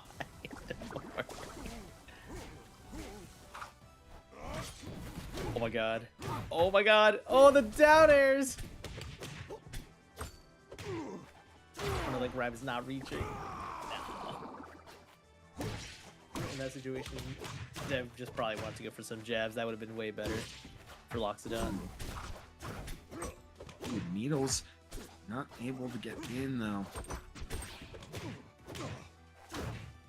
Hey! Stacking in some. Oh? Oh?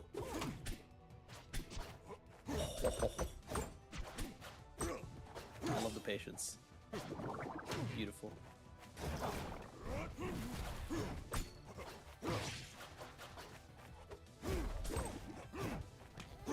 Back throw? Okay.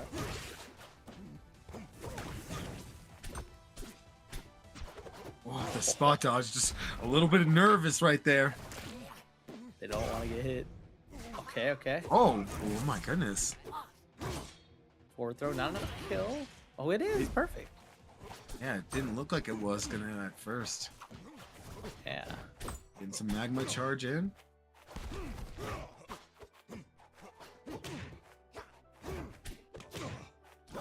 Oh, the run up grab and the F strong. That isn't Not gonna yet. kill, but the chase. Using the magma to get up in there. That being said, you don't got any now, so it's one good bear away. No! Got greedy for the down strong. Should just gone for the grab. Oh, you're dead. Oh! Porky really wanted that bear to kill. I knew it.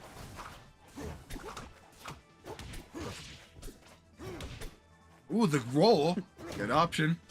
Or just get behind that attack, get a little second to breathe, and decide what you're gonna do next.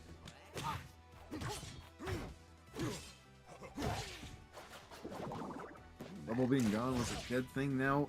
Ooh, getting set up for that.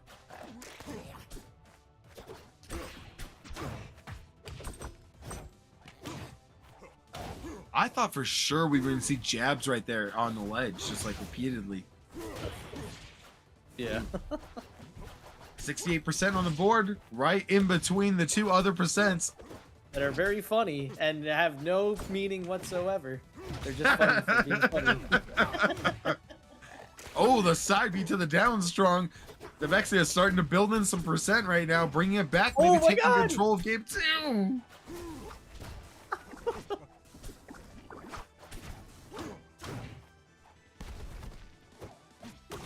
Oh my goodness, the weight! Okay, they're back on stage.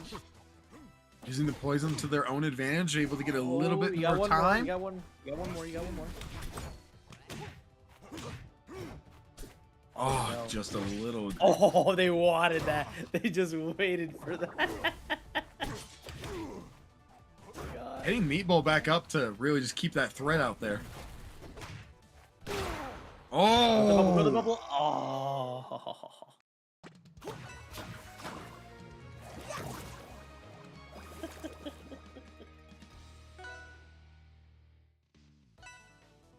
Well, we're going 2-0 so far, but you don't count them out till they're out, you know. Vexia's been going. They've been through tough battles, and it's not over till it's over. They can always bring this back. Going Yeah, not to Forest, mention, too. even if Porky takes, this next game here and resets the bracket, Devexia will still have another set to really kind of get right in the gears. And I think we're seeing at the tail end of game 2 right there that Dev is starting to really wake up a bit more. Oh, Said, all right, y'all want the locks? I got the locks. Tries to opt in for the special pummel and is gonna Ooh. get. Oh, Oh, I love the idea. That was awesome. oh my goodness. Okay. Love the use of these Oh, up airs. Meatball. Oh.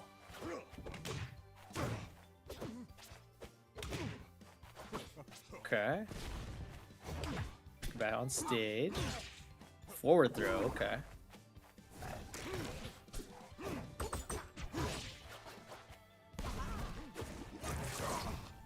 Ooh. I'm gonna see an up air from that point, but we didn't. Bubble. Oh, it's always so nervous when the bubble's right there. I never know what's gonna happen with it. Oh. Porky, the greatest server in the world. Another up strong, sir? You got it. Oh my god, they're going deep. Porky having the stock advantage just means like, fine, I'll go out there. No problem. Yeah, no biggie. Well, that shield is gonna pop. Oh. You cannot shield. You gotta hit him a couple times. Oh, Oh, yep. oh, B, okay. Shane, that corn dog lover in the house. Oh, another upstrung again. We're gonna need to see the Oh Vexio my maybe god! like. Oh my god! Oh dear lord. I honestly No, thought they were gonna go out there no. and try to hit him. Like, if I was Porky right now, I'd go all the way out. I'd be like, no fear, man. You have the stock advantage. You can just go out there and just hit him. Just hit him and keep hitting him. Oh my goodness.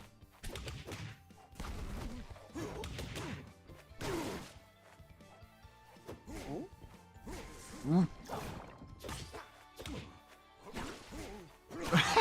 I knew we were gonna see that up strong. I knew it. They want to kill with their favorite move. Yeah, I can't blame them. Going out there, going for that bear? No. The up airs really getting in there. There's that bear this time. Oh! Oh, okay. Hey. Well, we get a little Okay, bit of Porky? spike there. Honestly, this is the moment to play a bit passive because you don't want to accidentally like SD in this moment. That being said, Porky, no, go out there. Just get anything. Just go out there and hit him with something. You cannot let them nickel and dime you back right now because it's gonna lose you this game. No, that's not gonna happen. Don't worry. Dev's been doing a great job at it. The tech to stay alive. They're still not down. Well, Oh, there's the nair. Whew. All right, Porky, good on you. Resetting the bracket. Now we're down into losers of this all. Grand finals reset could be anyone's. We're gonna really need to see Devexia really change up some things. Start to avoid these up strongs and these down tilts for the setups to these up strongs. It's gonna be a bit hard. I'm not really sure what they can do. I mean, obviously, I know what you don't want to get hit by, but I'm not really sure how you're gonna want to win. You know what I mean? Yeah. I feel that a lot of the things are just like Devexia is going for combos that I feel are unnecessary, or at least not combos that are unnecessary, but like throws that are unnecessary in the sense of like literally when they get a grab, they try to keep doing forward throw, back throw, and I'm like I back throw. I love back throw. I don't think forward throw is that necessary unless the character or your opponent is at such a high percent. And I feel that just relying on up throw is probably the better idea, just because it leads into a lot of combo potential. And even at high percents, if they DI it wrong, you know, they're just gonna die. I feel like just changing that little bit of things, using a little bit more jabs, will definitely help change the game in their for their advantage. Oh my god! The dare. All right, we're already starting off the grand final reset a bit differently.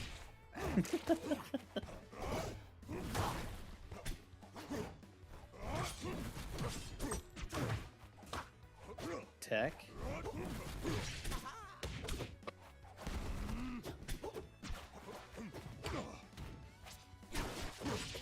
Okay, I didn't roll into that. Beautiful.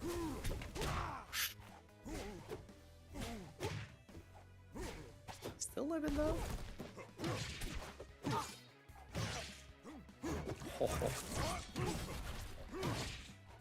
Oh, the forward strong. I love that. Whoop! Oh my god, they Scary want right there. They want Be blood. careful. Oh The my up god! strong. Gosh. No, Yeah, you're gonna hit the bubble out the way too, so it's not gonna be able to save him. That's a 2-for-1 right there. You get both frog legs for the price of one. Oh my goodness, some early percent combo juggling using up strong too. Good on you, Dev. Oh my god, they've changed so much. They're literally not the same person. Handed it to older brother. Hey, can you beat this boss for me real quick? I can't. Ooh. Oh, that shield's going bye-bye. Oh, We that's love one of my. That's one of my favorite things Rivals has ever done. Is like, oh, your shield's about to get destroyed and you parry, boom, your shield's back, recharged. You're rewarded for that, and I love that so very much. So now, from that moment, had Dev chosen to reuse shield after the parry, would have been safe. And so that like mental stack on Porky, dangerous right there. Good meatball juggle. I'm still alive. Okay. Porky with a no run-up tech parry. needed. Oh, they knew they were gonna stay there, and they're dead. 3 stock. The person who just got 3-0'd in grand finals, now in the reset, just restocked. What is happening? What is happening? Dev?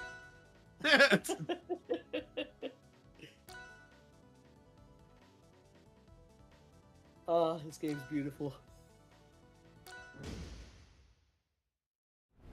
Man, I don't even know what to think of this, man. It's like, okay, was that just game 1 of the reset, or is this gonna be like this now? Is this gonna be a full-on reverse? What I'm praying for is we get a game 5 situation. Now, don't get me Yes. wrong. Nobody wants to sit around and wait 25,000 years. But for us here in America, it's the middle of the day. I'm fine. I'll watch 30 more rounds if we gotta. Ooh, the up tilt option. Oh, it's so beautiful, especially when you do get to see some of the characters that maybe you're not used to seeing. I know Europe is obviously a bit more used to seeing a lot more Ranos, and especially with how powerful Dia is, you get to see her a lot. But, you know, getting to see a Rano and Loxodon Grand Finals is not something I'm used to seeing myself. Ooh, the down B. Oh, I love the idea. Yeah. Strong? Is that Okay. enough? No, you Not yet. Oh, the bubble's there just as a shield. It doesn't go for the dash attack.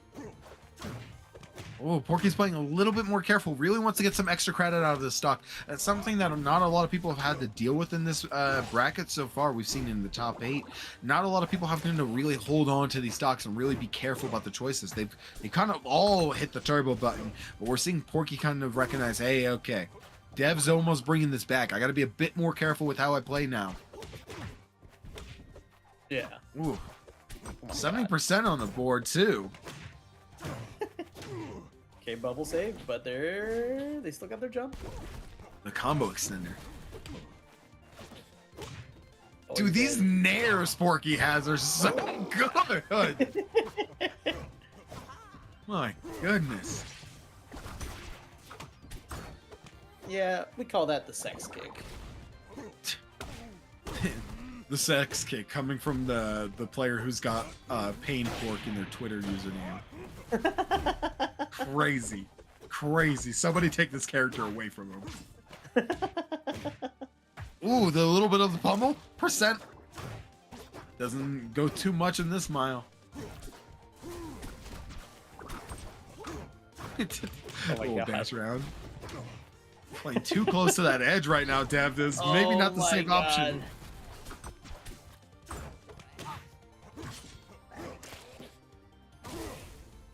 Okay. Ooh, Fully charged. Okay. Mammoth Tusk. Oh, the bubble helping make that change. Oh my God. Upstrong, their favorite move. Hey, to be honest, if Upstrong was working for me this well, I'd be using it all the time too. It'd be Real my same. favorite move every day. Ooh, the down B to the bear again.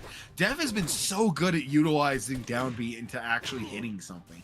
It's really good to get to see. Even just right there, using it for a little bit of a stall, a little bit of weight. Careful. Makes it back safe. Oh, You take it. You see the situation? Yep. the JV2 stock. Always on the board. Okay. Going 1-1. But I feel like Dev needs a little bit more space. honestly. I feel that Forest it's not a bad pick for Loxodon, but I feel that like they get run down very hard. Like when Porky's in their face, they're in their face. But I feel like when Yeah. devs like they get a grab and they start a combo, or they're like, oh, I do the neutral special, they hit him with the tusks. I'm like they start doing some crazy things, but they need that space. Yeah, I think like a big part of it was on Forest. You kind of want to be in the like center stage, holistically, concept-wise, like you're seeing right now on Tempest. You're gonna want to be more center stage, but against Porky, so like Rano, it's hard to even want to try to take control of the center stage because you just know that like it's not a lot of space, and he's just gonna knock you to the ledge right away. Anyways. Ooh, good ledge hold. I think really Forest. platforms. Forest was just not their pick, to be honest. Yeah. But now that Forest is off the board, it's gonna be a lot. It will be a lot better for Dev right now. Oh yeah. You definitely want the small stages, but maybe not the super small ones. Yeah. Okay. Oh, good up strong. Good up strong again. Oh, tries to go for a third time. I'm pretty sure. Oh, good. Ooh. Breaks out of the special pummel, saying no. No pummel here. Spam. Spam. Oh! Back air, yes. Okay. Again, Dev's so good at utilizing that, using Meatball to interrupt the bubble right now, putting on some serious pressure. Back air? I love that. That beat that back air. That's what I'm talking about. Magma charge. Oh, well, that was the wrong time to use Magma charge. But every Yeah. other time has been gorgeous. Yeah. Porky just said, "Yeah, so... come to me, come to me." Ooh, Still with the lead, 3 though, poison. Good use on Dev there for like, moving around the bubble very well there. That could have easily been the 3-stack poison stack, getting a lot of percent into the other bubble that was out there. So really could have been a very painful situation from Dev, but they played safe. Yeah. Oh, love that. Oh, they mixed him up this time. Oh, good weight right there, Dev. It's the spummel. No, Dev, Oh! Oh! Oh my god! Reverse tusk. Whoa. Turn around, reverse tusk, killing that. Yo, put that in Dev's combo video. That was gorgeous. So much there. From the way they got him on the platform alone, I just like knew something was coming out. Oh, that was really gorgeous to watch. I anticipated the eruption into tusks, but I was like, I didn't expect them to do like a reverse hit. I'm like, That's oh, what I was okay. confused on. I was sure we were going to see eruption to Dare or something, but then I was like, Dare's not going to be the right answer. Like, Porky's going to make that back, and then Dev's going to lose advantage now because they'll be in a horrible spot for recovery, and Porky's going to go out there with some aerial. So in my head, I was just thinking the entire time, Dev's about to get reversaled, and it's not going to be fun to watch. Like, it's literally not going to be entertaining. And then, boom, I was wrong. Dev just knew more than I did. Devexia, you killing it. Okay, playing a little bit more needles that we saw earlier against Apps. We're seeing Porky kind of resort more to that style, waiting to have more room for advantage to really make decisions. That up tilt being utilized to really bring the combo out. Ooh, the bear! Okay. Oh. Very smart. I called this out earlier, right as the reset was happening. I knew this was going to happen. Devexia just woke up, turned on the car. You can't cold start your truck. You got to wait a second. That's what Devexia has been doing. Now they're ready to fight in, ready to close this out and win this set. Porky, though, you got one on the board, so you can't let the bracket get reset and then lose the set. You reset the bracket for a reason. Both of these players have got to keep going right now. They really have to hit pedal to the metal. And we know Porky could do it too. We know Porky's been going crazy, even at C31, taking out some top contenders. Taking it today, but Dev's going crazy right now. They're just kind of like, yeah, right now they're getting comboed, but once they get their hands on him, it could be over for Porky. Oh boy, oh boy, oh boy. Down throw, dash attack, up air, back air. Not the one spot you wanted. That's okay. Ooh, the nair we're gonna see. No, doesn't chase out there. Stays back on the stage. I thought we were gonna see Porky go down there and do one of those falling nairs we've seen earlier. I was so sure of it. I think they've just gotten like a little scared because Devexia's been like really good at like reversaling them off stage. Like every time Porky's been like trying to go out there, Ooh. they do like an up air or a back air, and then they just completely switch the situation. So I feel that they probably have a little bit of fear of being like, oh, I could just go for the tried and true. But like maybe And it I might think not be best. Ooh, I think that's why Porky is such a powerful player that we've, that you and I have been able to recognize that now is that they can be egregious. They can be overzealous and they can go for some crazy stuff, but they know when to say my opponent is a threat and I need to be careful. Yes. Forward throw, not enough to kill just yet. Oh, wait, the fool! The F tilt pulling back in. I really thought we were going to see some more there. I was really excited. I thought we were going to get to see Tusk again. Fleetwood Mac in the house. Devexia, big Fleetwood Mac fan. Part 7, JoJo's. Let's go. Hell yeah. Porky! Oh my god. That's what I mean. Off stage, that's like Devexia's just really yeah. good at changing the situation every time. Because, I mean, you have the stock to spare so you can take the risk out there, but of course, Devexia really did take advantage of it. Oh my god! Oh, unless... Porky is not letting you come back home. My god. Keep the elephants away from the sanctuary right now. My lord. You are not allowed at this resort. Oh, they're trying to go for the up strong. Yes, I knew it. We all knew it. We all saw it coming. Oh my god, they said, where are you going? Come back here. Come on, Porky, take us to game 5. I want to see it. Are we going to get a game 5 or is this going to be Dev's dub? Are they about to get banned? Oh! Oh my god. Okay, wait. Ooh, the fair? Oh, yeah. We're going to a game 5. There is a reason you don't see any elephant Muppets. Kermit is not a fan. Oh my goodness. Zeus, hold my virtual hand. We're going into game 5. True finals reset. EURAS number 50. $230 pot bonus on the line here. Hey, people of Europe, please, I'm begging you. Let me see the 5s. Let me see the 5s. Toss the 5s in the chat. Cheer on the French. Cheer on the United Kingdom. Cheer on Porky and Devexia. Let's have an amazing last game. It's happening. Oh, the Air Armada? What? These two people just said, hey, we're about to have a gorgeous show. What if we went to Air Armada? Okay. They won.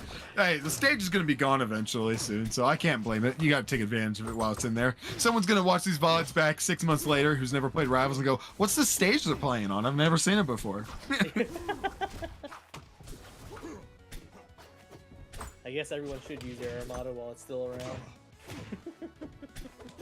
So I keep telling everyone in Whetstone, I'm like, look, I hate it too, but just, we got to take advantage of it before it's gone. Don't ban it.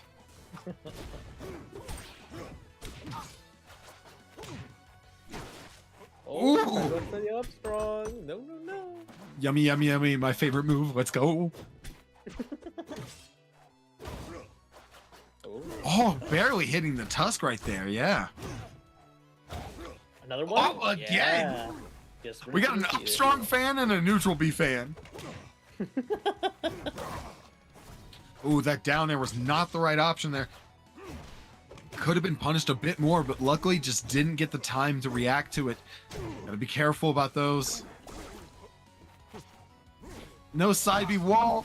Oh my god. They Still gets the up B. Okay, they're dead. Still, they're dead. Yeah, you can't make that one back. Why did they pick this? We're gonna need to see Dev hold on to more charges too, especially now because being on our Armada, you're gonna have to take that reality in, and Porky's gonna have to take advantage of that. I'm sure we're gonna see Porky maybe go for some parries here, really try to get rid of any magma charge that Dev will hold on to. Yeah. I'm just still thinking like this was Dev's choice. Like, why did you pick Air? I don't know. I have I'm no like, this is idea a why. horrible stage for Loxodon. Again, oh, good bear. Like- I know we talk about it. It's like a player's preference and stuff, but it really doesn't make sense to me. Like even if you're like, oh yeah, but I'm the best with Loxodon. It's like if you're thrown off stage and you're a little far away and have no magma charges, you're just dead. Yeah, like Porky might get this edge guard right now and clear Dev off stage, but instead lets him back in because what's the point? What's the point of obsessing? They got magma charge. Now you throw him off stage. There's a down tilt up strong yet Oh again. my god! There's a lot of room you're gonna have to make up for right now, Dev. Oh my god. It's not looking too good for Dev right now, but you never know. You never know. Oh no. Oh the no! chase! It's over. That's it. That's it. Go get the bear. Oh my god, and Porky takes it. 3-2 with the bracket reset and the dub in the losers of bracket reset. Dude. Oh my god. What a gorgeous, gorgeous one. I cannot believe. I'm sorry, Dev. I'm such a fan now. I'm such a fan. Why Air Armada? Why this stage? Like you and like it felt like it was so much closer had we had gotten something else. You know what?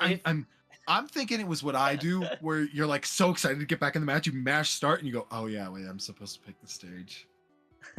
It's like there was no way that was your choice. I just felt so like it felt like it was evil, like to yourself. I know. Man shot him. Man shot his own foot before the fight and said, "This is good. This is good. Trust." Hey, you know, Porky, you came from a long way from the loser's run. You had a solid run today. You know, Very true. before I even get into hyping up Porky, as far as Devexia, you know, flowers to you because you did gorgeous and you really started to adapt once the bracket got reset. But you know, Porky, my lord, just a solid run. Really made your way back from, you know, losers. They lost, what was it? Losers round 1? No, losers round 2. They lost to Poetry. That's what it was. And they had, you know, the Cinderella run going all the way through losers, beating tons of people. SMS, Shine, Pin, Frutal, making it all the way back into the top 8 loser side and still clearing out tons of other people like Alex and Abstract. Gorgeous run today, Porky.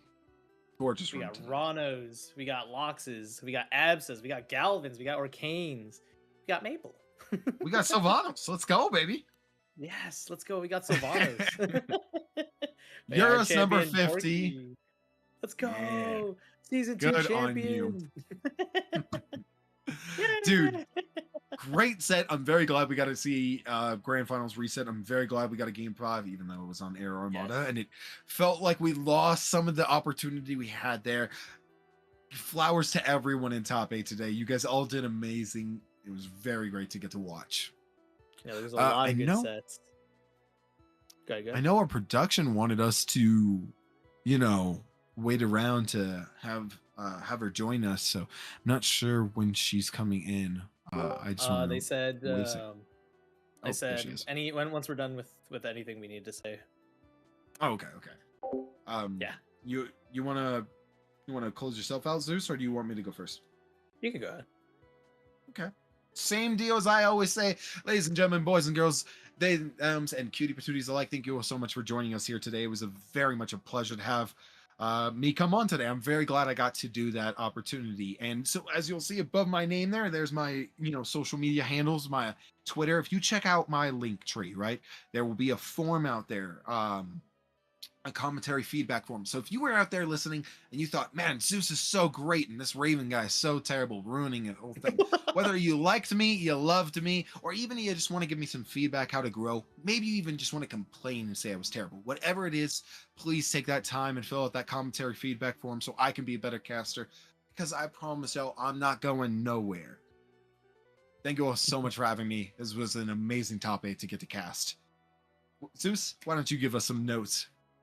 Well, I want to say thank you to Hokori for for inviting me. You know, letting me have a chance to be here to chat with my lovely good pal Raven, one of the sweetest peeps I know in this community, who's been very kind to me, always treated me really well, has always been there for me. I appreciate you. Mind you, this is supposed to be closing remarks for self promo, and Zeus is just hyping me up because in reality, Zeus is looking at a mirror that says Raven's tag above it, but it's just Zeus hyping up himself, but he doesn't even realize it. For me, I'm Zeus the Goose, your fellow top Rivals of Aether 2 player, Crag player. I play pretty much the entire cast if I want to, but Exactly. I stream a lot. I have content coming along the way. I do some silly things. I'm probably gonna stream after a bit after here anyway as well. So I don't know if you're interested in that. There you go.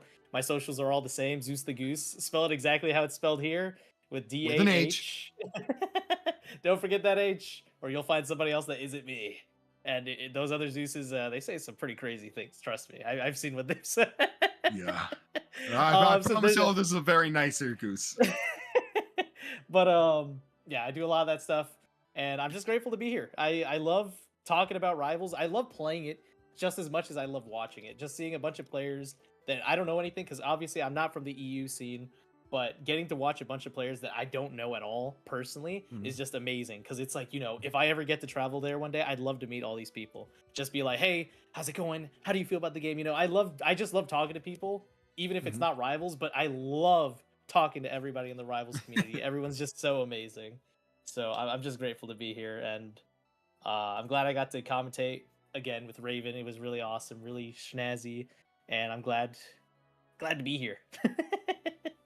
Yeah, very much. Again, I mentioned that earlier, and so I'm going to mention again. Europe, you know, come out to America, come out to our majors. I know we aren't a great country, but ignoring that fact, we're awesome people. There's people like Zeus out there who are awesome to have fun and make these memories with. And of course, maybe someday we can have some giant Europe major that we can all fly out to you guys and be there. But still, even if we're countries away, let's interact with each other. Let's all work together, because I definitely want to support the Europe scene.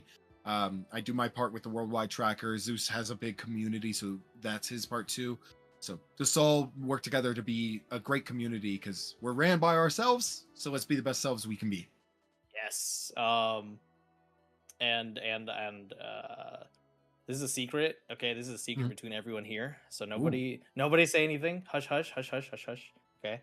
So just stay listening. But I host my own tournament series, as some people know. The Goose is Loose. There's one coming up this month, the 28th. It is not for European players. I'm sorry. It is region locked to NA. But I was gonna have a tournament this month for EU, but I had to delay it a little bit. But next month, I'm promising you guys, I'm gonna be hosting the very first The Goose is Loose European edition. So it'll have a $100 prize pool.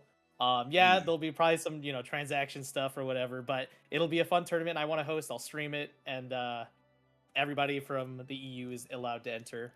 So I'll announce that probably in the coming weeks, you know. So don't expect the announcement like tomorrow, but in the coming weeks it's gonna happen. I promise. Next month, I'll have a regular NA one, but also the first for the EU. So that'll be a fun thing, because I want to be able to get more involved with the EU scene as well, because a lot of you peeps are just so lovely, and I'd love to get to chat with more of you and just watch more gameplay from you guys. So keep that in the DLs, you know, down low, don't tell anybody. It's a secret, even though I've talked to some of the people already in the EU grindcore, but it's gonna happen. And even if you can't answer the one on the 28th, be sure to check it out. I heard Zeus hired some really good casters. Unfortunately, you know, spent too much of the prize pot on hiring them. Yeah. It is the biggest prize pool for a DGIL so far, at 350 for the ones I've hosted so far out of the 4. So you never know. You know, it'll be Nice. It'll be a fun thing if I host the European one, and maybe it gets a bunch of donations and becomes the next biggest one. You never know. All right, but that's it for me. That's all I gotta say. McCoy? Okay. Well, yeah, I guess. Yeah, sorry, I'll unmute for you guys as well. But for now, it's just me. Hello everyone. Thank you so much for coming along tonight. I know it's been a long one. Obviously we had 35 entrants this week. Obviously a prize pool kinda makes that happen, but again, from the bottom of my heart, thank you so much for tuning in tonight. I mean, yeah, biggest event I've ever hosted, so this is definitely a milestone. And again, such a huge congratulations to Porky and to everyone else that entered today. Obviously, I showed our top 8 earlier. Yeah, Sherka, Kona, Nosages, Valve, Alex, Abstract, and Devexia, and of course, Porky. But yeah, I mean, number 50, another season done. There will be a hiatus, just 2 weeks, and then we'll be having our intermission bracket before the start of season 3. I'm gonna do a poll, both in Grindcord and EU Cord, to see if you want doubles or if you want crew battles, as in literally just like crew smash, not 5 players v 5 players. But regardless, again, thank you all so much, and to remind you all, our prize pool, $230, which means $23 going to Alex, $34.50 going to Abstract, $57.50 going to Devexia, and Porky will be going away with $115 after this. So I'll contact top 4, make sure we get that all sorted out. But until then, again, thank you all so much. The support you guys have shown to this bracket, to me, to Rivals of Aether Europe as a whole has meant the world. Obviously, I started this just to bring back amateur play to Rivals 2, but since then, obviously, it's gained its own little culture, its own stories, its own narratives. Like, it's been insane. Yeah, next season we'll have a bit of a, I guess, rewrite of the rules. At the moment, it's just a blanket ban on everyone above master rank. So anyone above 150 elo, that means no more Everest, no more Frugal, no more Poetry or Devexia, no more Cross Patin. But yeah, I want to especially thank, like those 5 especially, and like Shaka and the Pass, Cross, all these players that just show up time and time again and just put on their best effort. And our Raz bands, Jules from last season, again, Ghosty, Easy Prey, Helio, Turtle, who I guess graduated, but again, this bracket means so much to me, and the support all of you have shown it and shown me, it means the world. I'm not going to keep you guys much longer. Remember, code ROA Europe. I know it's not on screen right now, but remember it. Again, a huge thank you to our commentators tonight, Matthias Wolfbrock and Missy, and of course our special guest commentators, Sister Goose and Raven. If you're on the YouTube stream, or if you're going to watch back the VOD, you can find that information down in the description. If not, obviously, Raven and Zeus, they showed their socials. You can find Missy and Matthias Wolfbrock on Blue Sky. Also, just huge thank you to Matthias and all the people behind the tournament stream help at all. This stream would not be possible without it. I mean, obviously, there are other stream tools, but TSH has been a godsend. Thank you to, honestly, everyone that's just shown support to ROA Europe in general. Yeah, thank you to all the commentators we've had in the past. Obviously, we had Focus Mess and Copter for the last one. We've had, obviously, Raven. Huge thank you to them. Again, $120. They sent it over just before last week's bracket started, so it wasn't even shown on stream, but yeah. Also, apart from Raven, Last of Mani, Hegemony, Devexia, Unknown, Sesto, Matthias, Dunkskone, and Missy, thank you very much. And yeah, I will finally close us off.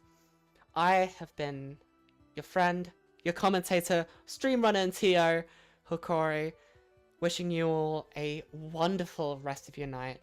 And as always, remember to be good people. Take care, everybody.